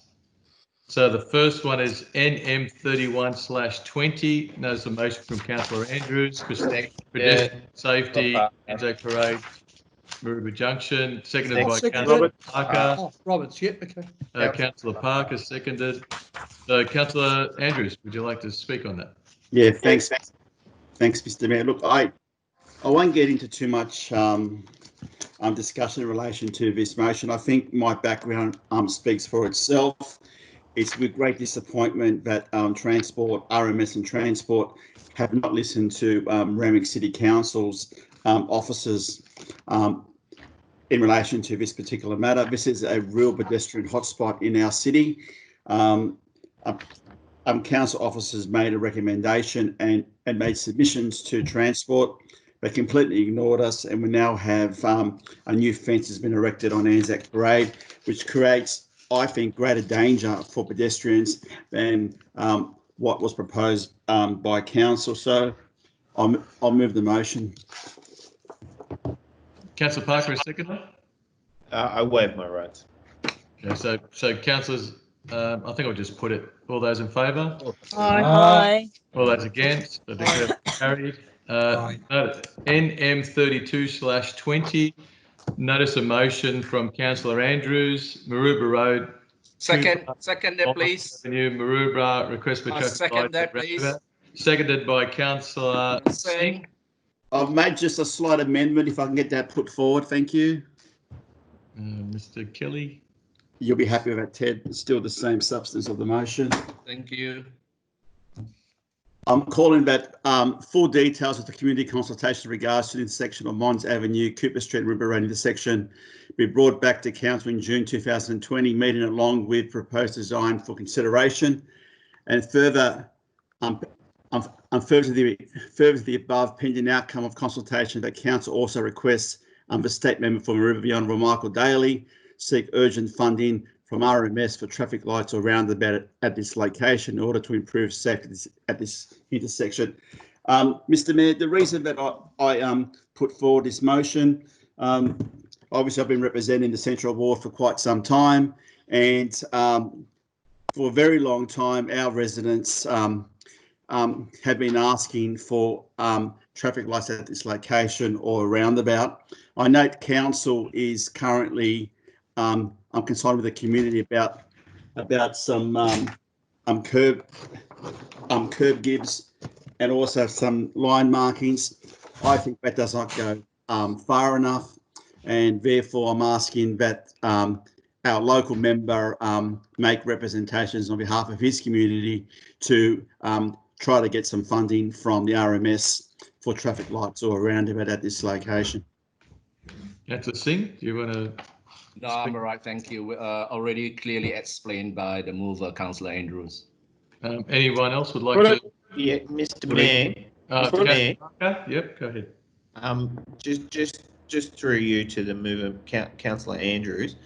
Could I suggest a point B, the addition of the words at the end of it, further to the above, pending outcome of consultation, that council also requests a state member from Maroubra seek urgent funding from RMS traffic lights or a roundabout at this location in order to improve safety at this intersection, subject to a recommendation from the Maroubra road study.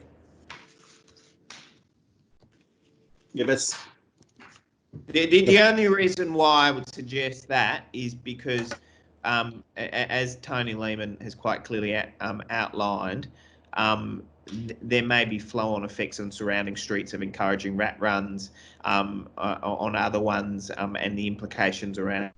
Maroubra Road is a very strategic route. You put lights places, people avoid it, they go into residential streets, and I think council has been very prudent to allocate funding to look at the whole of Maroubra Road holistically, and it would just make sense for the advocacy of lights or a roundabout to occur, subject to that actually being something which the route study and the traffic experts actually recommend, because we don't know that yet. That's accepted. Andrews, accepted? Mr. Mayor. Okay, so councillors, I'll put that. So all those in favour say aye. Aye. Against? Declare that carried. So motion pursuant to notice number NM 33/20. Notice of motion from Councillor Andrews, proposed pedestrian safety improvements to Malabar Road and Maroubra. Thank you, that's my ward. No, it's not. Yes, it is. Someone would like It's to right on the boundary. It's on the boundary. On the boundary. On the boundary. And the boundaries as in the old saying. But so, Councillor, it's a seconder, please. I'm happy to second it if nobody else, Councillor Singh here. Oh, all right. Councillor No problem. Yep. You do it, Councillor Singh. I'm happy. Thank you. Yeah, Mr. Mayor, this motion stems from a Maroubra precinct request. The precinct committee moved a similar resolution on behalf of the precinct. I'm putting this motion forward tonight for investigation. Thank you. Councillor Singh? I'm right, thank you, Mr. Mayor. Okay, so councillors, if there's no further discussion, I'll put it. All those in favour say aye. Aye. Aye. Against? Declare that carried. Notice the motion for Councillor Andrews, beautification of Maroubra Junction Town Centre, NM 34/20. Councillor Parker seconded. Councillor Andrews. Mr. Mayor, I asked that the matter be put. I think it's this motion has been around for quite some time. I actually put this motion before I saw the budget. I said the budget now includes a study for Maroubra Junction, but it's taken 8 years to get this brought forward, and I'm quite pleased for it to happen, and I look forward to this beautification works being carried out in the near future. Yeah, thank you. Councillor Parker? No, look, I won't. Okay. Am I right? So councillors, I'll put it. I just got a question, Mr. Mayor. Oh, sorry, Councillor I just got a question. Go ahead, Councillor Barr. Yeah, thanks. It's to I think the Director of City Services. Just further to some of the work that's gone on at Maroubra Junction in relation to the RTA work, the fence and the no standing zone that's been put in there. I think Councillor Andrews was touching on in the last motion. I noticed the car park in the middle seems to have a lot of the access points have been wired off, and like all the old sort of style post and rail fencing. It looked quite nice that we've got there, but probably does need a tidy up. But it's all the access points have been wired off. Is that our land, or was that us or RTA? Because I think it's confusing people, you know, sort of wandering around the car park, not being able to exit the car park area. So, yeah, if you could fill me in on that, Todd. Yep, through you, Mr. Mayor. Councillor, those works were conducted with the pedestrian fencing by Transport for New South Wales. So the idea of closing off those entry and exit points from the median car park was an attempt to control pedestrian movements, similar to the fence on the other side. So again, we expressed some opposition or willingness to come up with a better solution, and hence I suppose the intent of Councillor Andrews' motion tonight. We'll go back and have a discussion with Transport about some alternatives in line with that specific example you provided. Yeah, thank you, Mr. Clark. Because I think, to be honest, I think it's a liability. Like, you know, someone won't see it, walk into it, fall over. So it's a really sort of bizarre sort of solution they've put in there. So yeah, I thank you for that, Todd. It's those brains at Transport New South Wales, Tony, isn't it? That name just keeps popping up all night. Any other councillors wish to speak on? So I'll just so I'll put it. So councillors, all those in favour say aye. Aye. Aye. All Aye. those Aye. That carried. So that one's been done. That one's been done. 6. So notice a motion from Councillor Veach. Second, please, Mr. Condolence motion for Jack Mundy, NM 36/20. Seconder is Councillor Luxford. Councillor Veach. Thank you, Mr. Mayor. Look, I think the whole of Sydney and Australia united to pay tribute to Jack Mundy when he passed away earlier this month. You know, I guess, you know, there's not that many people out there that these days you would refer to as a legend, but and it's not a word I would normally apply to to anyone, but I think it's a title that he deserves. The green bands, which he and his colleagues at the BLF, the Builders Labourers Federation, introduced in the 1970s, in conjunction with communities groups, starting with a group of women actually in Kelly's Bush to protect Kelly's Bush and Hunters Hill, became the start of a movement that saw well over 40 green bands in place in the early 70s. And I think over 150 different sort of buildings and places saved. It's interesting that the one of the most famous bands which was in the Rocks, you know, was started at the instigation of the local residents. They're all working class people who'd lived there for generations, and they were going to be kicked out to make way for high-rise buildings. And this is a quote from Jack Mundy. Again, the authorities said they were going to use scab labour. In response, the BLF stopped all its Sydney workers. Over 5,000 builders' labourers marched down to the Rocks, where residents had holed up in the houses to prevent demolition. The Rocks is still there today thanks to that.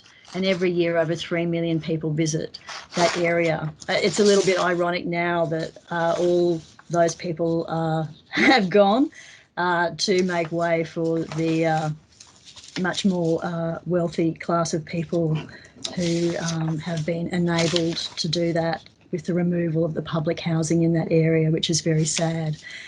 Closer to home, I'm sure you're all very well aware that he helped to save Centennial Park. In addition, it says it here, in addition to the Rocks and Woolloomooloo, he saved Glebe from being turned into expressways. Centennial Park, they had proposals for to turn it into an Olympic sports stadium as part of an Olympic bid. East Lakes, there were built areas in East Lakes that were also saved, and I know Ron Hernig made reference to that recently as well. Victoria Street in King's Cross, Surrey Hills, Ultimo, Opera House Fig Trees, State Theatre, Pitt Street Congregational Church, Colonial Mutual, National Mutual, ANZ Bank Buildings and Martin Place, as well as historic buildings in Bathurst, Wollongong and Newcastle. This was before the Environmental Planning and Assessment Act was introduced by Premier Rand in 1976, and this really was what saved all those buildings before that legislation was introduced. But it was a real moment in Sydney's history, which Randwick is very much a part of. The motion is really to consult with some of the other councils and Judy Mundy and Unions New South Wales to,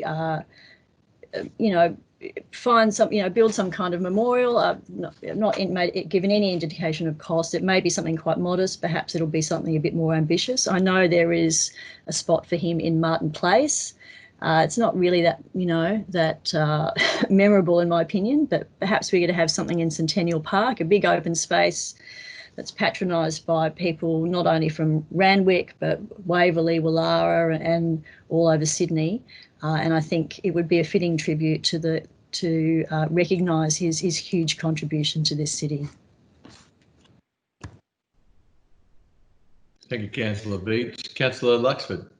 Yeah, I'd like to commend this motion. I think Councillor Veach has said a lot there. We don't need to go over, but I would like to just share my experiences of Mr. Mundy, as he was known to me as a young girl growing up in the 70s.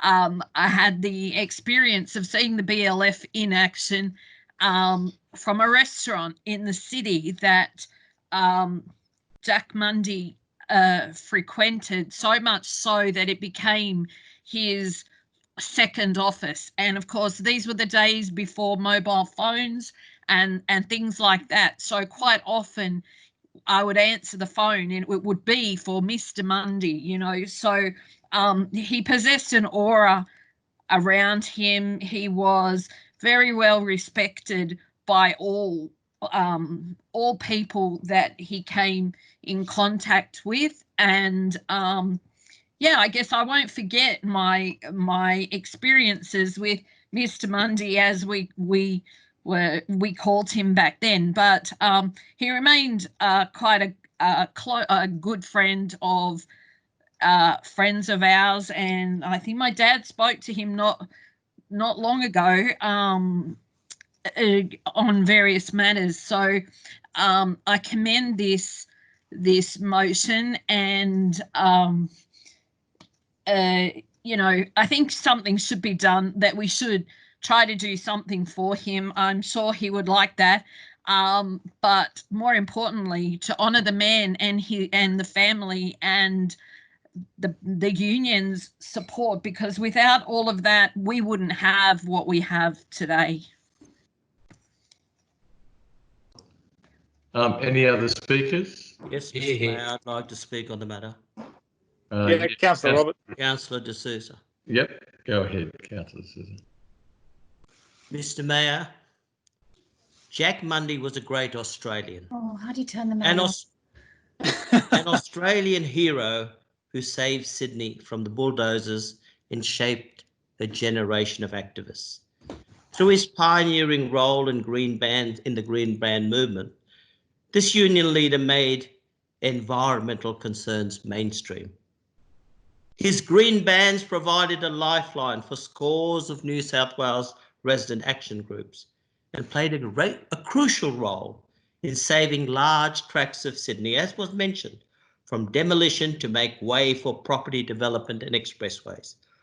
As Councillor Veach, and I commend her for her motion, and Councillor Luxford have pointed out, this great Australian helped Sydney to retain much of the inner heritage of the rocks, Woolloomooloo, Darlinghurst, Glebe.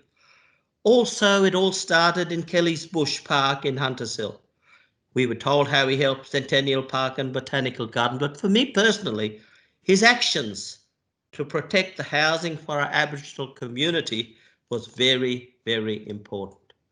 Throughout the 1960s, Jack Mundy led thousands of militant builders, labourers in courageous and dangerous campaigns, and people forget that, for better working conditions. At that time, labourers were poorly paid and conditions were very unsafe. Through the union's actions, concrete pours were stopped until basic demands were met. I commend this notice of motion, as I said, to honour Jack Mundy and remind this council and others of the hard work of the union movement to protect workers' rights and win them safer working conditions. I'll conclude with a hymn that was very close to Jack's heart. When the union's inspiration to the workers' blood shall run, there could be no greater power anywhere beneath the sun. Yet what force on earth is weaker than the feeble power of one? The union makes us strong. And Jack was here today. This is what he would say: solidarity, comrades. Remember, the union makes us strong, and always be true to our beliefs. Equity, social justice, and a fair go for all. How Australian is that? Yeah, Councillor Roberts. Councillor Roberts, go ahead. Thank you, Mr. Mayor. I too am very thankful for Mr. Mundy's efforts, particularly in saving the rocks and other historic places in the city of Sydney. I've just got a few concerns about why Randwick should be leading this. It says initiate discussion, and most of his good work was done in the city of Sydney, I believe. I could be corrected. I'm happy to be corrected, but the city of Sydney is not even on the list to be have a discussion with. All it is just the 3 eastern suburbs councils and other organisations.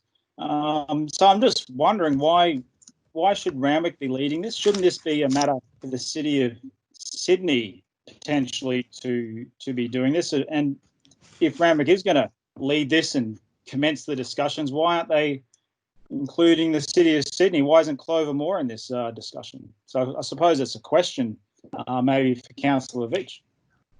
I guess I'm happy to add City of Sydney. I've got no problem with that. I think I didn't include it because there is already a little area in Martin Place, which is called, I think, Jack Mundy Place or Mundy Place.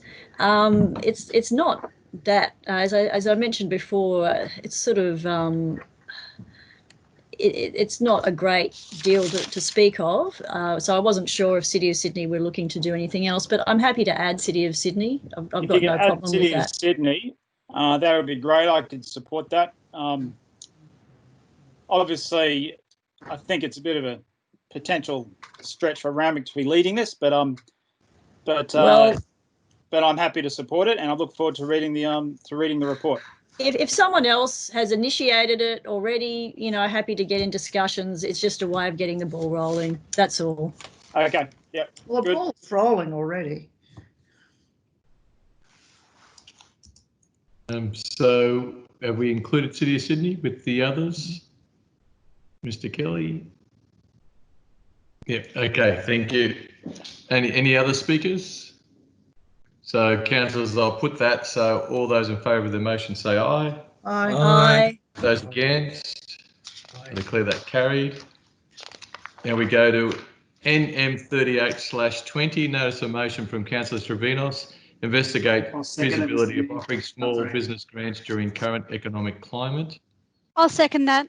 Councillor Andrews, seconded. Look, Mr. Mayor. Sorry, Councillor Trevinos, I'm just okay. the seconder. Hamilton. Yeah, I'll second that. So Councillor Hamilton, sorry. Thank you, Councillor Hamilton. Thank you, Mr. Mayor.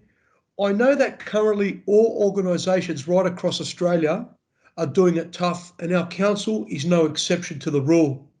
So what I'm requesting tonight is for a report to be brought back to determine if, as a council, we are able to provide assistance to small businesses through a grants program similar to the one being run by the City of Sydney. Now, I know that our council is providing assistance to businesses by waiving outdoor fees, but that only applies to 148 businesses in our LGA.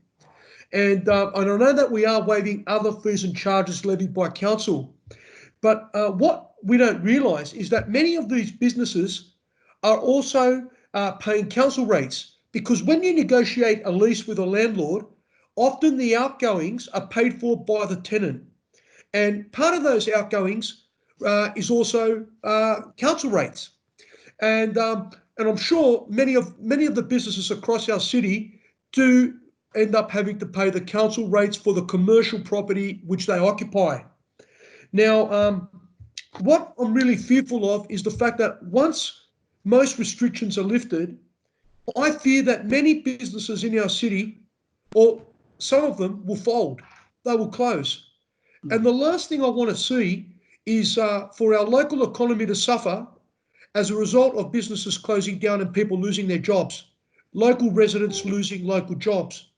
Now, if council is able to provide some sort of assistance, I know the City of Sydney have a program whereby they've limited it to businesses with a turnover of under $10 million with less than 20 staff. And what they're doing, part of the grants that they're offering stipulate that the money has to be spent either on rebranding, going online with e-commerce, professional development and training, or for capital expenditure in the form of equipment and other bits and pieces that they could utilise in their business.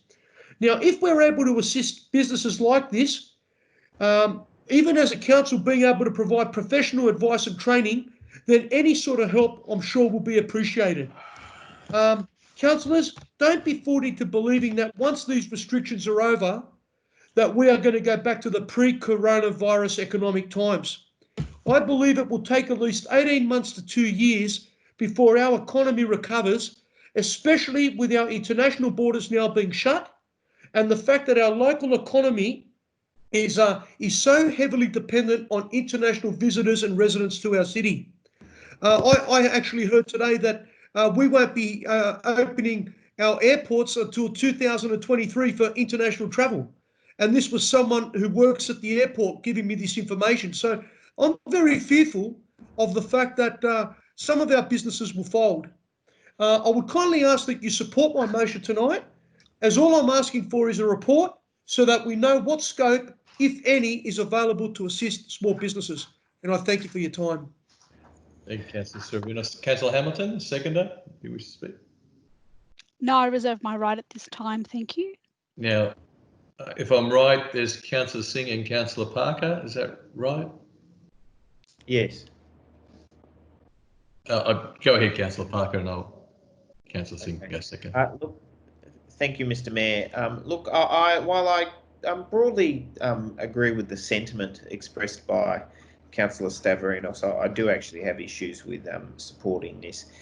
The first is in regards to the scale and the generosity of what could potentially be envisaged. The City of Sydney has an annual budget of about $1.6 billion. It's 10 times Randwick, while larger, not a significantly larger resident population, and the City of Sydney is offering $10,000 or grants of up to $10,000, which I note is of a similar level of generosity. The state government grants, which are being proposed. I mean, look, if we were to offer 1/10 of that level of direct assistance, I think it would not nearly hit the side for local businesses who are suffering, but would have a major impact on our budget bottom line. I also note that we have we've all now had our budget briefings in regards to what is coming up. I won't go into the detail of that, but I actually think from a stimulating our local economy perspective, we've got the balance right, because what we've actually proposed is to prop up a lot of our capital investment and investing directly in jobs through building programs and propping up our budget that way. I also note that we've already passed a package of $2.3 million, and yes, it has the waiving of fees, interest on rates and charges being waived for businesses that are in council-owned properties, they're also having their rents waived for a period of time. So look, I actually think while the sentiment is good, I prefer the approach which is currently being proposed. One, because I think we get more bang for our buck. Our community is able to see a product at the end, which is a capital project, but more importantly, that actually provides real life stimulus for the local economy. We're supporting local construction projects, local tradies, and while yes, giving direct cash injections to businesses might look good, I think it would be embarrassing for council to be offering a pittance up to businesses who are suffering right now when we could more better spend that money elsewhere to actually support them. So look, I actually think this is something which, well intentioned, would be a nightmare to implement. We would have to go through and do a robust assessment to be making sure that the right businesses are getting it, and we're not just handing it to ones who are doing completely fine. And as an approach, I just think there is a better way to do it. So no, look, I don't support this particular motion. While I think the sentiment is there, I just think there are so many better ways that we could be supporting our local businesses than a cash handout, which would essentially be a drop of water in a very empty bucket. And we should really be looking at better ways to support our local community. And I think investing in capital projects is the way to go. Thank you, Councillor Parker. Councillor Veach, you've got a question? Yes, thank you, Mr. Mayor. Just a question to the relevant council officer. How many small businesses do we have in the Randwick LGA? Does anyone have a rough figure? It's around 11,000. 11. Through you, Mr. Mayor, I'd have to take that one on notice unless the Director of City Planning has that figure. Okay. We'll have to take that on notice. Thank you. Thank you. Any other questions or comments? Yes, Mr. Mayor, I'd like to speak on the matter, please. Councillor Sue. Yep, go ahead. Thank you, Mr. Mayor. Mr. Mayor, when we look at the motion, the intent says investigate the feasibility of offering small business grants. It's about investigation, not about giving or handing out money like Councillor Parker speaks and as pointed out. There is nothing wrong in investigating how we can implement programs where our community can benefit. When you're in small business, especially at these challenging times, any handout would be helpful and useful, whether it be in a monetary way or if council can consider discounting as it has on charging fees and other ways. This is all Councillor Stavrinos is asking for, an investigation, because he's a compassionate, caring councillor who's also an accountant. He sees the pain. He sees the suffering. He wants us as a community to do something about it. What is wrong with the intent of this motion? It isn't about spending like a drunken sailor, but it's about investigating how we can help those that are most in need at this particular time because of the virus and other constraints which don't enable small business to work and fulfill its optimum. That's what we're talking about. Thank you, Mr. Mayor. Councillors, anyone else would like to speak on it? So I'll just put it then, councillors. All those in favour say aye. Aye. Aye. All those against? No. No. No, so I'll have to do it. Corporate I'll have a division. division. Yep. Yep. So, Councillor Parker, do you have a question or? No, I just don't take my hand down. That's all. Oh, okay. So, Councillor Hamilton. For. Councillor Shuri. Against. Nielsen. Against. Councillor Veach. No. Councillor Stavrinos. For. Councillor Luxford. For. Councillor Parker. Against. Councillor Singh. For. Councillor Andrews. For. Councillor Bowen.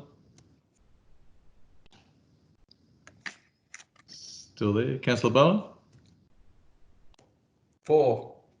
Yes. Yep, sorry. Councillor Matson? Against. Councillor Roberts? For. Councillor D'Souza? For. And the mayor is for an investigation, so that's carried, I assume. Yes. So I declare that carried. And Thank you, councillors. Thank you. Thank you very much. Thank you. Apparently, we've worked out there's 13,200, 465 small businesses. Yeah, it was 11,000 the last time I asked. It's multiplying. Multiplying like rabbits, councillor. That's right. So councillors, now we go into closed session.